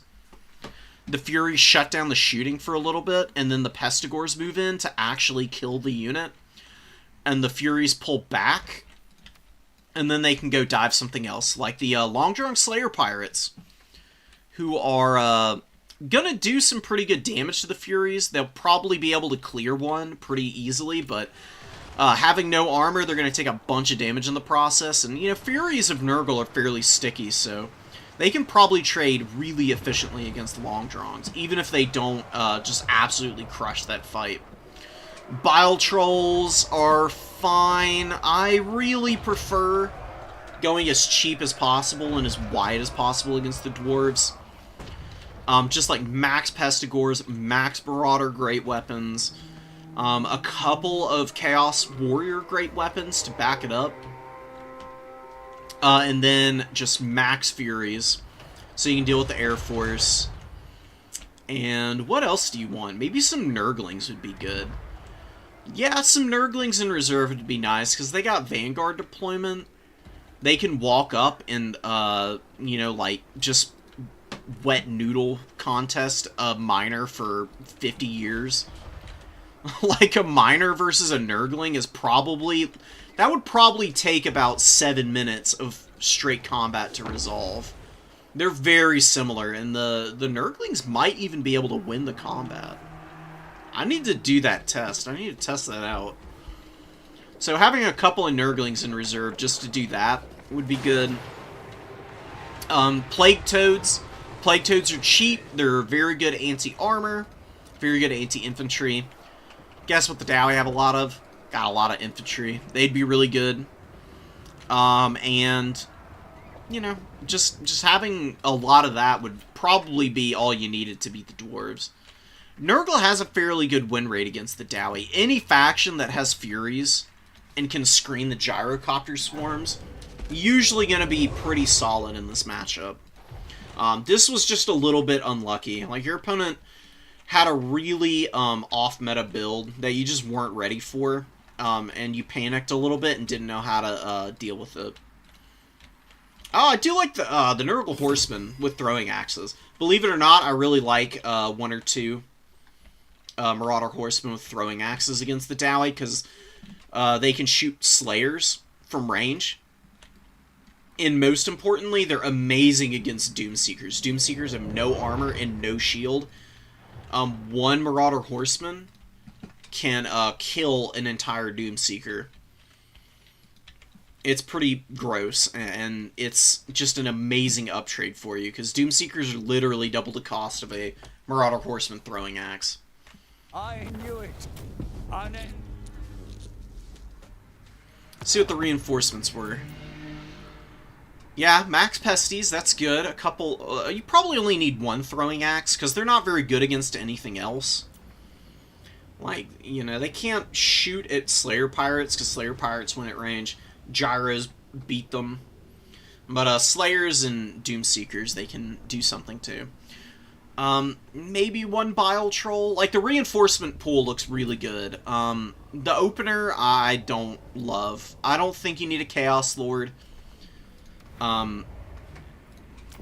Just real quick, I'll make a build that I think could do pretty well in there. Rot Beast, Chaos Sorcerer, good HP pool, has a passive heal that makes him impossible to kill, basically. Unless you just monstrously blunder him. The Dowie are not going to be able to kill this guy. And he just uses Stream of Corruption and Miasma all game.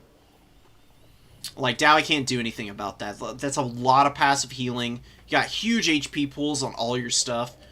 Stream of Corruption, even with 35% spell resist, it does all AP damage. That is gross against the Dwarves. It's going to punish their infantry really hard, help you clear them out, bring lots of great weapons.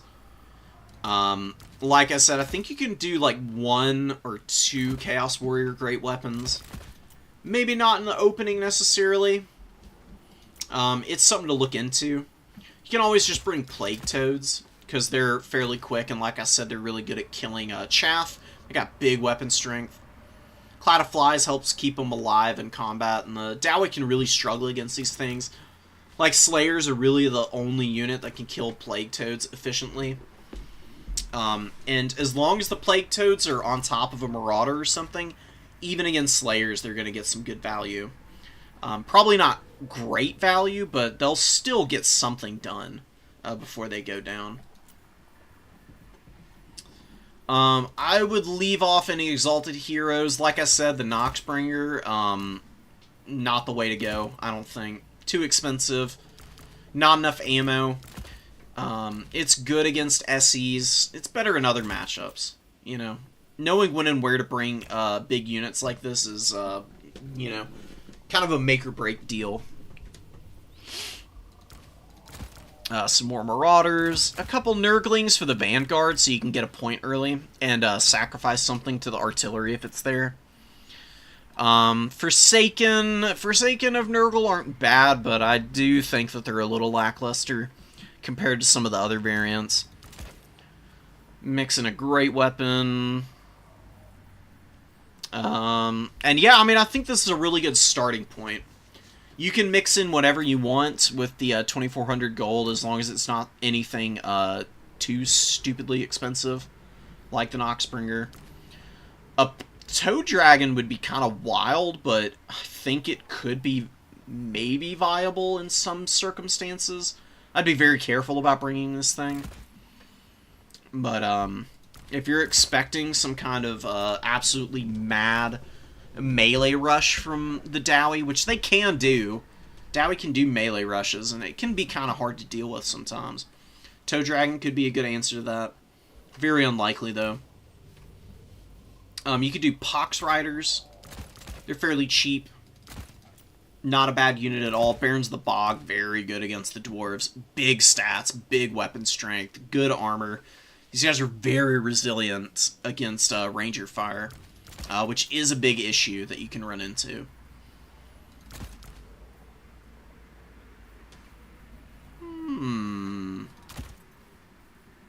Yeah, play around with it. That's the starting point. And then your reserves are, like, perfect. I mean, just, you know, a bazillion Furies with a bazillion Pestigors. And what else did you have? Oh, yeah, you had 2 Bile Trolls and Horsemen. You can bring the Horsemen. You can bring 1 Bile Troll, I think. Like, these guys are nice. They lower melee defense. They're just really squishy to Dowie range, because they've... Trollhammer Torpedoes just dumpster these guys, because they're weak to fire. Artillery kills the models, and then they don't get any regen, and they can downtrade real quick against the Dwarves. So you need to be careful. Couple more Plague Toads, maybe? Just stuff like this is really good against the Dwarves. They have a really hard time dealing with just mass AP and anti-infantry. And you don't really need to do anything much fancier than that oftentimes.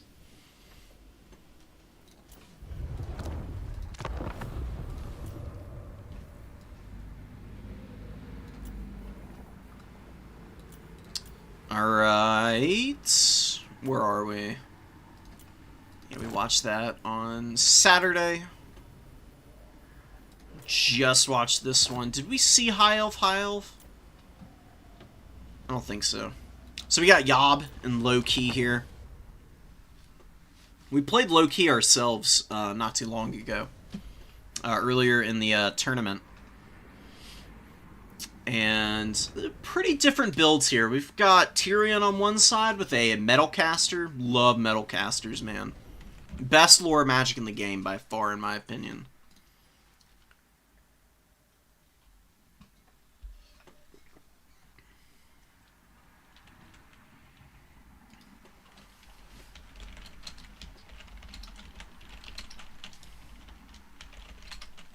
One sec, guys.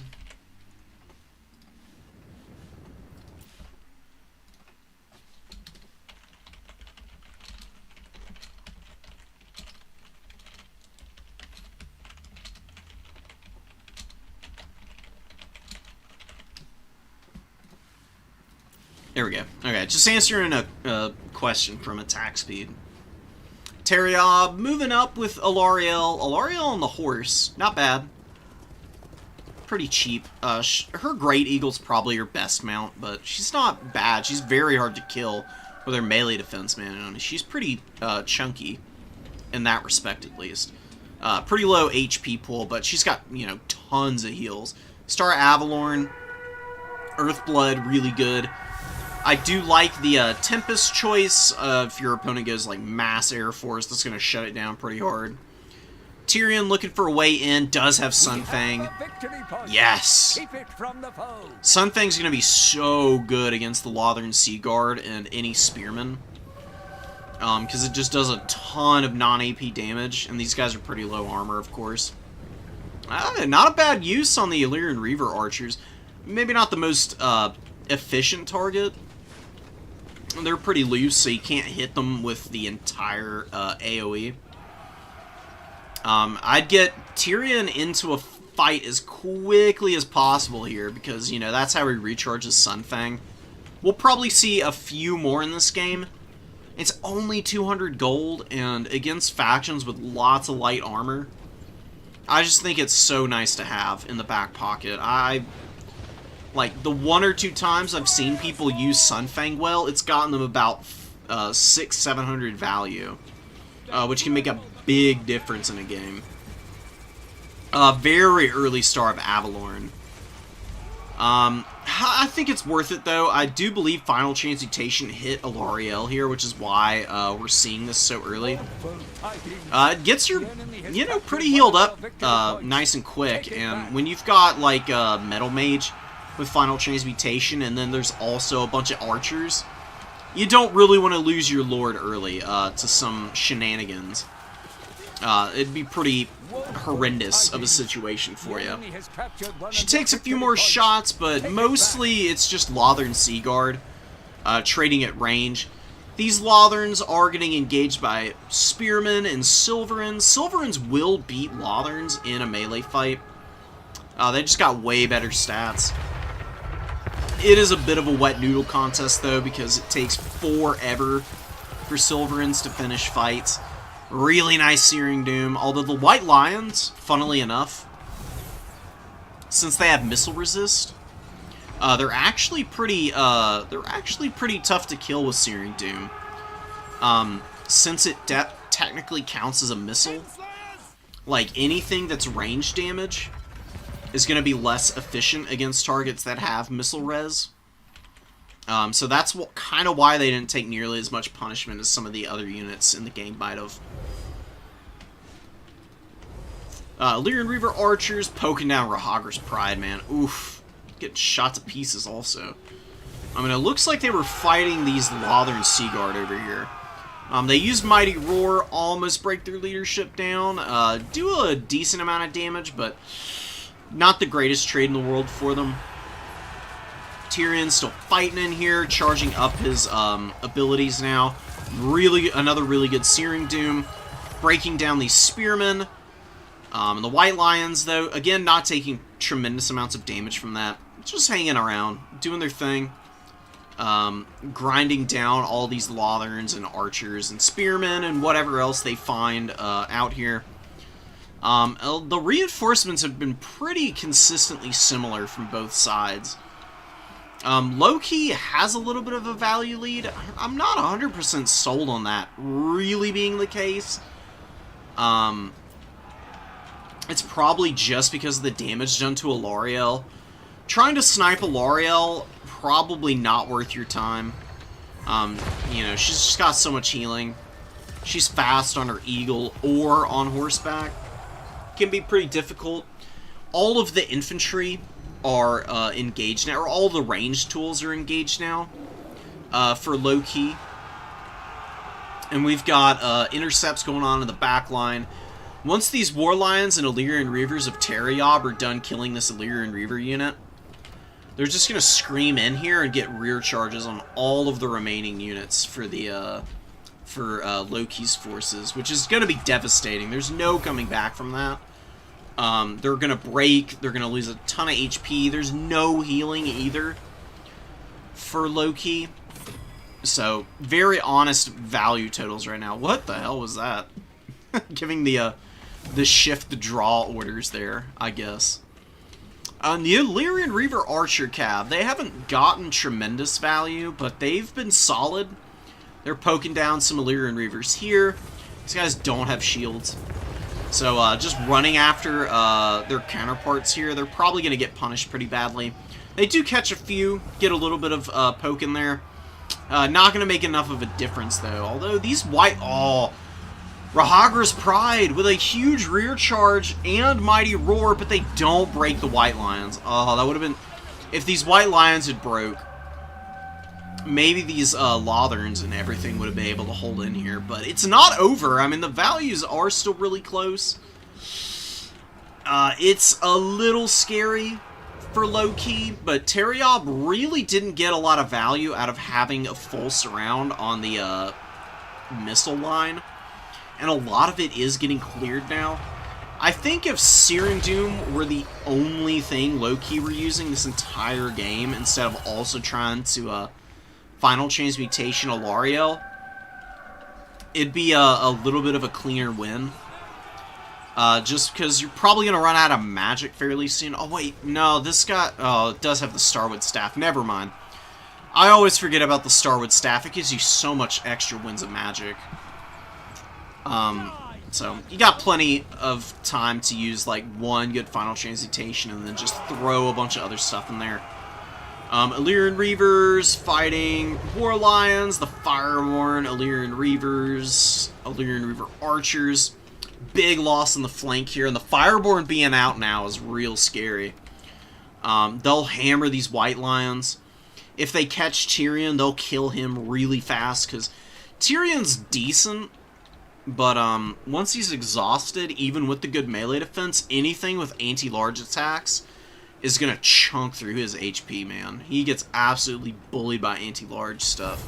Minotaurs, Fireborn, anything of that nature is going to absolutely clown on him. Phoenix Guard moving up. Really cool unit to see on the field for a change. They're not very common. They're a little mediocre in my opinion. Just the low HP for 100 models is not great. And these guys, they've got 30% Phys Res, which is awesome. Really good stats. But any kind of missile play and artillery just absolutely clowns on these guys. But a lot of the missiles are shut down, so maybe they'll be able to get some really good value trades in here. Ah, Fireborn v Fireborn here. Look at this, man. The heals are a big advantage. Oh, but Alariel gets sniped by the Mage. Mage goes for the Final Transmutation and the melee attacks and just absolutely mollywops poor Alariel there. And that is that might flip the game around for Loki. This is looking pretty grim otherwise. Pushed way back, losing points, but there's plenty of time left in this game. Gets the number 3, loses the number 2 in exchange, but the Fireborn here for Teriob are on the verge of breaking. They got a lot of HP left. Looks like they're going to be trying to pull back. No, don't do it. Please don't fall into this trap. You got to watch out for stuff like this. Keep an eye out for where halberds and other spear units can be so you don't get dragged into them with your elites. Because if you had the Fireborn into the late game, they can do so much heavy lifting for you, but they're probably going to die here. Trapped in these Phoenix Guard, and they just get absolutely shredded. Oh, that's so nasty. My heart breaks for you, man. Teriob's Fireborn are also still alive. Ouch. They've only got 2,000 HP, but if they get some good rear charges, they'll crack open your army, and that is probably going to be a loss for Loki. Losing the Fireborn and these Illyrian Reavers to the Phoenix Guard and the very low Fireborn from Teriob, probably going to put an exclamation point on this game. Rahagger's Pride are a good unit. They can't solo 3 though, so that's an unfortunate down trade. We got War Lions coming in here. Good peel away, not diving in before the infantry get here. And gets a great rear charge, man. That's really well done. Very good recognition from Yob of how to exploit an opportunity, and just gets fat value on that white line without bleeding any away, killing them in record time, dude. Got any of your games? We'll get to them. I'm going to be doing all of the replays that I have. It's going to be a long-ass stream today. But I'm determined to make it count. Trading back a little bit, I just don't think that... You got time, but I just don't see how you're going to be able to get 2 objectives and hold them all game. There's Phoenix Guard here, and now there's another Spearman. These Silverins need to go over to the number 3 and just hang out here. Trying to circle the Lotherns. Good micro on this Lothern, though. Shooting the War Lions as they're, like, you know, wheeling around. That is kind of how you want to deal with stuff. You're a little fortunate your opponent didn't rear charge the Lotherns as they were trying to shoot the War Lions. But, you know, It is what it is. Good attempt at pushing back here, but losing the Lotherns. Alariel comes back out. Oh, and man, oh man. Fireborn find old Tyrion here and are just ripping him to pieces. He's totally surrounded. He's going to die here. He'll probably get Heart of Avalon. Oh, no, it's already procced. Brutal. Excuse me. There goes Loki's Lord. Unending. Really close game. Just a couple of more optimal choices for me, Loki, and I think you would have won that. There was a really good snipe on Alariel in the mid game there. She got 2 damage value on her. That's amazing. Most valuable Alariel of all time. But yeah, you got a good kill on her, but you fumbled your Fireborn into the Phoenix Guard, and that sucked. You really needed those guys. If they had been around, like I said, that would have been a very different game in the late game there. They would have given you a lot more options on the battlefield as a whole. Good value from both players. I don't play a lot of High Elves, you know. They're not really my cup of tea.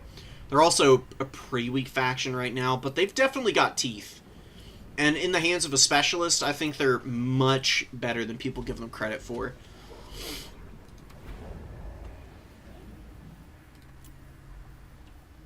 Okay, so get rid of that one. Skaven versus High. We saw this one on Saturday. It was a High Elf win. Did we watch this? Yeah, we did, because Red Skies, Azazel gets sniped by the Templehoff Luminarch. Here we go. Did we see this one? Maybe. I don't think so, though. So we got KOTJ versus Tabith here. You were just asking. I got you. I got you, man.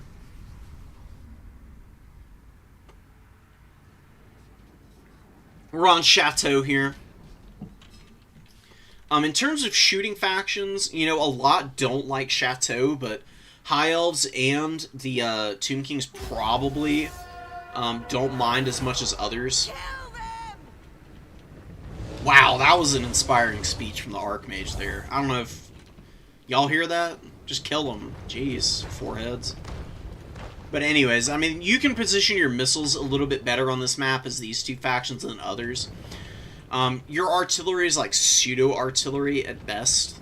And bolt throwers are pretty accurate. They don't have as many LOS problems as other things do, like cannons.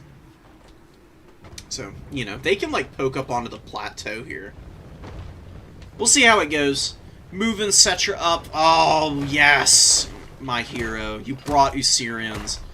This is huge. Usirians is actually pretty effective against the infantry in this matchup, too. Just because elves have such low HP totals. You can get away with using Usirians on their infantry. I wouldn't really use it on spearmen, but something like a White Lion of Trace, it's not bad against. It's going to be amazing against the Heralds of the Wind. Oh, God, please let me see it. I'd love to see an Usirians on those guys. Skeleton Horse Archers moving up. They did get breath attacked. That was really nice from the High Elf player there. Ooh, gotta be careful of Nobles, man. Nobles are really good in combat. They are great anti-large combatants. They're really chipping away at Cetra right now. As Cetra turns around and just smacks this guy in the face and does a shit ton of damage. Good grief, dude. God, that 490 weapon strength just hits so hard on him. Cetra's just a nightmare, man. There's a reason he's one of the best units in the game right now. Pulling back through your spears, very good choice. Although Cetra, ironically enough, kind of clears the way for the Nobles. The Warriors are going to get us around here. What the hell is happening to the Archmage here? What hit her? Was it the archers? I was not paying attention to how she took that much damage. That's kind of insane. Oh, and she gets killed outright. Routing already. Oh, the Chosen of the Gods. You know, normally those airburst shots from them are not very good against SEs, but, you know, dragons and some of the larger ones, they're actually exceptionally good against. Good targeting priority. recognizing a chance to just dunk on your opponent's Lord, and you got the Blessed Legion and the Archers shooting her too. Really awesome punish on the overextend, man. Big value lead for the Tomb Kings here. You love to see it. No. The enemy has Jesus slain our Christ. She just goes down immediately, man, plummeting to the earth. Poor dragon broke its neck there, too. Ooh, gruesome. Chosen of the Gods get intercepted by the Nobles. Nobles are going to be a real pain in the ass. But Chosen of the Gods have almost paid for themselves just by killing the Lord. The High Elves are just running for the hills. They're also susceptible to the fear that all your skeletons have. You know, they're not immune to psychology. So, boom. Big wins there. Front line is folding up for the High Elves right now, and the Screaming Skull Catapult getting some good value against that missile line. Such a good artillery piece. And look at the value on it already. Dude, that's crazy. Very good play from Tabith in this game. Losing the Horse Archers to the Dragon Princes, not great. But, you know, you got a lot going on. You're trying to get rid of these Nobles. They're just an absolute nightmare, man. Oh, and the Fireborn are here, too. Oh, you used a new Syrians on the Fireborn? That's huge. I'm sure you notice how much value it gets you. There's like 2 more seconds. Check back on Cetra. It got like 150 extra value just from the 3 seconds. And look at that terror route going down on the Fireborn. Ouch. This is where you get a Skeleton Horseman out of the Vanguard here.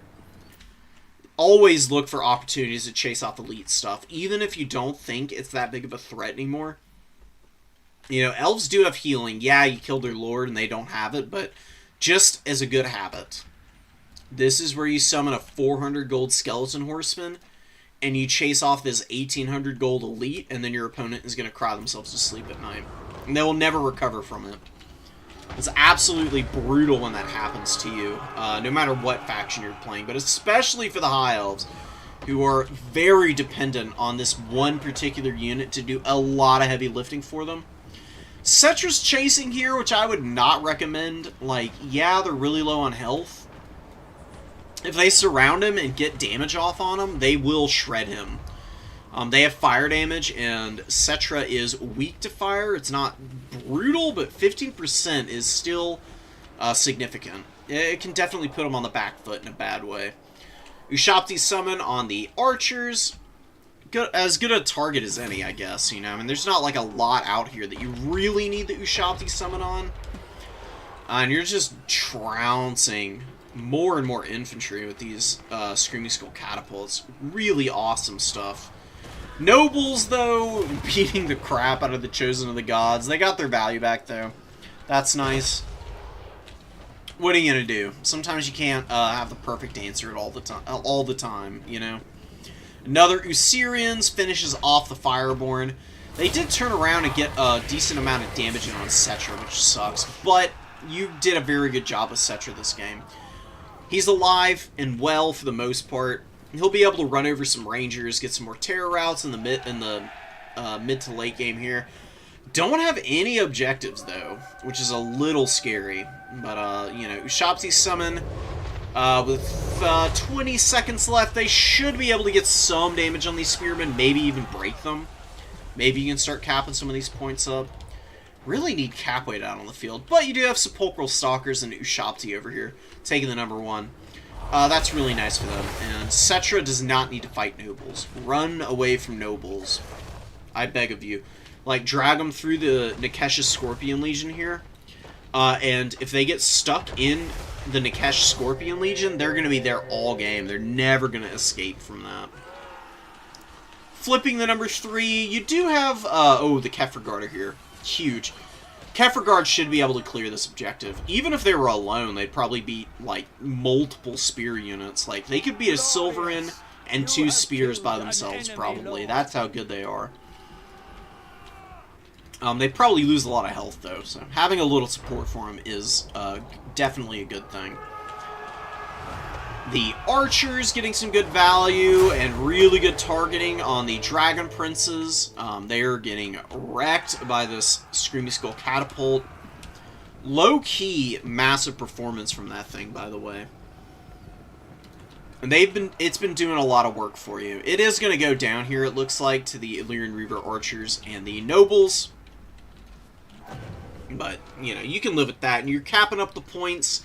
Going to need a triple cap. Doing a good job of moving units around the battlefield and recognizing, you know, where you need to be moving stuff to. You shop to get on top of the Rangers. Absolutely brutal for the Rangers. These guys are awful against any non-infantry unit. They just get shredded by anti-infantry stuff, man. Especially big monsters like this. Your shop to are great. Melee shop to are very consistently underrated, in my opinion.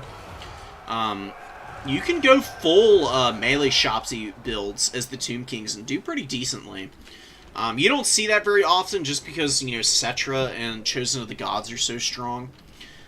They're, you know, a little bit easier to get value out of, I think. So that's usually what people want to stick with. Sepulchral Stalkers, gotta pay attention to stuff like this. Gotta get them out of here. They will get wrecked by the Keepers of the Flame. KOTJ brings out the Archmage of Life. I don't think that's a good summon at all. This is a stupidly expensive monster. You've been saving up for the Keepers this whole time, too? I think I mean, I understand the idea here. But, there's just too many range tools that can counter these guys to be trying to, like, heal them up through it all, man. It's not going to work out for you as the High Elves. Just don't have anything left. Got some nobles here. Maybe gonna... I mean, if you want to bank on holding all the objectives, you can. It is triple cap territory. Just for future reference tab. If you're below 500 when your opponent gets to 1,000, you have to get all 3 points. If just for a few minutes, or seconds even. And it takes 20 seconds to cap points, so... you have to calculate that in as well. There's a lot of mental arithmetic to do in Dom, like what you can summon out with your supplies, how many tickets you've got, how that translates into the amount of time you've got left.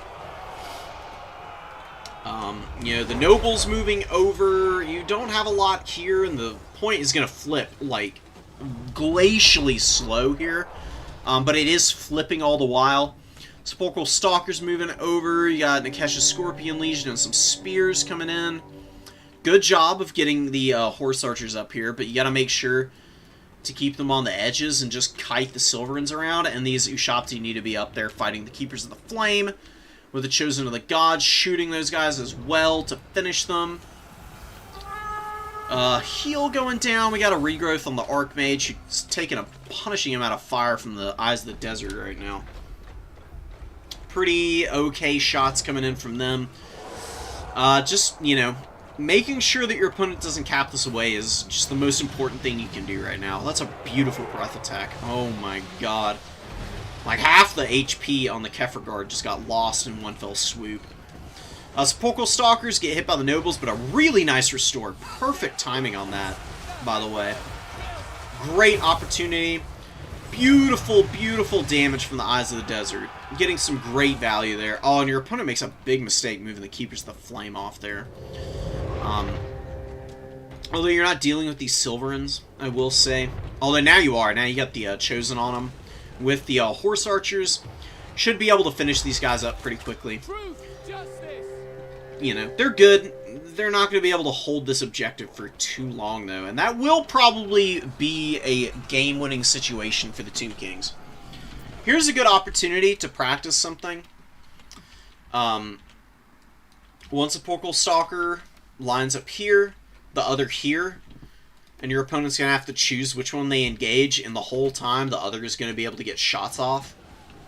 Always, always try and force your opponent to split up when you've got 2 missile units near each other. That way, they just can't deal, you know. It's a really risky proposition to try and pull that right now, though, because the High Elves are getting a lot of cap weight up at the point. You got 2,400 gold. Oh, man, you're trying to get Cetra back in, aren't you? Forgetting about these Ushapti is really rough. Really, really rough. And the Archmage is on the Chosen of the Gods now.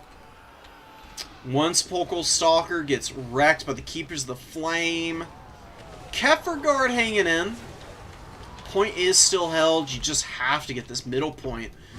And your Skeletons just have such terrible damage output. Oh, man. That's brutal. I was very skeptical of this strategy from the High Elves. But you'd be in a much better position with these Ushabti up here. This is a big, big blunder. Always check around the battlefield in late game situations. You never know what's hiding under the rock. You know, it could be anything. It could be it could be 1,000 gold unit that you've forgotten about. Well, these guys are 900 gold. They could be up here clearing out the Silverins. Usirians is not good on single targets. Never, ever, ever, ever, ever, ever, ever use it on single targets. Always use it on Cav if you can. Like, these Dragon Princes are the perfect target for it. You're missing out on a lot of value there. Cetra's going to do really well here. He just costs so much. You got 1,200 gold, and you just get cavalry out in droves onto the number 2 to try and take that. Holding the back point. Keepers of the Flame, very worn out, and the Sepulchral Stalkers still hanging in here. It'd be so nice to be able to use them to shoot. You did a lot of really good stuff here, Tabith. It's just these small minor mistakes, man, keeping you from winning some of these games. Like these Ushabti just being unengaged like for damn near 5 minutes. I just hate to see it, man. And this is, you know, the nobles are really annoying, I know. They're hard to kill. They're being tar pitted now, but this is not the time to be trying to tar pit them. All of this cav could have been up on this point earlier, kiting the infantry around and trying to cap this away. Because you just needed the cap earlier. If you had actually gotten the triple cap earlier in the game, you wouldn't have to be holding all 3 objectives right now. And then you would be in a much easier position to close this out. Fireborn come up. Cetra's not really going to be able to do much of anything, and I think you are unfortunately going to be losing out by just a couple of points. This is going to be so close, man. I knew it. Unending. Very unfortunate. But well played, regardless. Very well played. Those couple of small things, like not using Usirians on single entities, and checking for your Ushabti and stuff, and making sure they're in the right position. Definitely what would close that game out for you and get you a win.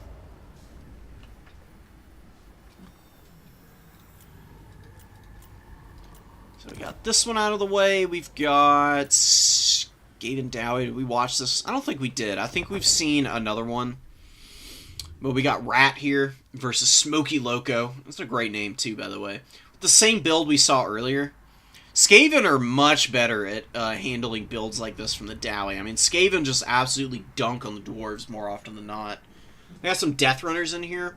Death Runners are amazing at sneaking into the backline to kill cannons and Iron Drakes and stuff. It's so gross. You can do full like ambush builds as the Skaven against the Dowie. Or you can go with conventional missiles and still dunk on them. I'm gonna need to be careful with the Avalanche Mortars and Natty Buboes. Natty Buboes do have Snipe and Stalk, though, so they'll be reasonably safe all the while. Avalanche Mortars are not invisible, though, so they need to be, like, right here. Because this is going to be a really hard position for the artillery to hit them in. Because they're on, like, the artillery isn't thinking, like, the way artillery works, it's not thinking of trying to shoot over the top of the hill to hit what's on the reverse slope. All that the, all the artillery sees is units, and then whether they're on level ground or not, you know? They'll fire over elevations, but they don't, recognize when there's, like, double elevated terrain in front of them. So they'd just be plowing shots into the hill here, if you have those guys back there. Avalanche mortars opening up on the miners. Gonna dunk on these guys, man. Avalanche mortars are so gross. They don't have a lot of ammo, so you gotta use it pretty efficiently, but, you know, half-healthing a miner in the first, like, 2 seconds of the match is pretty awesome. Night Runner slings, I don't think these guys are great in this matchup. They don't have, like, any AP to speak of, and it'd take them all game to, poke down a bunch of miners. Even though miners aren't that great, they, of course, do have quite a bit of armor and decent HP pool. Kind of a waste to have them here. Because they cost 450 gold. You could just bring other stuff that's gonna be better. Like, you could get a whole extra Death Runner in here, which would be very clutch for you. These Death Runners also need to be moving and doing something. Do not just leave elite units like this disengaged for long periods of time. It's risky business. Miners running. They're avoiding a lot of the avalanche mortar fire right now, and the avalanche mortars are getting danger close right now. These cannons start landing some shots, you're going to bleed a ton of value to the dwarves here. Skaven are doing a pretty good job, though. Iron Drake back here has been getting pounded by the Natty Boobos, I'm willing to bet. Yeah, about 900 on them, and you can see. Trying to close the gap again. They're obstructed, since they're on the other side of the hill. That's another thing I'm talking about. Like, you know, the AI is not, like, trying to figure out how to shoot over this obstacle. It's just thinking, oh, well, I need to, like, get up on the obstacle so that I can shoot down onto these guys. Even if they have the ability to arc fire a little bit. You could also position these guys, not where the avalanche mortars are, because you don't want to accidentally get hit by artillery fire. But creeping these guys so far forward, I just saw the tooltip that shows that they're revealed. Now cannons can target them, and that's going to be really brutal for you. Wow, the cannon's actually hitting Ikit here. What the hell? That's Dow engineering, man. Maybe Malachi makes all the difference for those guys. I'm shocked they actually hit that shot. Ikit's having a really bad time. He's taking a ton of damage here. Skaven are doing okay in some areas, but god, dude, you can't do this. You have to use your Death Runners aggressively here. Like, and honestly, it's really not a good idea to spread out that much against the dwarves. Like, okay, if you see that their artillery's on the other side of the battlefield, and you got your Death Runners, like, starting over here, just, like, loop them all the way around if you want. Or you can take advantage, knowing that your opponent's probably not going to be summoning a bunch of stuff out of this spawn, since they're dwarves and they're slow and they probably want to hold 2 points. And you can just push all the way around. Like, literally walk the map edge with these Death Runners. You got a ton of space back here. Once you get past this Vanguard point, it's just free and easy living all the way around the map. And you can literally just get back in here and kill all of the artillery in, like, no time. Because by the time the Dowie notice this, they're probably not going to have a bunch of gyros in reserve. Gyros have been getting limited again.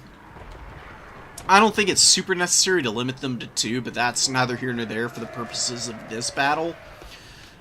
You know, Death Runners just need to be up here doing stuff. Lapsing micro on them. They've got concealment bombs on, and they're not moving. Very unfortunate for Rat there. Rat Ogre's fighting some miners. Skaven trying to wrestle the number 2. We got some miners pushing back here, getting after some of the units. Avalanche mortars dying to the artillery. Sucks. Very sad. Where's Natty Boobos? Oh, they're here. They're trotting away from those miners while the sensor bearers move up to get some damage in. Decently strong unit here. You know, Plague Monk sensor bearers are pretty squishy. They can struggle in a lot of matchups, but I do think they've got some applications here. They got physical resistance. Really good combat stats. I mean, a ton of weapon strength for a Skaven unit, man. They hit hard as hell. They can definitely do some serious damage. Oh, brimstone guns. You know, gyros are just a painful unit to run into. Like, they have the burnt effect on this thing, and they apply the damage by artillery debuff, so Skaven just fold up to brimstone guns. thanks to their low leadership. You can see burnt is a -8, damage by artillery is a -10, and then you add losing combat into the mix. That's another -8. Leadership, understanding how leadership works makes a big difference for players. You know, Dowie are doing a very good job of just like leadership bombing the Skaven, and they're keeping that cap this whole time. Number 1 being held too. Skaven very thin. They are value trading very poorly right now. Skaven have a very advantaged matchup here, but you have to use their tools right if you're going to value trade efficiently. And the Death Runners, now that they're actually engaged on something, even though it is like, you know, Slayers are a pretty good target. Maybe not the best in the world for a Death Runner, but it's something still. They've gotten some great value. I mean, up to 1,000, and they've still got some room left. They'll probably get 1,200 value here. Rat Ogre's pushing up in here. Artillery builds like this really are not that good, but this is something that you have to adjust to as a newer player, is how to dive positions like this, and it can be kind of difficult, but like I said, with the Death Runners, you take advantage of the fact that they're invisible, and they can just get into the backfield and ambush from behind as step 1. Keep all of your expensive units out of sight or out of range. Push up your chaff to cap points. And just do the very best you can to not give the Dowie any opportunity to get a value lead on you. Because the more you can avoid that, and the more time you've got to develop out answers to the artillery and jump on it, is the more time and opportunity you have to clinch the game. Like, if anybody were able to shut down the 4 artillery pieces that Smokey has, Smokey can't do anything. That's too much gold invested in all this stuff. You don't even have to kill Malachi.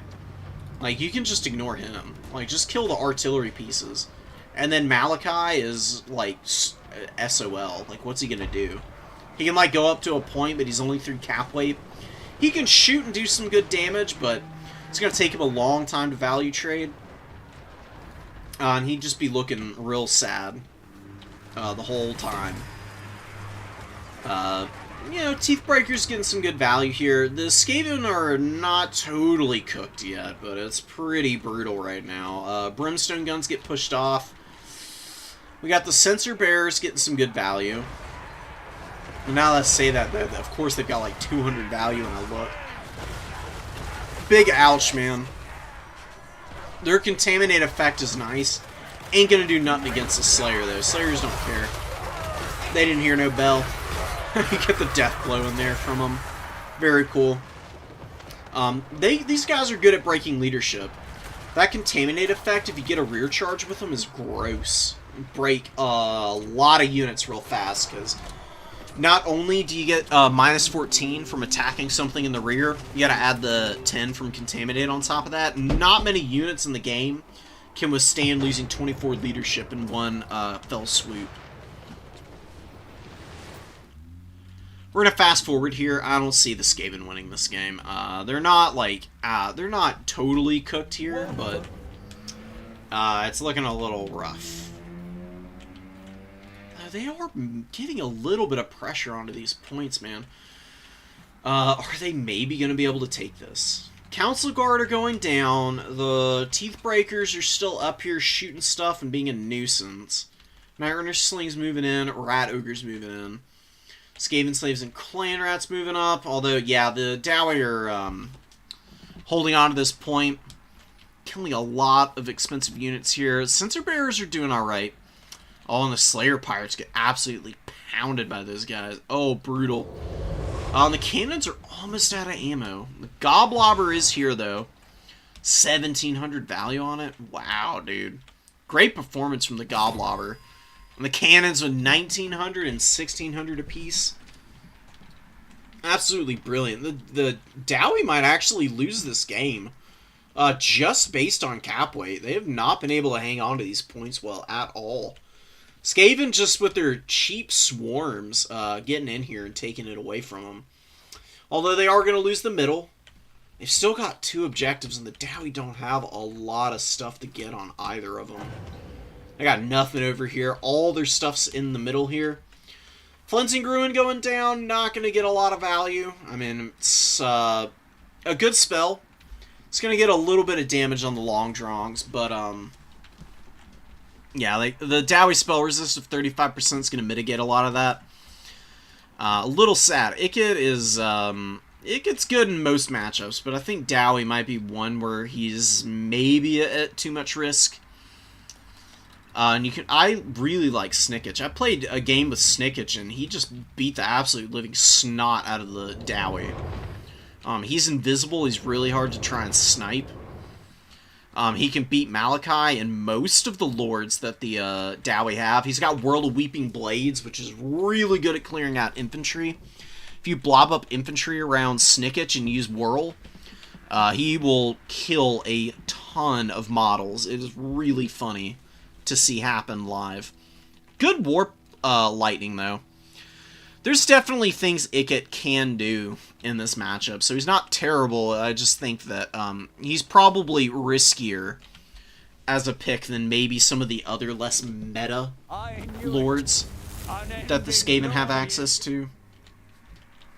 And that is going to be a win for the Skaven, man. Really clutch. I mean, struggling for a bit there, but you know, once the artillery just ran out of ammo, what were the Dowie going to do at that point? Their infantry just weren't trading well. There's no Dowie warriors in this build. I don't think... Maybe the Iron Drakes are okay. But if you're bringing this much artillery, you already got all the answers in the world to Rat Ogres. Do you really need more torpedoes for it? Probably just bringing Dowie warriors, or maybe even better, bringing a bunch of Rangers for the cost of those Trollhammer torpedoes would give you some more stuff to do. A little bit more cap weight also. Like, how much is a Trollhammer torpedo? Yeah, 900 gold? What could you do with 900 gold? Or, yeah, 1800 gold. My mistake. Since you had 2 of them. I mean, honestly, just get 3 Rangers. Good way to fire. Punchy. Stalk so they can get under Giselle fire early and avoid it. I'm a little surprised Dowie lost that game, but I mean, it makes sense in some ways because that is probably one of the most lopsided matchups in the game. Skaven eat the Dowie for breakfast on a very regular basis. It is really hard to win that matchup.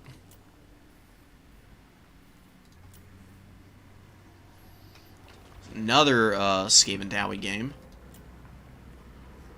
Dark Elves. Yeah, I want to see this one. I really like the Knights of Immolation. They're kind of hard to use, though. You know, people really do recognize these guys for the threat they are. They've got very squishy HP. And their barrier is pretty low, too. Only 450. Gotta be very careful with them. They can get folded up pretty fast by missile fire. But if you use them correctly, they can be an absolute nightmare to go up against.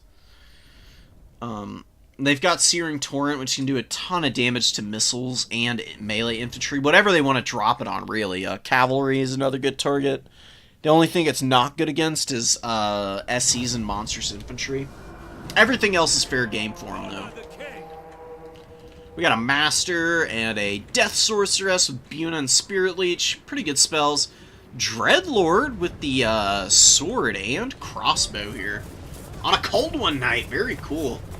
You don't see this guy very often. Volley of Dark Arrows is a good little AoE damage ability. Doesn't do the most work in the world, but it's a little bit of something.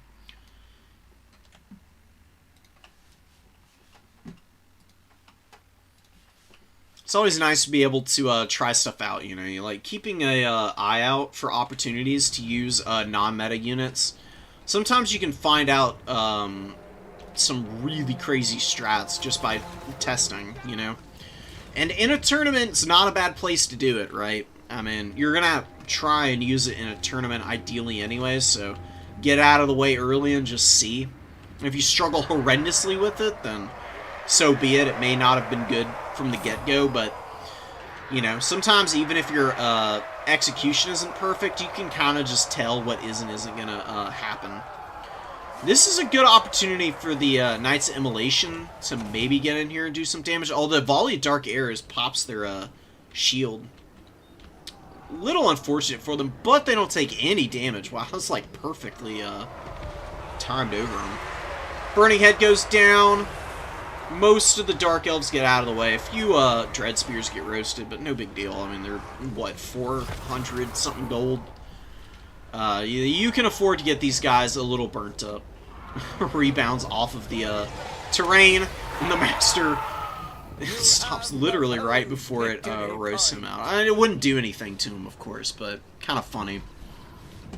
It's like one of those movie moments where the boulder stops like an inch away from the hero.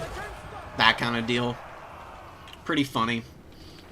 Marauders moving up, Forsaken moving in, Dread Spears, Black Ark Corsairs, all pretty sticky, annoying units.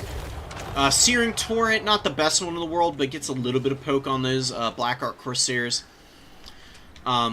This is a mistake I made in a game against the Wood Elves. You do not use these guys like this. They're too squishy for it.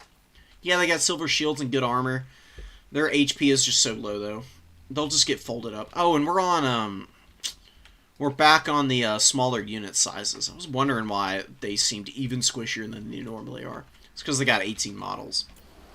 They normally have about, what is it, like 5,000 something HP? Oh my god, a Buna on them. Oh, gross. Right after you pop their shield. Great call. Agamemnon with a really good call on the magic use there. Takes them down to about half HP, man. That's pretty brutal because they're so expensive. They're 1,700. Don't do it. Don't do it, Red Sky. Don't do it, please. Just get them out of here. Let their barrier get back up, man. Wait until your infantry engages. Then you can fly them over and drop something on a melee fight and break that position. Then you can push in elsewhere. On the Master and the Dreadlord are the last things you want to dive these guys on. They do not have AP. They got very weak AP values. Their stats are fine, but against SCs, they're going to get absolutely bullied, and they just get folded, man. It's an expensive unit to lose. Don't like seeing that.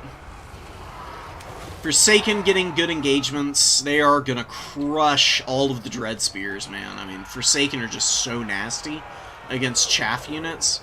And even light cavalry. So that's going well for the Warriors of Chaos, but there's definitely some things that could be going a little better for them. You know, losing such an expensive unit sucks. Their Lord is getting Spirit Leeched and getting smacked in the face by the Master. Really probably should just bring Archeon 9 times out of 10 as the Warriors of Chaos. He's just so good. Instead of having to run away with your Chaos Sorcerer, you could use Archeon to just turn around and beat this Master down. I mean, the Master can do a little damage, but if you're worried about it, you can always bring a Nurgle Sorcerer. Aspiring Champions coming out of reserve. They're good out of reserve. I think they're a little stronger in the early formation, though. Especially against missile-heavy factions like this, although Dark Elves can bring Dark Shards, who have crazy AP values. Even the Silver Shields of the Aspiring Champions can only do so much against all that. Burning Head going down, but, you know, Black Ark Corsair Handbows have a decent amount of armor. Not nearly as effective as it could be. And the poor Blood Beasts, dude. Blood Beasts are a great unit. It's not like they even did horrendously here. They're pretty consistent. Like, the lower end of performance for Blood Beasts is about 700 gold value or thereabouts. But you really do want them to uptrade. They're very good at uptrading. And them not doing so here is pretty brutal. They just kind of overextended into the handbows. And those handbows have a pretty good way to fire and even decent stats to, like, hold up against those guys and even do a little damage to the Blood Beasts in the process. So, maybe not the best target. They really need a little bit of support. But against Dark Riders and stuff like that, or even just like a lonely Black Art Corsair without the hand bows, Blood Beast will just absolutely flatten units like that. It is so gross how strong Blood Beasts are. They're not broken by any means. They're a very balanced unit, but they are also a very balanced up-trading unit. So used appropriately, they can definitely get you like 1,500–1,600 value pretty easy. Handbow's getting roasted by Burning Head, takes an awkward angle, kind of wobbles between roasting them and just missing them entirely. Black Art Crusader's moving over. It's not over for Red Sky. It's just so hard to grind back, losing a 1,700 gold unit in the early game. You know, the Dark Elves, there's definitely some things that they have not done very well. They haven't finished this Fire Sorcerer. The Master is surrounded now by Aspiring Champions, Forsaken, and Blood Beast. Blood Beast might be able to get their value back if they beat this guy down. It'd be pretty funny to see. They get a big slap in there. Oof. Up to about 800. Medusa very beat up, but still functional and gonna do a very good job of clearing out Marauders. This is exactly what you bring Medusas for. Is for the Laser Eyes. Just does so much damage against Chaff, man. Very, very good unit. Although I'm thinking lately that they might be better in reserve, so you can bring a wider front line.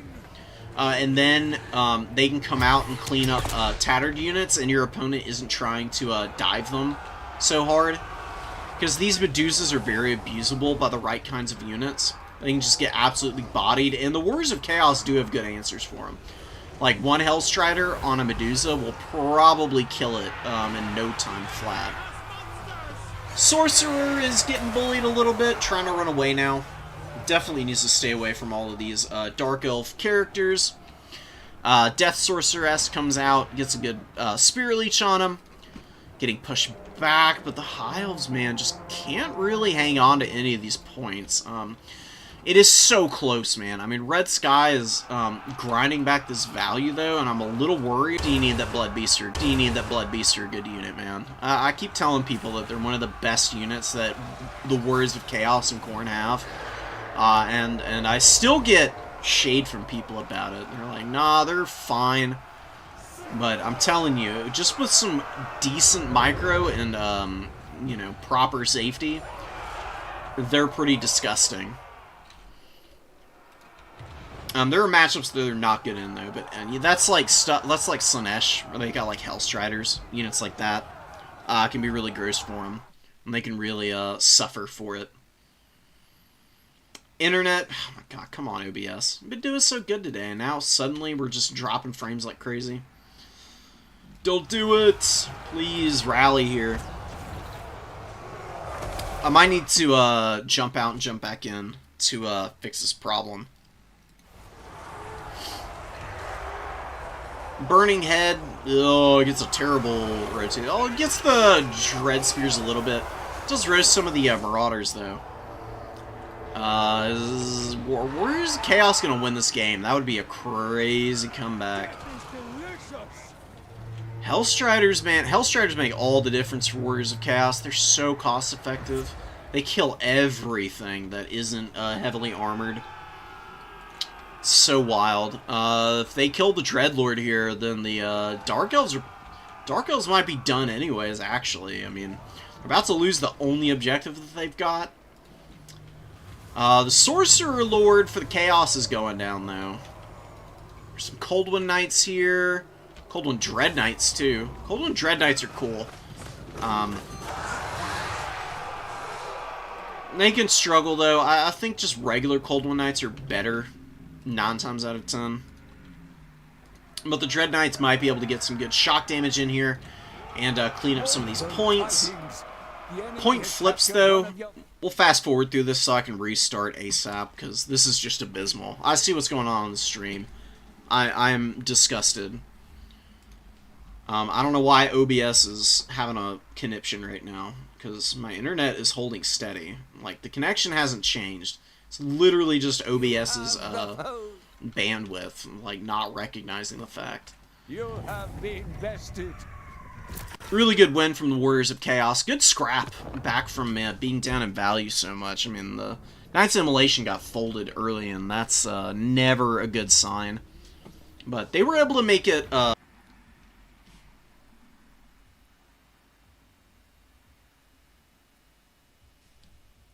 yeah. Let's go. Alright, we're back. It's fixed. Turn it off and turn it back on again. How many times have you heard that one? It's true, guys. Never forget it. So, we saved the stream. We did it. Woohoo! Empire versus Elves. The Helfs, no less. Tyrion with a Firecaster. Marcus Wolfhart, you know, Commissar really loves this net stuff. Brought Hawklands this time, though. And a Great Cannon. So it does mix the build up. It really does like the Lightcaster and Marcus, which I can't blame anybody for finding what works for them and sticking with it. It's the best way to go about learning the game, is to do just that, and then move on from there. There's so many different play styles. Find yours first, and then work on incorporating other elements to, like, you know, maximize your potential. Marcus has Vanguard, I keep forgetting. So he just immediately kills 2 of the Heralds of the Wind. I don't know why people keep bringing these guys. I hate them. I think they're a massive waste of money, in my opinion. It's 200 gold for a unit that isn't that special, in my book. And they just bleed value if they get shot at. Like, just bring the cheaper variant. Like, you're bringing these guys for the bows anyways. It's not like these guys have extra range or anything. They're a little bit better in melee combat after the ammo is all used up, but it's not like it's that big of a difference. Like, if they get some charge bonus, that's about it. Not worth 200. If they were like 100 gold more, I would say go for it. But, otherwise, it's just inefficient. Teriob moving up, slowly but surely, did get the number 3. Cannon was shooting in at the Illyrian Reaver Archers, I think. Maybe no, I think it's just shooting at the Lotherns. Maybe it was a volley from the Hawklands. Missiles can do some funky stuff in this game, man. Silverins get hammered by that Hawkland fire, but, you know, they have silver shields, so most of the damage is mitigated. That just tells you how devastating Hawklands are. The fact that 55% of that damage just got completely nullified, and they still took, you know, like, 1/10 of the HP out of the Silverins. Pretty gross when you think about it.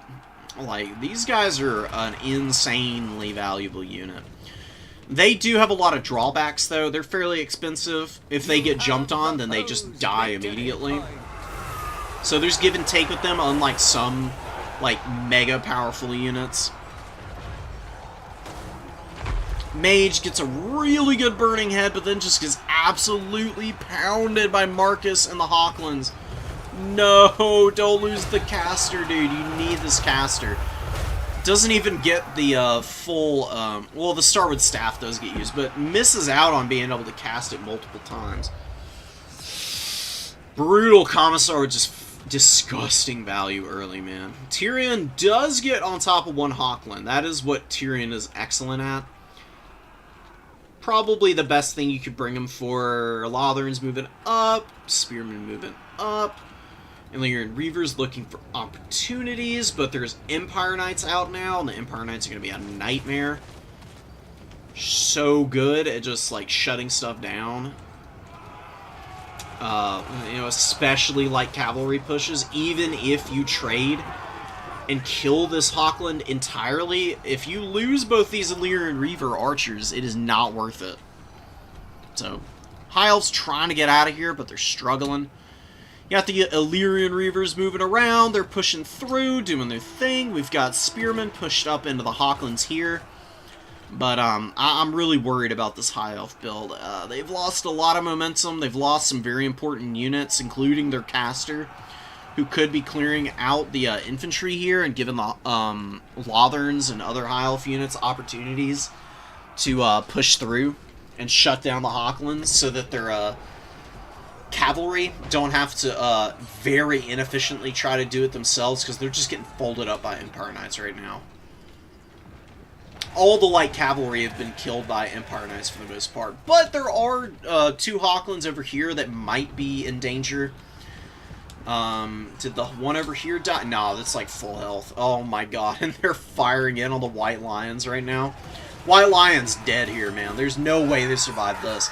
Like, yeah, they've got some missile resistance, but that's only so much it can save them. And these Hawklands have a perfect avenue to just farm value on these guys right now. Absolutely vile, dude. Lyran Reavers fighting the Empire Knights still. Gotten pretty good value. One Hawkland is in danger. They've lost a lot of HP, but they've still got a decent number of models, so they can rally here and still value trade later in the game. Oh, that net. Oh, that's right. I forget. So the way, so not all nets are like this. I don't think Net of Amontok works this way. Marcus's snare, the reason why it's so crazy is because if you run into it, even after he's already cast it, it will hit you, and it will snare you. So these poor Silver Helms, they run in here, and then they get netted, and they're probably going to die here. All that needs to happen is this cannon get one good volley on them, and they're probably going to go down like a sack of potatoes. And that's going to suck for the High Elves, man. Commissar was losing out on some value, but is now starting to regain a significant value lead. Tyrion's trying to kill the Light Mage, which isn't going horribly, but it looks like he's saying, screw this shit, I need to help my Silver Helms. Silver Helms are trying to pull back. It's not going great for them. There are some White Lions here. They can do some good damage to these Empire Knights. Oh, and a Net of Amontok goes down. What is there to punish? There's a Hawkland aiming at him. Oh, and these two are in range also. Oh my god. Filthy.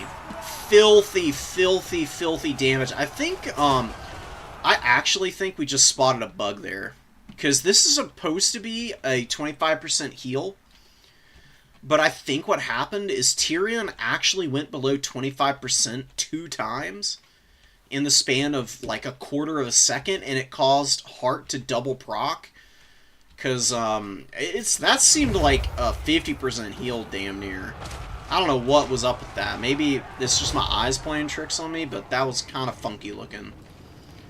But he's screwed here, man. I mean, he just took an absolute dunk in terms of the damage. Although Silver Helms get on top of the Hawklands here, and they're able to shut them down. They might kill them.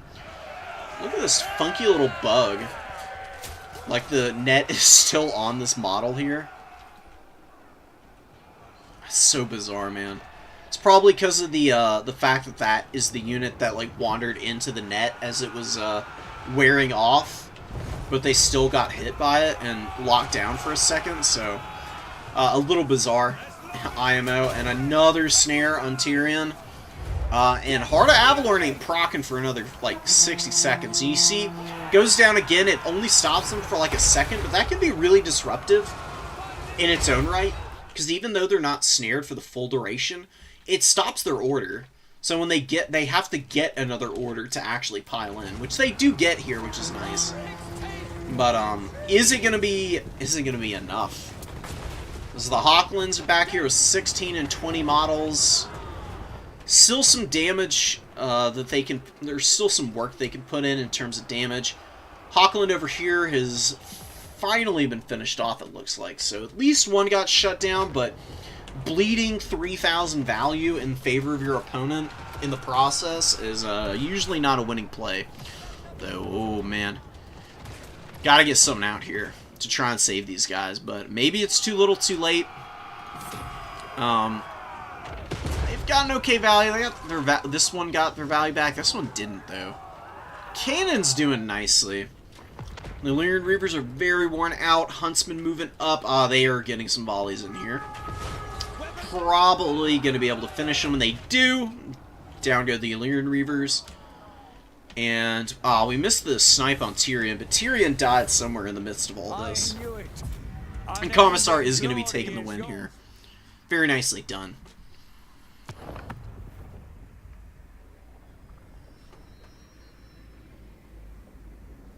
Good value on the Hawklands. Definitely not, like, record-shattering by any means, but they were solid, and they... You know, sometimes your missile units don't even have to get tremendous amounts of value themselves. If they're forcing your opponent to dive recklessly in the back line, and they're bleeding value that way anyways, isn't it damage that they did regardless? It's like if a tree falls in a forest kind of deal. Isn't it still worth having them, even if they died and didn't truly get their value back? It's value by proxy.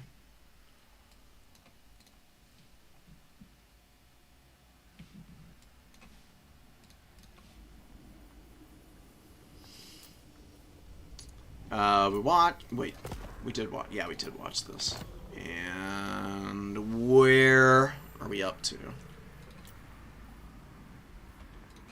Empire versus Healths we just saw. So we've got Tomb King's Counts.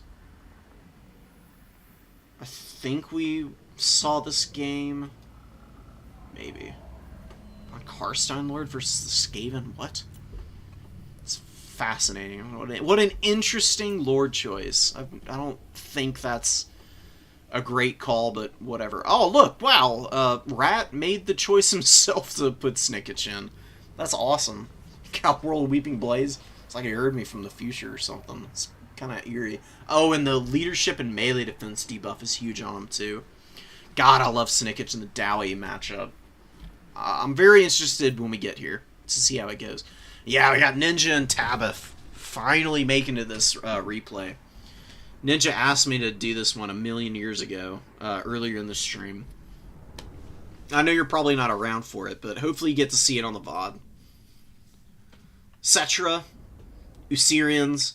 Usirian's probably a little less good in this matchup, just because there's, you know, not usually that many cavalry that Vampire Counts bring. It's really good against Blood Knights, though. But typically Vampire Counts just go with Crypt Horrors and Vargeist Swarms, and they just leave the Blood Knights at home. They might bring a Hex Wraith or something. Hex Wraiths are pretty good against the Tomb Kings, because they can just absolutely murderize the Ushapti and Cetra. So Cetra can get some good value against the Hex Wraiths, given the opportunity. Not this freaking bug, dude. What is this bug? Okay, it stopped. There's some weird audio bug that I keep getting, where it makes this ungodly noise like there's a metal magic spell being cast, just constantly proccing. It's terrifying. Yeah, I mean, Usirians is still good to have in the back pocket no matter what. It's only like 125 gold or whatever. It's always worth keeping in the back pocket. Nero's would be really nice to have here. Jaff's is really cheap. You can proc it a bazillion times. But I do think Nero's is a little bit stronger as a spell, just because that Fizz Res is so good.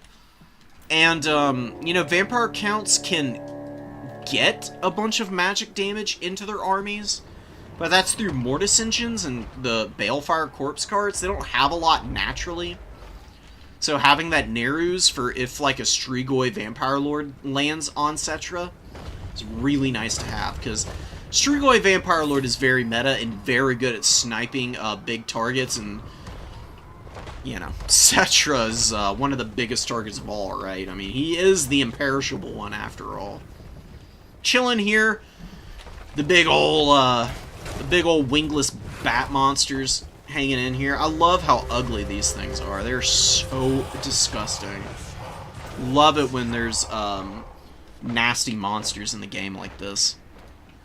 I don't know what the Necromancers are doing up on the front line, but it would be a tragedy to watch them get butchered by these Nakar warriors, but Ninja is recognizing the threat and is pulling those guys out and just gonna swarm in here. All the Sternsmen on Nakar Warriors. Beautiful choice of target. Infantry micro, very underratedly important.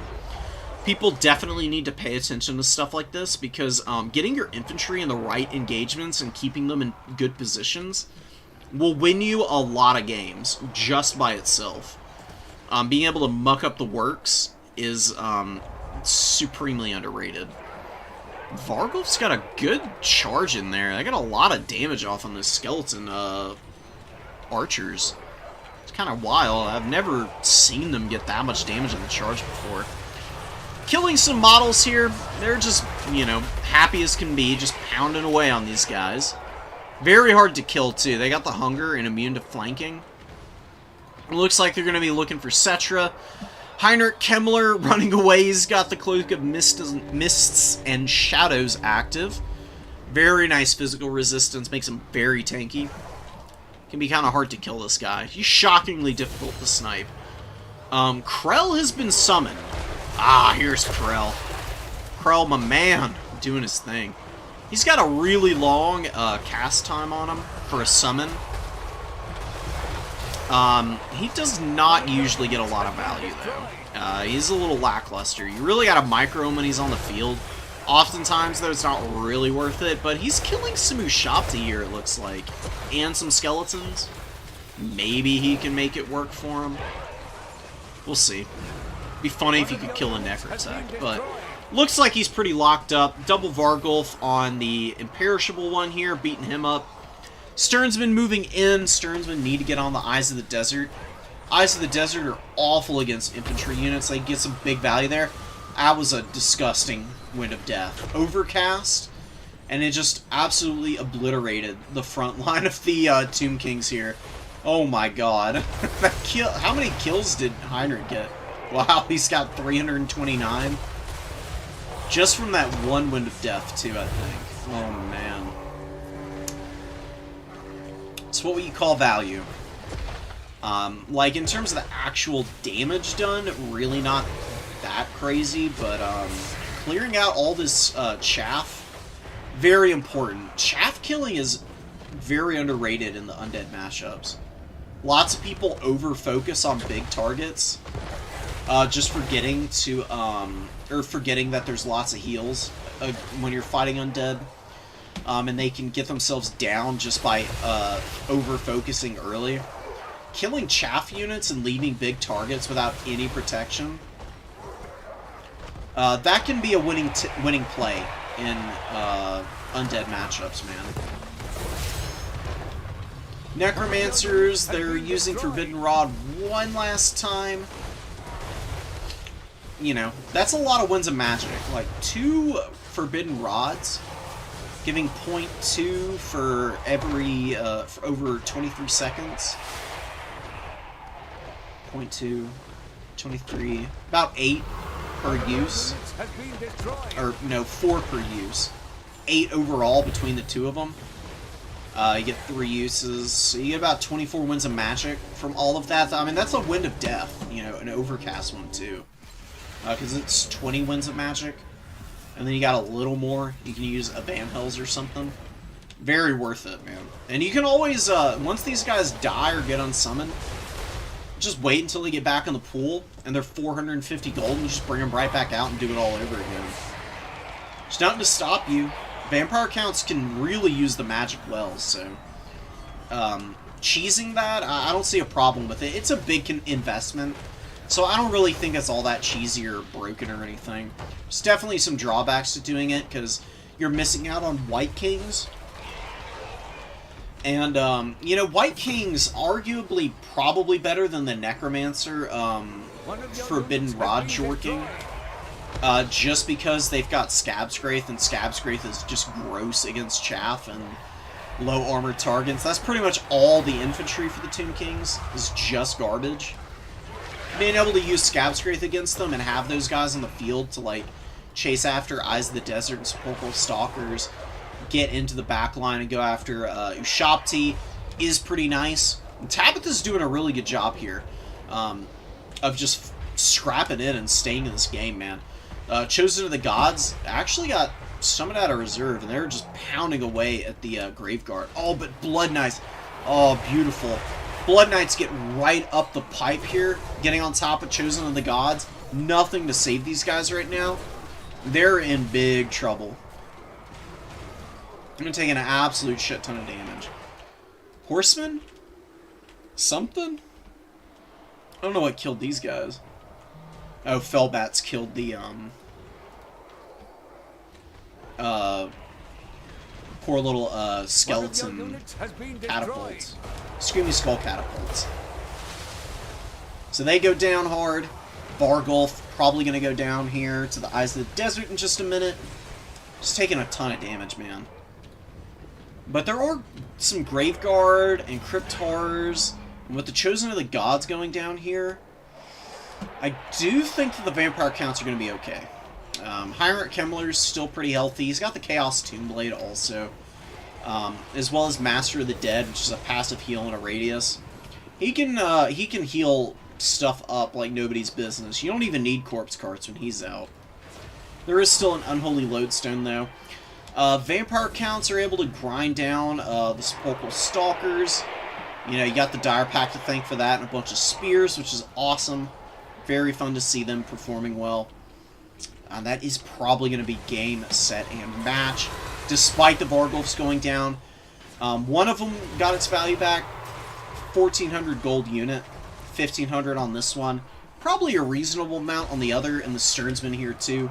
With the Blood Knights just farming value back here. Running over the Kefir Guard now. I'm going to want to disengage there. I don't want to stay in combat there. They can just pull back and keep cycle charging back and forth and stall that advance for, you know, a millennia, basically. Necrotect, probably not going to make it much longer, and we'll fast forward through the rest of this. It's going to be just one of those slow, like, wind downs of an undead game. Not a lot of time left for Tomb Kings. Tabitha does throw in the towel there.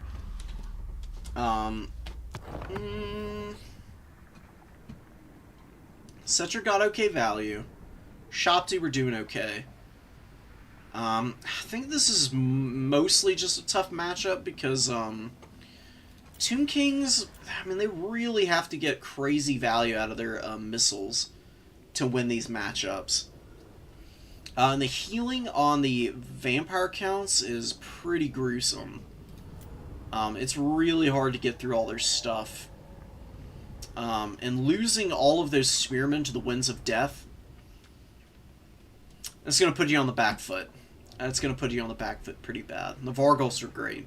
Did a great job of hounding down Cetra without just bleeding value away the whole time.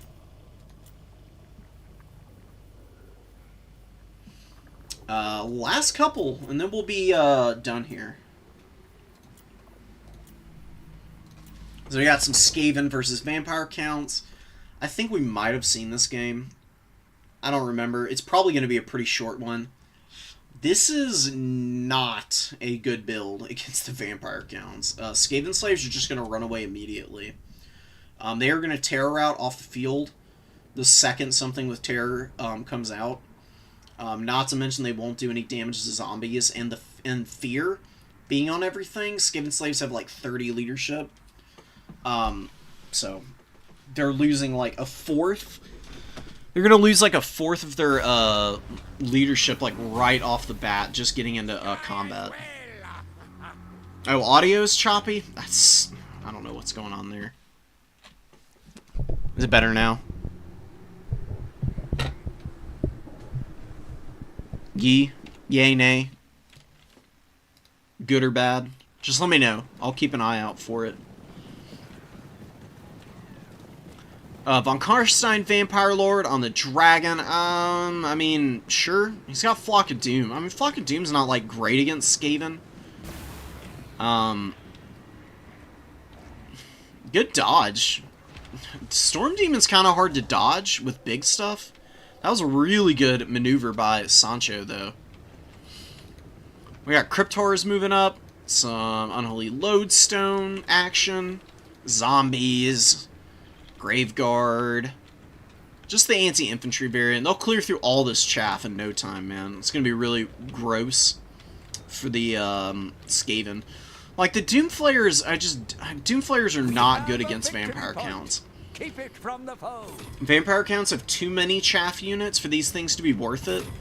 Like, if you kill an entire zombie and a skeleton spear, that's 425 gold value. That's not very efficient.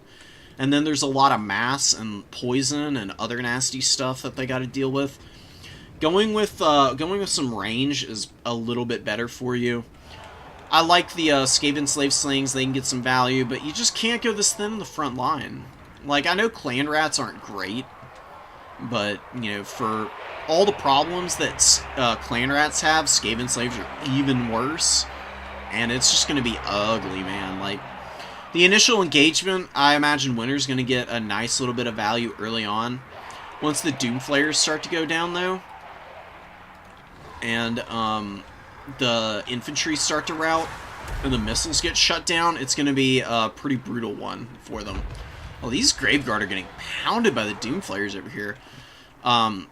Not having the Graveguard with the Cryptors is a big mistake. If you see the Doomflayers, you need your mass on top of your elite infantry so they don't get run over. Over here, the Von Karstein Vampire Lord is getting a good engage on the Doomflayers and doing a nice chunk of damage to them. Graveguard hanging in there. This one, though, is probably going to go down, man. Owie. And Dwarf Thing Menace Sundering Armor is a big deal. It's a little bit of extra damage on these guys, and wow, look at the value on this dude. Almost 600, and crumbling out a Graveguard in the process. Pretty clutch. Fellbats moving in. Blood Knights on the field. Blood Knights can be very good against the Doomflayers as well. We do have Natty Boobos and another Warplock Giselle coming in here. Gotta make sure that you separate your missile units so they don't get shut down by one Fellbat landing on them. Very important thing to keep in mind when you've got those kind of units out. Blood Knights, don't do this with your Blood Knights. They don't need to engage up in here. They could have just pushed around and gotten up into the backfield if they wanted to. Or they can just chase down the Doomflayers some, put pressure on them. Both of those options would have been way better than just running right up into this melee here. I mean, they are helping kill... Oh, there is a Doomflayer in here, so they are helping kill one Doomflayer. I think the Cryptors had that under control, though, with the Von Karstein Lord, and the Blood Knights could really be, like, maximizing value by hammering the Night Runners and the Skaven Slave Slings, trying to get up on the Giselles. Giselles are obstructing one another. This is another reason why you need to unblock your units. You see how few units are actually firing here? It's really unfortunate because Giselles have really nice damage output, but with like only 3 or 4 Giselles firing at any one time, it's going to hamper their efficiency and give the vampire counts plenty of time to get up in there. And yep, front line falling apart, Sancho taking a value lead, all of the infantry are about to run away. Avalanche mortars are up, but they'll just be killing zombies mostly. It's not super worth it. Blood Knights do need to think about getting somewhere and doing something to the gun line back here. Oh man, dude, the Giselles now that they've separated, they are just obliterating the poor Von Karstein Lord. The Avalanche mortars have done some good damage. See how it goes. Like, if anything starts to land on these guys, that would be how the Skaven lose this match. If they can shoot down the corpse carts and the Cryptors and the Blood Knights and Black Knights, though, it should be a pretty easy victory after that. Another Giselle. Direwolves up here. And the Blood Knights are looking to get up the field a little bit. There's Direwolves moving back here. Nothing to help all these guys out. Oh my god. Don't let this happen. Don't let one Direwolf ruin this game for you, Skaven, please. I swear Rat Ogre would be really clutch. Ixchis Triads are not it. They are not good against Hounds. They'll kill them, but they don't do it very quickly. They're much better against large targets. I mean, the Black Knights are here, and I mean, they are moving in, so maybe the Eshin Triads can help out a little bit. No answer for the Dire Wolves. I mean, this is the risk of bringing a really cheap frontline, man. Like, even if you do get all your missiles out in time, you won't have anything to protect them, and they may get good value early for just like a couple minutes. They'll get some good volleys off, but they'll get shut down eventually, and then they're going to die and just bleed all the value that you scrapped back away again. Fellbat's landing in here. This is curtains for the Skaven. They're not going to be able to survive this. They just have nothing on the points. All their Giselles are dying. Everything is dead. Brutal. Absolutely brutal. It's going down too to the Vampire Lord here. He's just hounding him away. Big punishing blows here. Ikit runs off. Everything that's left for the Skaven's going to rout, and that's going to be a full table, basically. Oh my god, the Ikit's Zap cannon. You have been Shut down immediately by those Black Knights. Owie. One of the Doomflayers got okay value. That's the ROR. The other two, very lackluster. They got 1050 between the two of them, but that's not good enough. Ikit was fine. Just Skaven slaves. Don't bring Skaven slaves. Not this many, at least.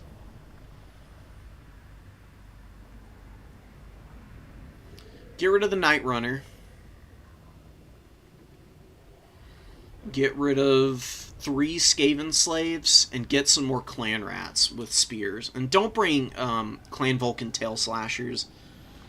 It's way too hard for them to get their value back. They're 500 gold. It's not worth it. They're okay. They can do damage to stuff that is regen. But the targets that have regen here are Crypt Horrors, and Crypt Horrors are not going to care about fighting a Clan Rat, even if they have fire damage. It's not going to be enough for that to be worth.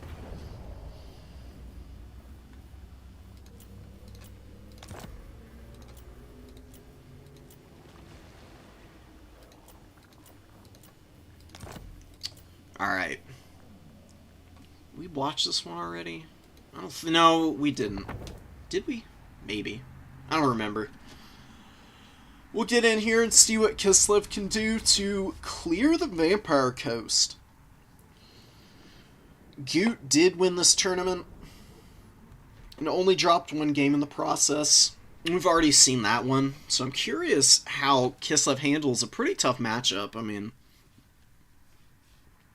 Vampire Coast is not easy to deal with for Kislev.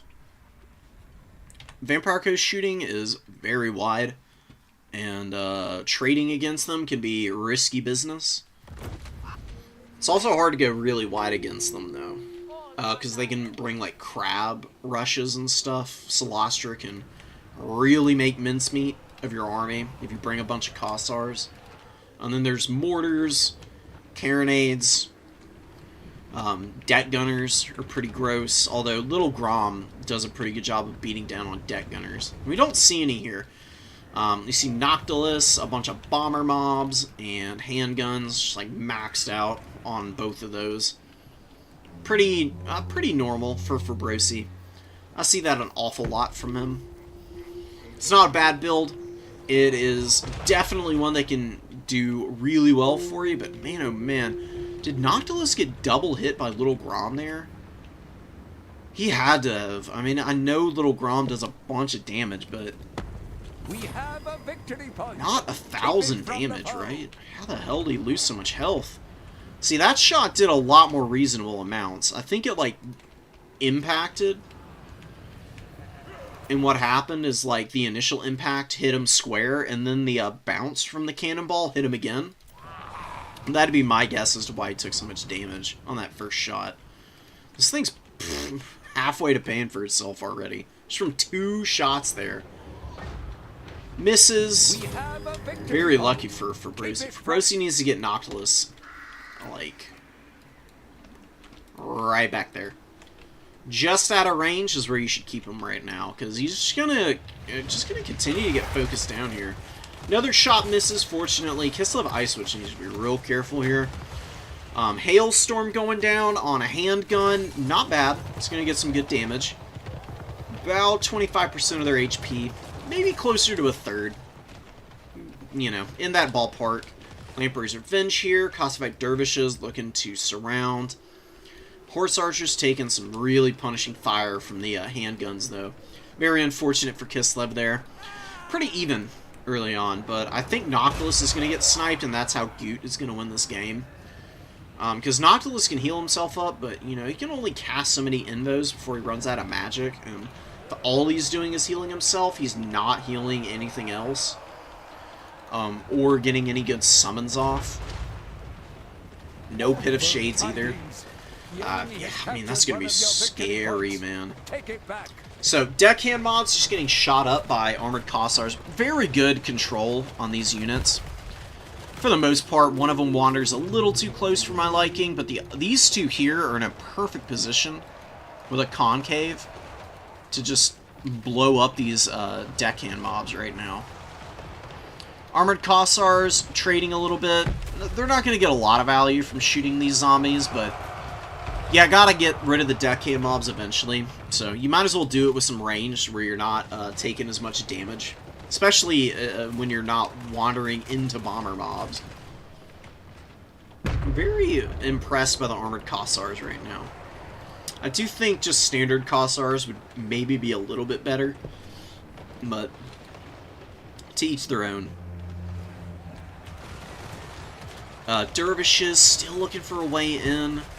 Rotting Prometheans, you know, the Lamprey's Revenge. They get some pretty good shots in there with their little, you know, shotguns dudes that they got on the back here.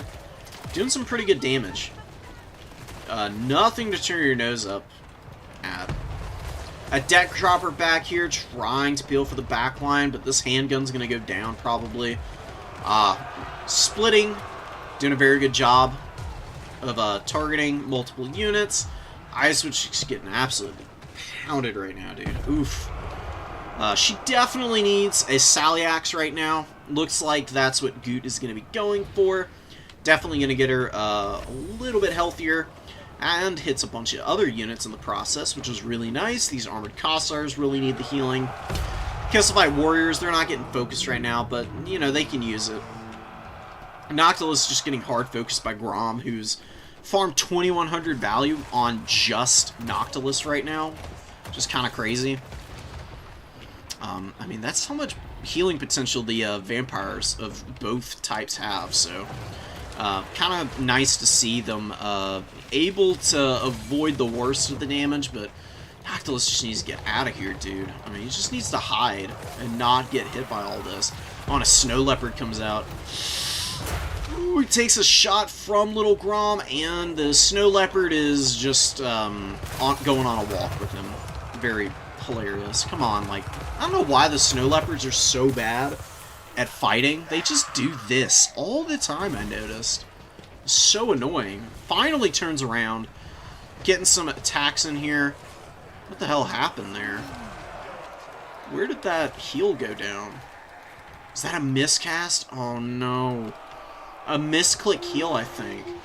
That's so brutal. I think Fabrosi wanted to heal all three of these units and was trying to cast it between them. And maybe clicked it a little too far away for them to actually be able to get all the heals. That sucks, man. I've been there. I feel that pain. Griffin Legion hitting the deckhand mob. Doing some good damage. This is a summon. Very good summon getting back here and, you know, holding up Little Grom's momentum for a little bit. Beautiful Blizzard. Gonna finish off the gunnery mobs. It'll tickle Noctilus. I mean, it doesn't do, like, a lot of damage, but it does a little bit of damage to him. Hunger goes down, a Wraith Storm on the Kislev Ice Switch, but she is moving, and some of the shots miss. A little unfortunate for the undead there. Very messy still. Very close still, too. I mean, Goot is up, and it's looking very doable for Kislev. They just need to not let these bombers destroy this Kislevite warrior. Ow, man. Bomber mobs hitting a halberd unit like that with very low armor values, pretty gross. Very nicely done from Brosi. Very good recognition and opportunism. Absolutely smacking those guys up. And Noctilus is still alive. Little Grom's trying to fire in here, but is obstructed somehow. Come on, what the hell is wrong with you? Come on, Little Grom, do something. Do something. Do something, buddy. I don't know what's going on with that thing right now. Should be able to hit the Lamprey's Revenge. This is going to be a really good target for him, too. Things in the Woods moving up. Not in the best position in the world. Depth Guard getting focused down by the Wolf Hearts here, who have gotten 1,300 value. No way, man. Really good performance from them. Direwolves, or Scurvy Dogs, not Direwolves, moving up. Kossovite Dervishes, Griffin Legion, Things in the Woods. More Things in the Woods. Little Grom still obstructed, doing God knows what. And there is a little intercept on the Scurvy Dogs. They should be mopped up here momentarily. And the Kislevite Warriors looking for some chances to get in here and do some good damage.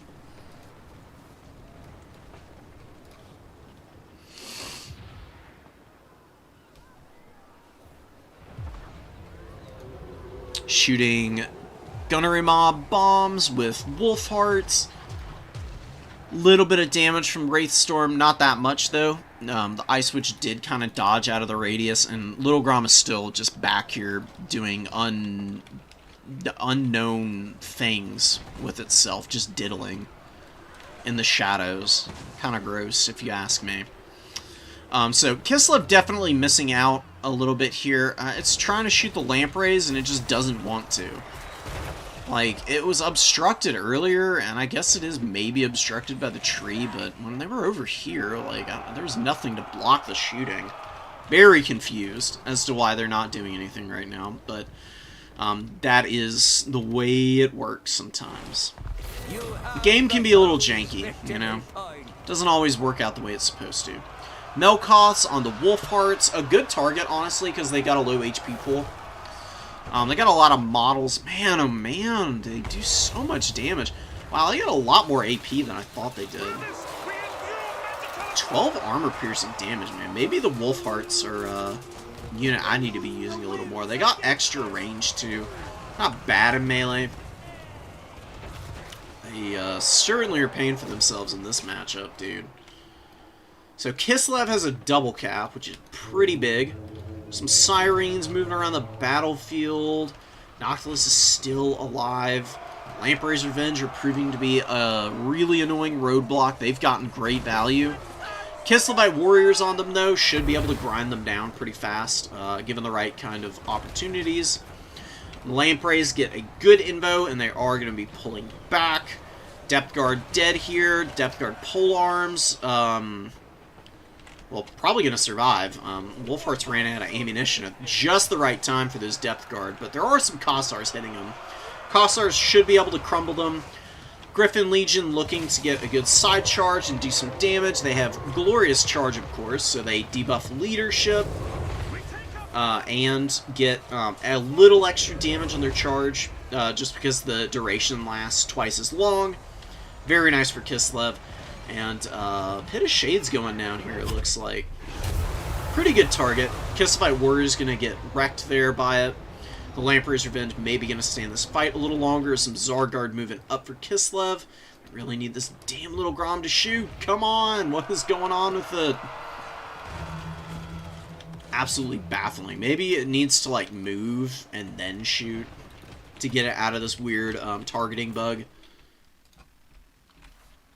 I still don't understand what is obstructing it. It's like it's stuck here or something. I've never seen that before, and I've never experienced it myself, and I don't think that's quite what it is, but it is definitely baffling. A Blizzard goes down on Lamprey's Revenge. I mean, I guess it helps crumble them out. Noctilus still here. Little Grom finally shooting again. Oh, with a fast shot on those zombie pirates. Holy crap. 30 models dead in one shot? That's kind of wild, man. Little Grom is so crazy. If I had any doubts before, it kills another 22 there. Good lord. Oh my god. Devastating. It's going to have 3,000 value by the time this game is over. Plus a little more. Oh my god. 3,200 value, Little Grom. Evil. Evil stuff, man. Kislev. Crazy faction. Little Grom apparently very necessary for Kislev to perform and get good value. Deck Dropper's getting shot. Depth Guard chilling here. Scurvy Dog's chilling here. The Undead are going to take this middle point, but they're not going to be able to take the other objective, and that is going to be a win for Kislev. Pretty tough, but they did a good job of just slowly wearing out all the Undead units. Pretty good value on the Armored Kossars. Kessify Warriors weren't that good, though. Just bring some regular Kossars or something. Kossar Spear. It's not a lot of heavy armored units that you need to be fighting anyways in the Vampire Coast matchup. 2 Dervishes, 2 Griffin Legion, 2 Things in the Woods. Wolf Hearts. Let's see how good the Kossar Bows did. Excuse me. They're just so long range, they can wear down the gun line. And the zombies pretty good. Zargard, we're doing okay. This Kissify Warrior did well, and yeah, that's going to be it for this one. Last couple of games here. Let's see what Snickich has in store for us.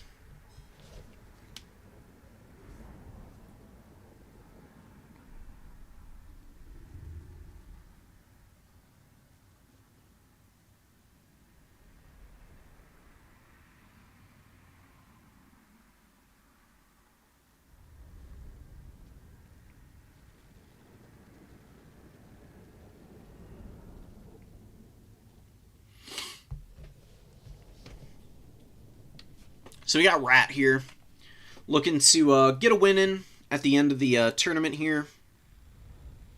Going to be using Snickich, as I said. Snickich really good in this matchup. The melee defense debuff and Weeping Blade that he's got, lowering armor by 50%. It's really nasty against the dwarves. The Whirl is very strong too. Oh, Cloak of Shadows is what lowers the melee defense. World of Weeping Blades is the AoE. It can kill models outright like nobody's business. It is really gross against the dwarves. Very powerful little ability to be able to bring to the table. So Skaven, pretty far back. They're grabbing one objective with the Death Runners. Warriors of Dragonfire Pass. Lots of Dowie Warriors. Longbeards. More Longbeards. 1 Bolt Thrower. 2 Quarrelers. 3 Quarrelers. And Ulthar's Raiders, you know, with their mark, which is very powerful. I mean, lowers armor, missile block, and gives missile resistance malice. Stacks up really fast. You can just bleed through units like nobody's business, man.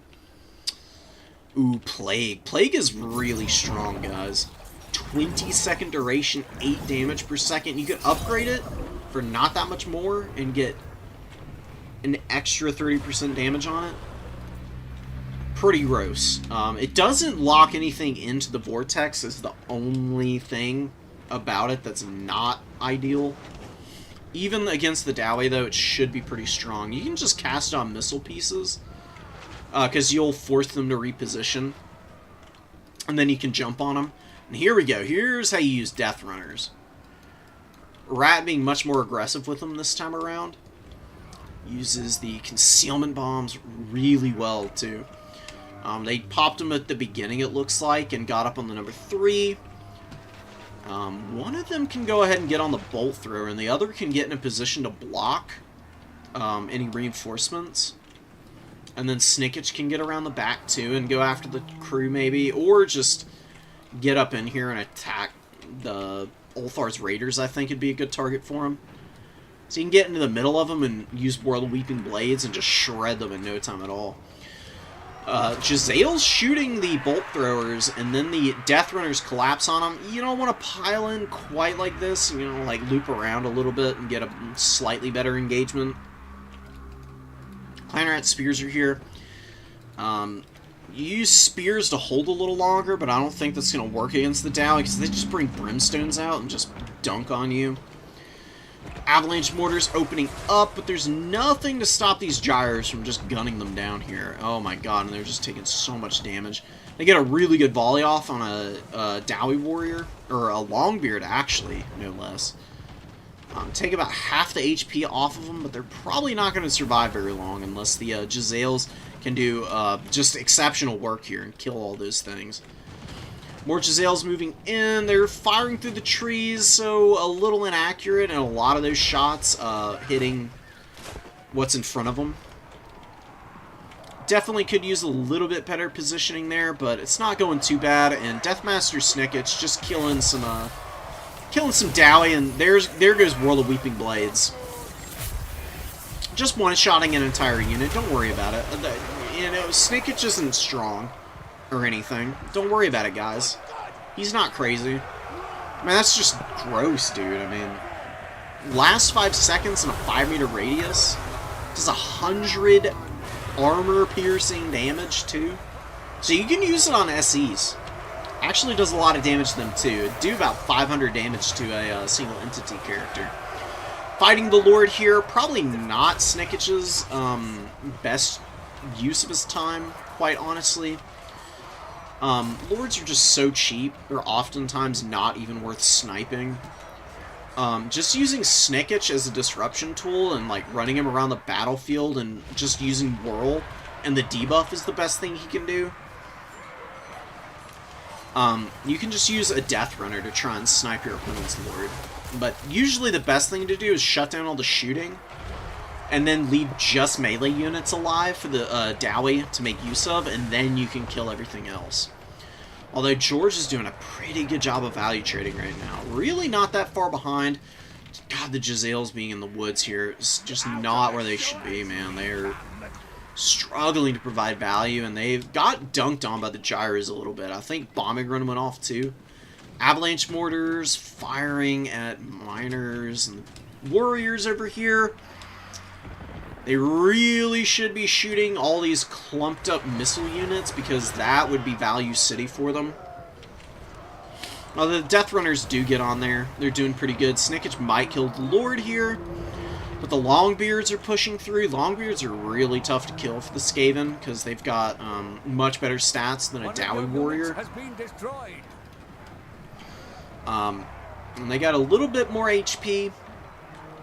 It's really just like, I mean, they got rock solid leadership. Reasonable melee attack at 30, which isn't ideal, but it's way better than a standard Dwarf Warrior as 22. The Skaven are kind of running over the Dowie in the middle again, though, and the Lord did go down, and I think another World of Weeping Blades just got used. Maybe. It might still be on cooldown, might be coming off, like, right about now. We'll see where Snicket ends up using it again.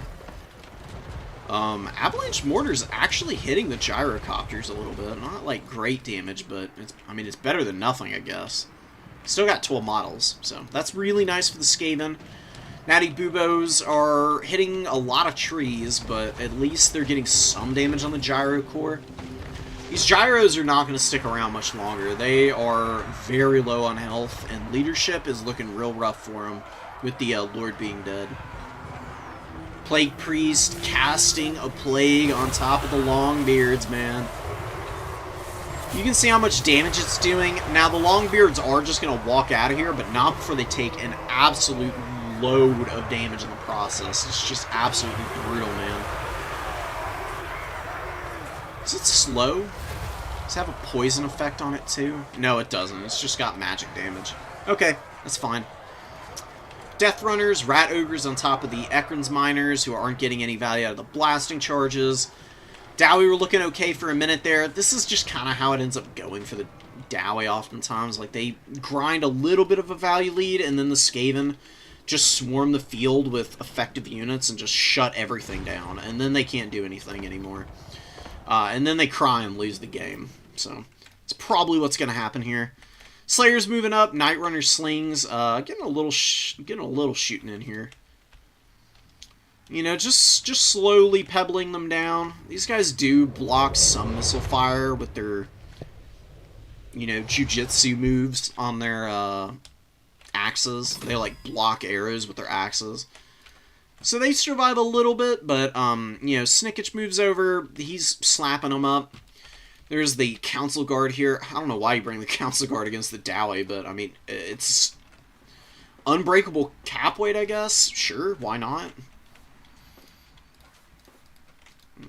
Can't argue with the results, I guess. Skaven can kind of do whatever they want in this matchup. Like, as long as you bring some Jezzails and Death Runners, you basically got a guaranteed win on your hands. But, you know, Snickich really helps with it as well. He just is just devastating. He's so solid. World of Weeping Blades, the Slayers, please. It'd be so funny. He's just hanging out. Looks like he's going to try and go after the Lord again. Triple cap for the Skaven. They just got so many units out here. Good bombing runs, though. That's definitely something to hang your hat on. It's on Skaven slaves, so not a lot of value, but it's better than nothing. They're shooting the clan rats now. They'll wear them out. They're also away from the Jezzail fire, which is important. Slayers get hit by a plague, and, you know, Snickich in here, doing his thing. Beating up on the Lord again. He may go down here, but good disengage, getting him away. He's got good leadership. He usually doesn't rout until he's below, like, 300 HP.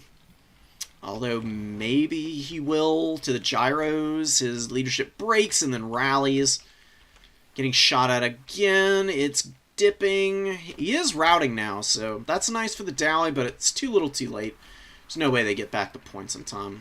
It's too long of a triple cap being held by the Skaven. And they still got the Council Guard here. With a Death Runner, no less. Oof. And lots of Quarrelers coming up. GG to the Skaven. I don't know what Dowie do in that matchup. I don't play a lot of Dowie to begin with, and I think it's damn near unwinnable for him. You just cross your fingers and hope that you're either one, you don't run into the Skaven in an SFT, or your opponent just massively fumbles the bag, and you win that way. Otherwise, you're cooked. Good value on Plague Priest, good value on Snickich. Council Guard didn't do bad. Slings did good. The Gutter Runners were pretty bad. They didn't get a lot of value. Gutter Runners are just too expensive. If Gutter Runners were 650 gold, I think they'd be okay. 750 is too steep a price for how little ammo they have. And how squishy they can be. They can work sometimes. They're not terrible. There's just better ranged options for the Skaven, really. It's my big gripe with them. There's no incentive to bring them. We already saw this game. Is that it? Oh, no. We got one more here. Oh, wait. No. We've seen this one, too. Okay. Well, that's all the new player replays, actually. Because this is a, this is an SE blob build with Castalton, and they just grind down all of the expensive stuff. And then Hawks of Miska kills all the skeletons. That's basically how this shakes out. They can just... Yes, I mean... Kislev, they've got so many good tools for clearing chaff in this matchup that I actually think it is favored for Kislev. Castalton's really good, too, because he's got fire and magic damage. And he imbues fire damage on everything around him, too. Which is just so nasty. Plus extra melee attack. He has to be in combat, right? Yeah, he does have to be in melee. But, you know, like the Frostworm and the Incarnate Elemental getting fire damage makes him so damn effective here. We're not going to watch it. You can go check out the Saturday VOD if you want to. I am exhausted, so I'm going to be ending the stream pretty abruptly here. I appreciate everybody who stopped in to take a look. And I'm going to check out the replays that people sent me. And I'll maybe do some casts on them. Until then, y'all take care. Peace out. I'll see y'all next time.